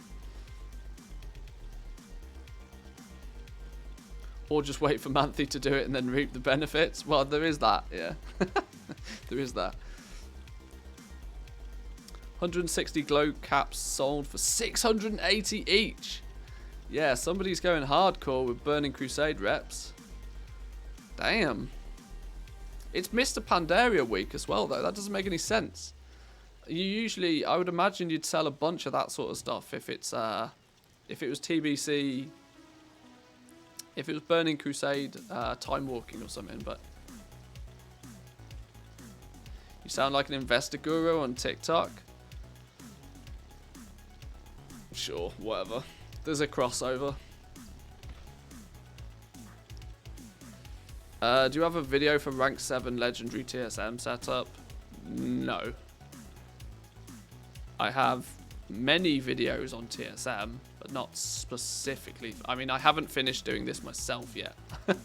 I can't make a video on something I haven't done myself yet.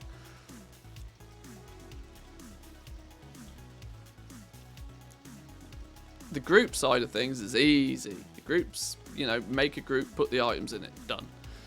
It's this bit that's the time-consuming, difficult bit. Let me just quickly, for clarification, check that this looks right.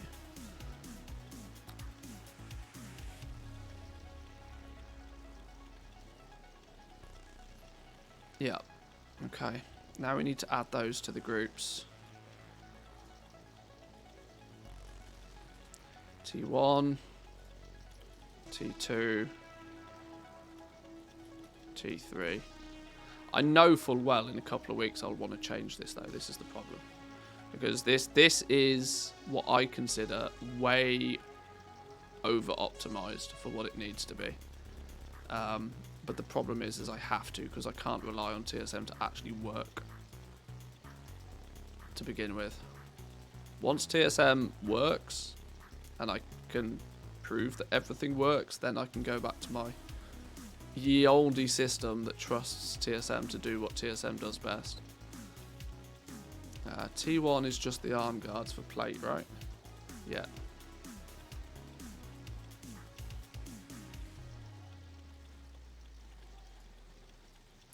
Plate T1. T2 is gauntlets, pauldrons, sabotons. I hate that word, it's stupid. And waist guard.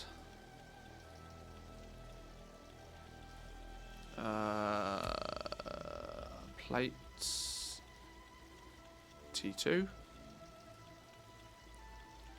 And then tier 3 is simply everything else.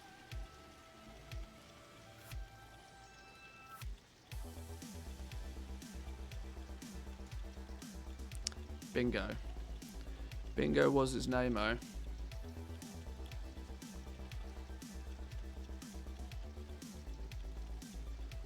Medium low pop server, gonna see how legendaries sell tomorrow. Raid.io says 30 to 40k population.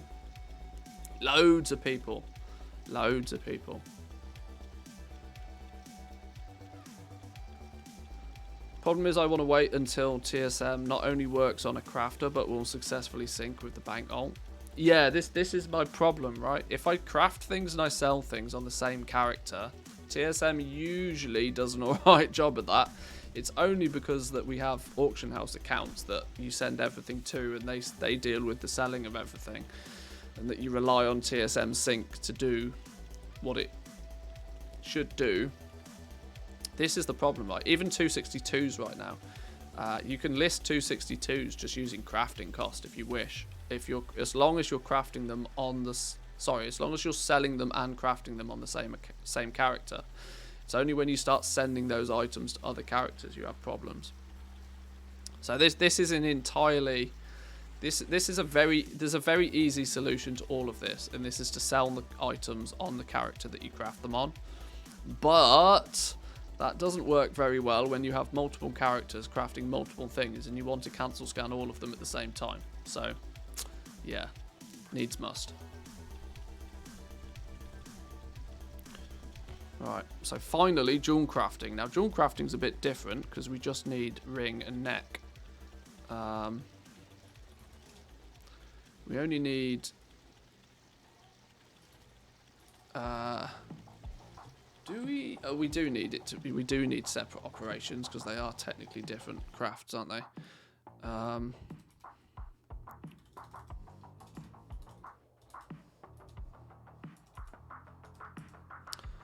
Right, so it's gonna be. Let's log out and get the Juncraft up and running.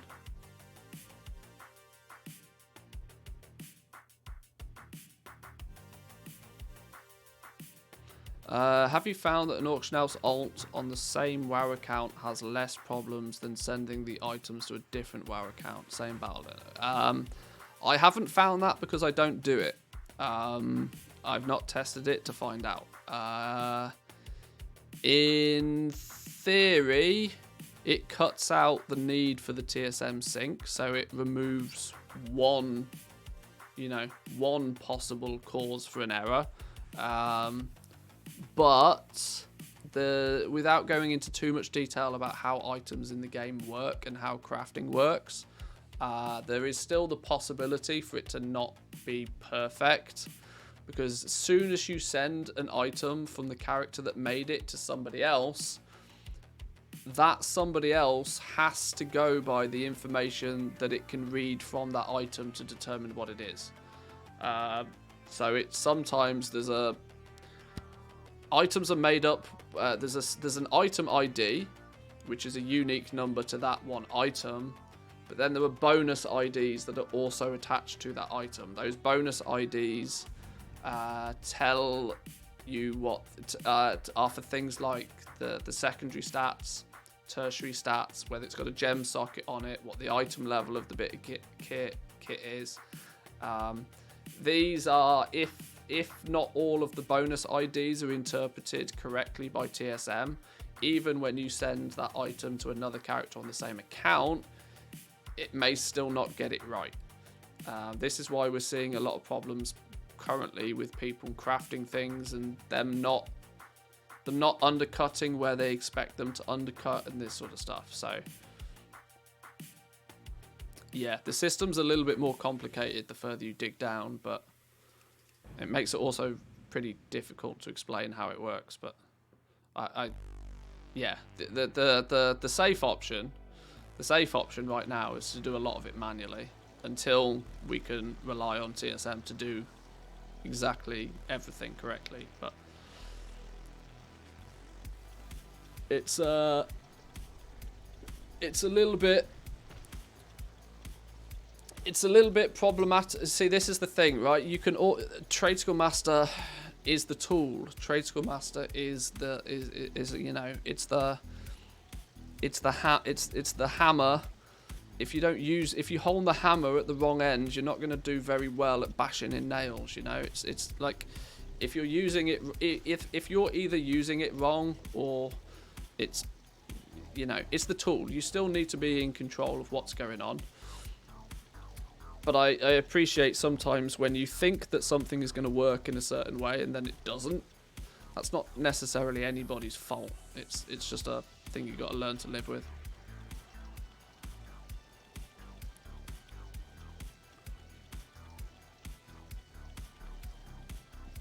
Nasty error with the 262 and 233s. Upon watching the video 10 times over, it was of no fault of my own that I listed a 262 cloak at a 233 price.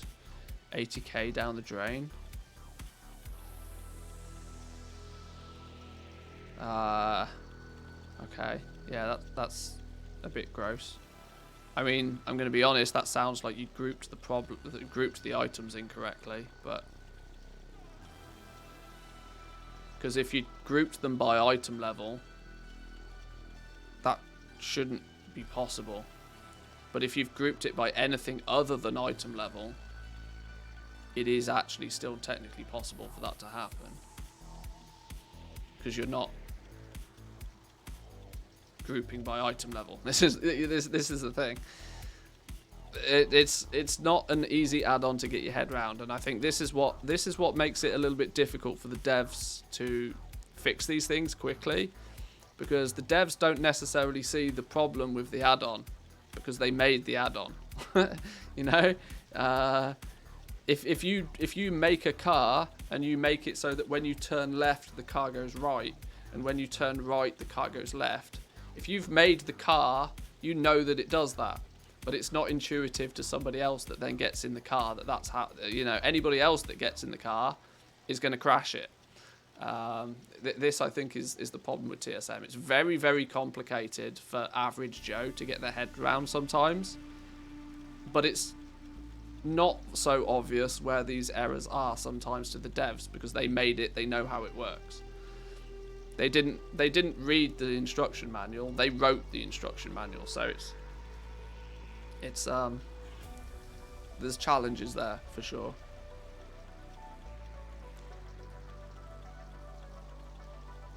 Right, I need two operations, don't I, now for this, for jewel crafting. One for the ring, one for the neck. We're gonna take whatever. No, we're gonna duplicate that. We're gonna go rank 7 neck.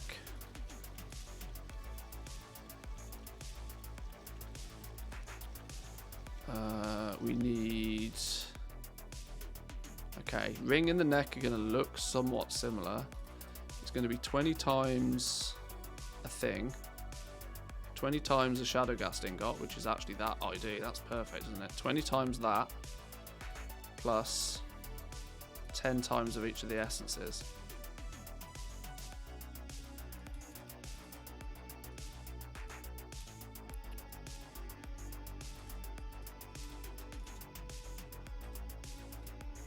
And then plus, what is it, 10? Oh no, hang on, these numbers are wrong because that's rank 1 numbers.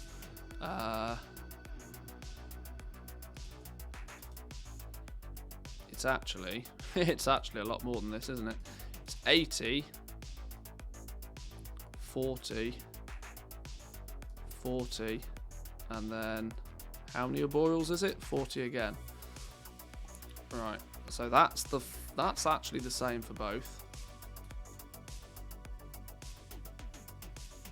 Actually the same for both. The only two things that's going to differ between these is which essences are in the middle.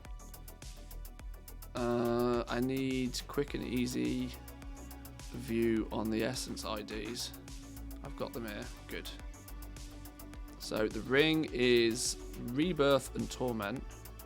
Rebirth we'll put in here.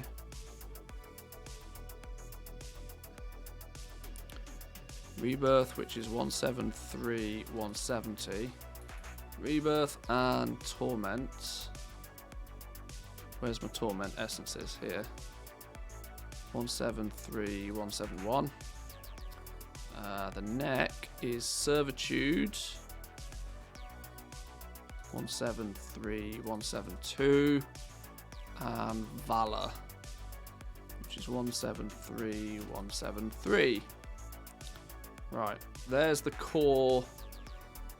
There's the core crafting for the rank 4. Need to add on to that, obviously, the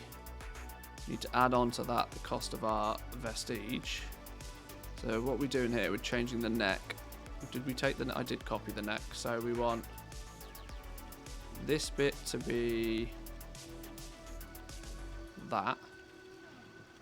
Now for jewel crafting, it's actually the cheaper of leatherworking or jewel crafting.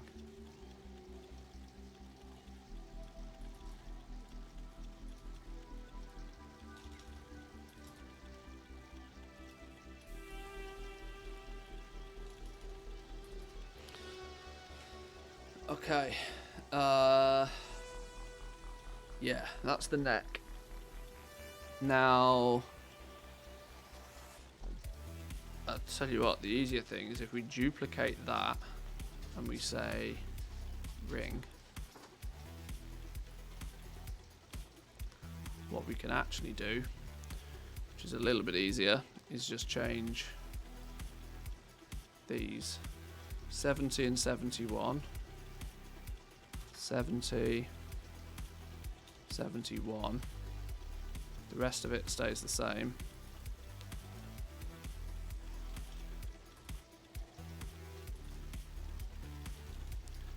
Boom! There we go. There we go. Now we just got to put those on some groups. The neck. On you go. Custom operation. Rank 7 neck. Boom. Rank 7 ring.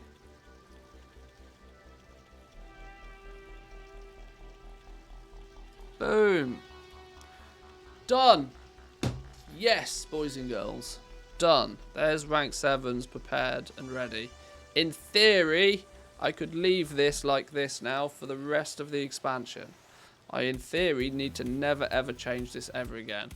There's no other way to make a rank 7. This will continue to be valid forever and a day. You start on the doggo by hitting the table. I did. Yeah, she's fast asleep on the floor.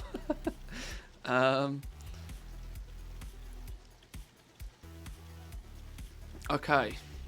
That's rank 7's done. Ready to rock and roll. Now, the annoying thing is, well, actually, this is going to be a good opportunity for me to see just how annoying this is for somebody else to implement, because I technically need to do the same on my other realms. I'm probably not going to do that now, but it's what I need to do all the same. I need to then, repeat this process primarily on Taran Mill, but maybe on Draenor as well, just so it's there and ready. If I come across any teething issues or complications with implementing this on the other servers, I will rectify that for when I choose to give this out to everybody. But I think I'm relatively confident now that that's everything kind of up and running, ready to rock and roll, which I'm happy for. That was a big... Somebody wants to buy Umberhide Gauntlets, 262. Surely I have those for sale. Why is somebody not buying them off the auction house? Browse Umberhide Gauntlets.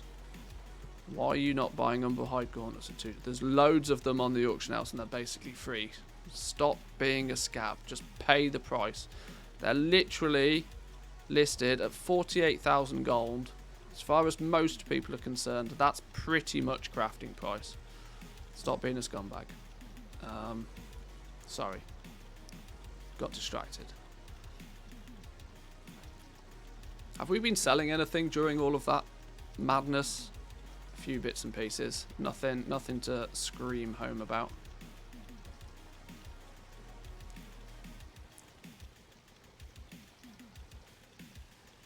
Since I started crafting legendaries, a lot of people started asking me to make it with their mats. Yeah, that'll happen.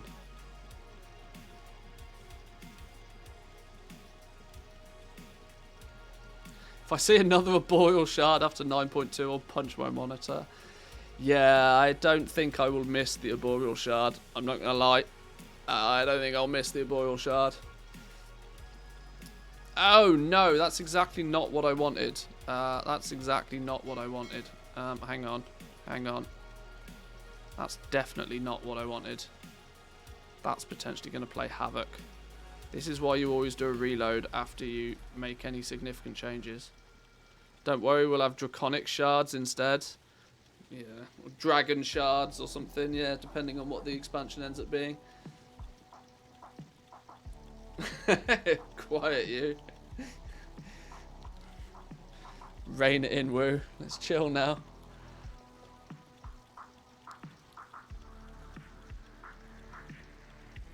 Yeah, let's hope not.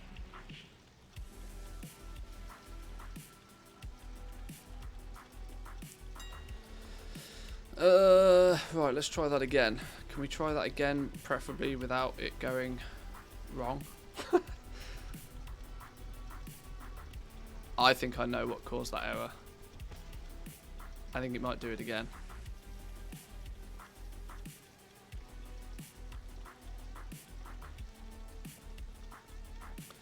Do we all think we'll get another legendary crafting system in 10.0? From what I can tell, Blizzard seems to think it was a success. No. No. I would suspect not. Mainly because nobody likes it. Nobody likes it. Nobody thinks it's fun. Nobody thinks it's engaging. And you even ask the people that have made tens of millions of gold from it. Even we don't like it. There's nothing, I mean, outside of it being just monstrously profitable for those that have endeavored with it. It's not fun, it's not big, it's not smart, it's not clever. I will be more than happy to see it go away. And if I'm honest, I don't even think Blizzard think it's a success. I've touched on this before. I've actually done I almost want to link you a video to show you my opinion on this, rather than just saying it all again. But I'm of the opinion that Blizzard had a good plan for the legendary crafting system. They just didn't implement it correctly. They wanted to create specialist crafters on each realm, or within each guild at the very least. I think that's what they wanted to do. They wanted to make that one person that if you needed, you know, a high rank legendary cape, you'd go to that one person. They wanted to make it like an artisan system. The problem is, though, the big problem there was what they then chose to do in regards to how you level it up. The only bottleneck that they put in place for anybody to level up the legendary system was gold. Now, when that's the only restriction, that basically means that anybody that has a lot of gold has a monstrous advantage over somebody else that doesn't have any gold. Meaning, it ultimately ended up being a rich get richer system. The faster you could level up your legendaries to begin with, the sooner you could cap out everything at rank 4, the sooner you were able to then crush the prices down to make it nearly impossible for anybody else to get up to that point, whilst continuing to just print gold from there on out. It's not big, it's not smart, it's not clever. If they'd have done it in a fashion where they could keep, for reference, they could keep nearly exactly the same system, but have it so that gold is not the only requirement to level it up. there should be some gameplay element that's involved and some significant amount of effort that is involved. Pressing craft 45 times on 3 different items is not effort. It just requires you to have the gold to do it in the first place.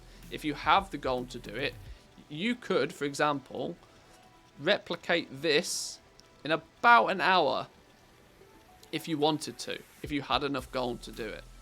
This is progress that at the beginning of the expansion took me weeks to achieve, at the beginning of the expansion. And as the expansion has gone on, it's been more and more and more difficult for somebody to get to this point. Primarily because the crafts that you have to make to get to this point are far more difficult to sell. And you end up having to take bigger and bigger losses. And that's because the only barrier to entry is gold. I understand that the idea of BIS being able to be crafted and bought is a pretty crazy one, but I do think there's place for that in the game. I totally agree, though, that it was implemented in an insanely dumb way. The simple thing, now this is one thing that naturally kind of gets people's hair up on the back of their necks. But I think the legendary crafting system could have done, now hear me out here, it could have done with some sort of bind on pickup material. Or something of the equivalent of. Something that means that you can't have, that gold is not the only requirement. It should be some of the requirement, sure. Because if you have more gold, then in theory, yes, you should be able to level it up faster. But there should have been something else in place that meant that you actually had to do something in the game to get there. I don't know what it could have been. It could have been it may not necessarily a bind on pickup material, but let's just say a long, convoluted quest chain, an outrageous fill the bar by completing certain different contents. Each rank could have had a Pathfinder-esque level achievement attached to it. That once you've crafted a bunch of, let's say you craft your 15 rank 1s in a certain pattern, once you've done that, then you need to complete some sort of long gameplay oriented achievement to unlock your rank 2. And that would really, now I know this sounds like time gating, but if done correctly, it's actually, content. People can actually leave the auction house and go and play the game. Incentivizes people to play some sort of elements of the game. Kind of like the BFA professions similar to that. Like, it doesn't have to be too ridiculous. It doesn't have to be too crazy. And obviously, there'd be people eventually that would do all of it and still end up at this same position. But you'd have felt like you'd have worked your way there, kind of thing. There's lots of stuff that they could have done with the legendary system to make it less gross. Hopefully they learn from this if they plan on doing anything even remotely similar. But let's be fair here. How often do we see a system that they then iterate on? Rarely. They tend to scrap it and do something new. So the likelihood is if history is to repeat itself, they will scrap this legendary crafting system and they'll do something new. I know this sounds like time gating, but believe me, it's content. Could actually be a quote from Ian. Yeah, you're right. I didn't articulate that very well, but BFA, it felt great to have your Silas Sphere on your Alchemist plus rank 3 recipes. You felt as if you'd achieved something, You had to work to get those rank 3 recipes. Now, I know some of them were just as dumb level as just craft a bunch of shit and then you get it. But for the most part, there was some elements that, okay, if you get revered with this faction, then you get the rank 3 pattern for that craft. It's just simple stuff. They could have done so much more with it, but no, a simple craft 15 of every item and you win just meant that the rich goblins just did it super quick and then closed the market for everybody else.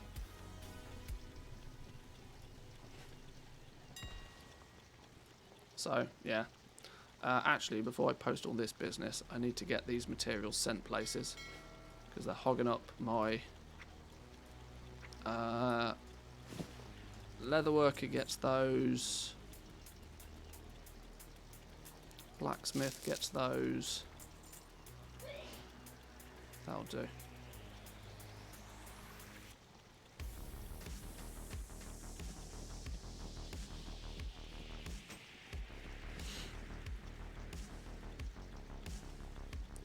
But if I want to play the game, I'd already be doing it. I just want to craft. I don't want to do combat on the crafters.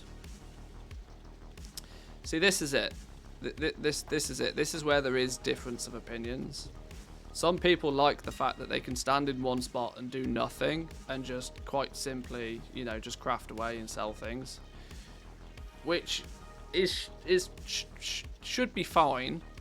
But I'm greatly of the opinion that they need to push some element of gameplay into that process. I mean, if you want to just craft and you want to just sell things, you can absolutely do that, but you should in some way, shape or form be restricted to what you can craft and what you can sell. If you want to craft and sell everything, then you probably need to do the quest lines, the gameplay that goes along with that. You know, you could not... I mean, because you don't have to go and do the quest lines to get the crafter's marks and all that sort of stuff, but... How long to 100 million gold? We're still quite a way away. We're still quite a way away. It's going to be a little while before we get close to that.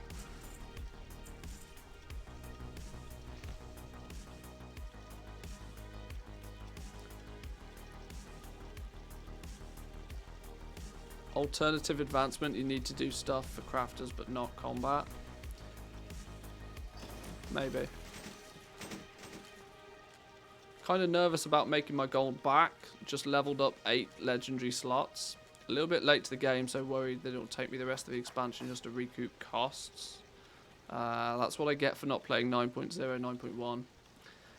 You kind of, what you absolutely need to do is take full advantage of the first few days of craziness, because you need to recuperate as much of your costs by getting some very early, very highly profitable rank 7 sales before everything gets squished to 10-20% margins. 10% margins are great if you're not covering costs anywhere else. 10% margins are great if, you know, every time you sell something, you're 10% richer.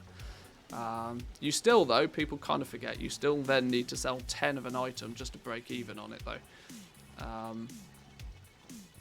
So you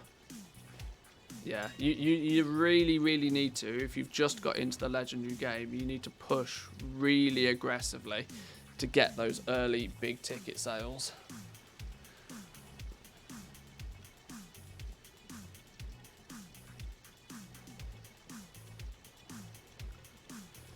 Have you had success with the 233 crafted pieces? I don't really see that there's much profit to be made. Maybe it's just my server though. There never really was much profit to be made in those. This is the thing. It's new and it's fresh and it's exciting in that regard, but it's ultimately catch-up gear. It's ultimately catch-up gear. Catch-up gear into which we do have other options as well. It wasn't the only option. 168s or Crafters Mark 2s kind of painted a misleading picture, because lots of people made stinky amounts of gold off the 168 gear early in the expansion. But what people kind of forget is that the 168 gear was not just catch-up gear. When people first got it, it was genuinely big upgrades for people, the 168 gear, because you ding level 60 like item level 150 or something like that, 130, 140, 150. So the 168 gear, when people first got it, in many cases wasn't catch-up gear. It was a straight up upgrade, and a big one at that. It pushed them past. If you bought a set of 168 gear, you could basically skip the heroic dungeon grind at the very early days of the expansion and go straight into your mythic pluses. So for that reason, and on top of the fact that it took you fucking ages to grind out the Venari rep to even get it, it meant that a lot of people made a lot of money from that really quickly. But the 233 gear, everybody gets it at exactly the same time. It's barely an upgrade even for average geared people. It was never going to make you millions. What it's actually going to be good for, though, is just those consistent small sales, right? It's what I call the bread and butter of crafting. You'll craft 5 of them, you'll keep them on the auction house, and as they sell, you'll recraft them, and it will be that drip feed of little bits of gold here and there to cover the costs of other things. Yeah, the 233 gear almost instantly just got put in the category of just, you know, your regular day-to-day crafts. It was never going to be anything special. Easily doubling money on them though, still very solid.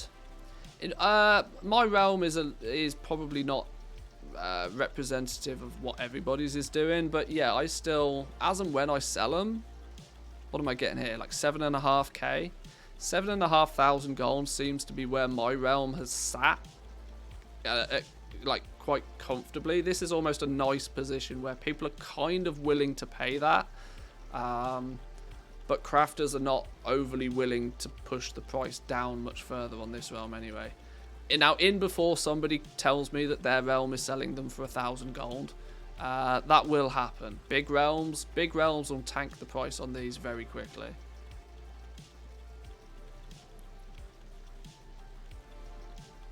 But yeah, it's one of those. You craft it, and you list it at a price that's profitable for you, and, you know, then you're away. Arguably, on a pattern that everybody gets, on the exact same day, regardless of whether they're really much of a crafter or not, though, to actually make any profit at all is a minor miracle. From a demand versus supply. You know, if you look at the supply and demand for the 233 gear, there's 10 times as many people who can craft it in relation to people that might even want to buy the gear. That alone should indicate you that if you can actually make profit on it at all, you're doing well, because you probably shouldn't be.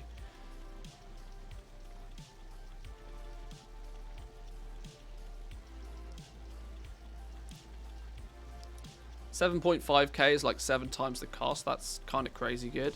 It would be crazy good if I could sell it all day long, but I don't. I sell like 3 or 4 pieces a day. If somebody comes in and buys a set, sure, maybe, but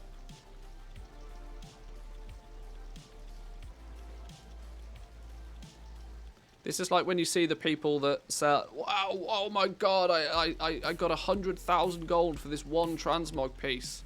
Yeah, great. Do it again. How long is it going to take you to do it again? Yeah, as a snapshot, it's a great success. Congratulations, well done. You're 100,000 gold richer.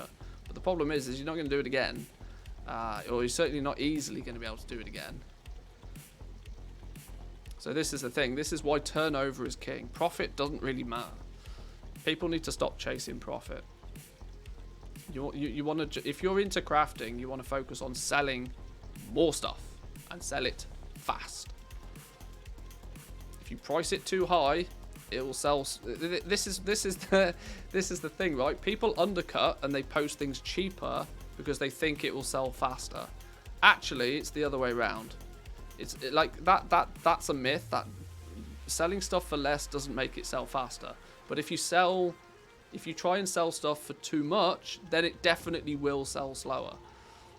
And there is a point somewhere in the middle where it's a nice happy medium for everybody. Sometimes.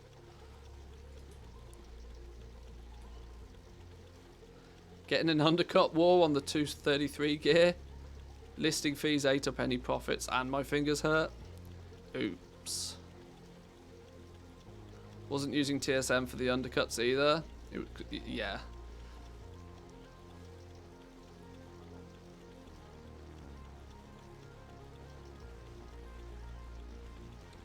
Yeah, undercutting 233 gear is just something that I would not suggest. There's not enough profit in it based on how much it costs to create and post to be doing too much cancel scanning on 233 gear. Now, like I'm doing here, the 262 gear, you can get away with cancel scanning on this because every time you do sell one, it should, in theory at least, more than cover your cost of doing the cancel scanning on it. And this is why legendaries are so broken. Oh my god.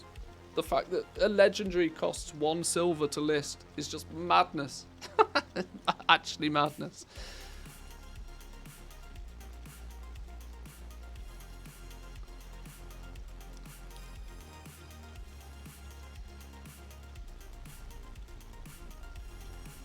I'm that guy, except that I expanded in width to compensate for it. So I usually have 2,500 to 3,000 auctions up, and I sell 1 or 2 relatively high value items a day. Yeah, you can expand in width. That's the obvious way to counteract that, but it still means that you have to get to the point where you have 2,500, 3,000 items. I'm assuming we're talking sort of transmoggy in this regard. It's not something that's I'm talking about selling the same item again. First 5 mil with glyphs, 1 blanket undercut session needed 2 or 3 throttles. Good times, good times. Glyphs, man. Damn, there's a market where Blizzard really could step in and make them good again. Make glyphs great again. I've made disgusting amount of gold on glyphs over the years. Not recently, but like in the first few years of their implementation, they just printed gold. Used to be one of my core markets. Yeah, absolutely. Absolutely. Glyphs used to be crazy good. When you actually had like major and minor glyphs and whatever, and you had the proper interface for it, and it was, you know, thrown in players' faces. And oh my god, when they had actual proper player power attached to glyphs, my days, it was better than selling gear. It was better than selling gear. They were the cancel scan meta before the cancel scan meta was even a thing. Yeah, absolutely. I had dedicated characters whose sole purpose in life was to hold and sell all of my glyphs. With full, what was it, 36 slot inscription bags and all sorts of craziness. Fun times.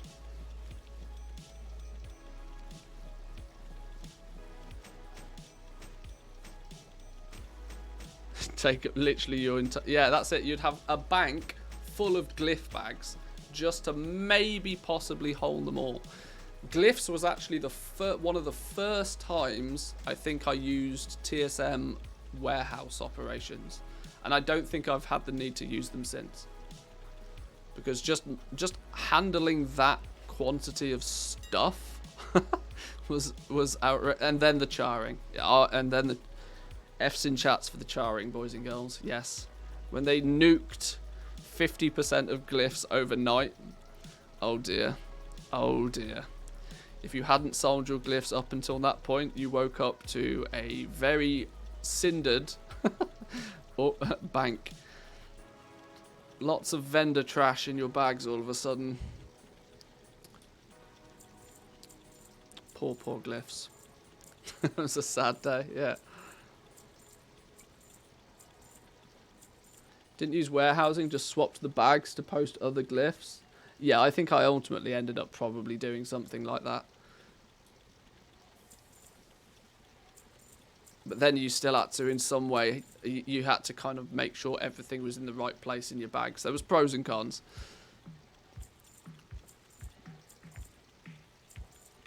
I was not quite as savvy with my add-ons back then as I am today.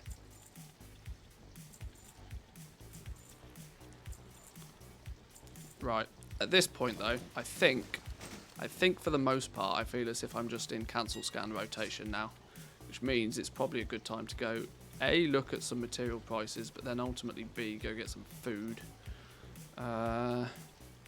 Anything that jumps out at me as a bargain. Anything that looks like a bargain. Nothing really looks like a bargain. Although it doesn't at first glance appear, I think we actually got a fair amount of stuff done today. We're slowly but surely rectifying our aggressive spending. Once we've fixed our aggressive spending, then we can maybe... Yeah. We're slowly fixing our aggressive spending to the point that we actually made a profit from last week. Boil shards at 300 steel. Sale of the century. We've started to actually, you know, turn enough profits to make this whole adventure worthwhile. I wonder how long it's going to be before these get hoovered up and disappear completely. I can't imagine it's going to be too long, you know. I mean, that's an indication that somebody's already had a go. The fact that there's 162 sat at the exact same price, I would put money on them being posted by the same person. In fact, I don't need to put money on it. We can find out. Progenitor Essentia. I was going to say, I'm sure I've searched for that. Okay, there's 3 different people at that price. But outside of that, it's getting sketchy. It's getting sketchy. That moment could be now. Just buy them all now. What's the damage if I was just to clean out? Just to clean out. 4.3 mil to clean out anything under 20,000 gold right now. Ouch. Ouch. See, I don't need to right now. I'm content that I've got at least enough. I've got at least enough to get me through the first few days. I'm aware, very much so, that if after the first couple of days I've ran out of Progenitor Essentia, well, the reason I'll have ran out of Progenitor Essentia is because I'll have sold a disgusting amount of rank 7s. Meaning, at that point, I can decide whether to just repurchase at whatever the price is then. So, you do that buyout and within 10 minutes Blizzard announce a 5,000% buff rate. Yeah, probably. That sounds about right. Have you decided on your prices for rank 7s? No, not really. Not really. I mean, I'll start big and I'll work my way down as and when people sell, the more competition turns up.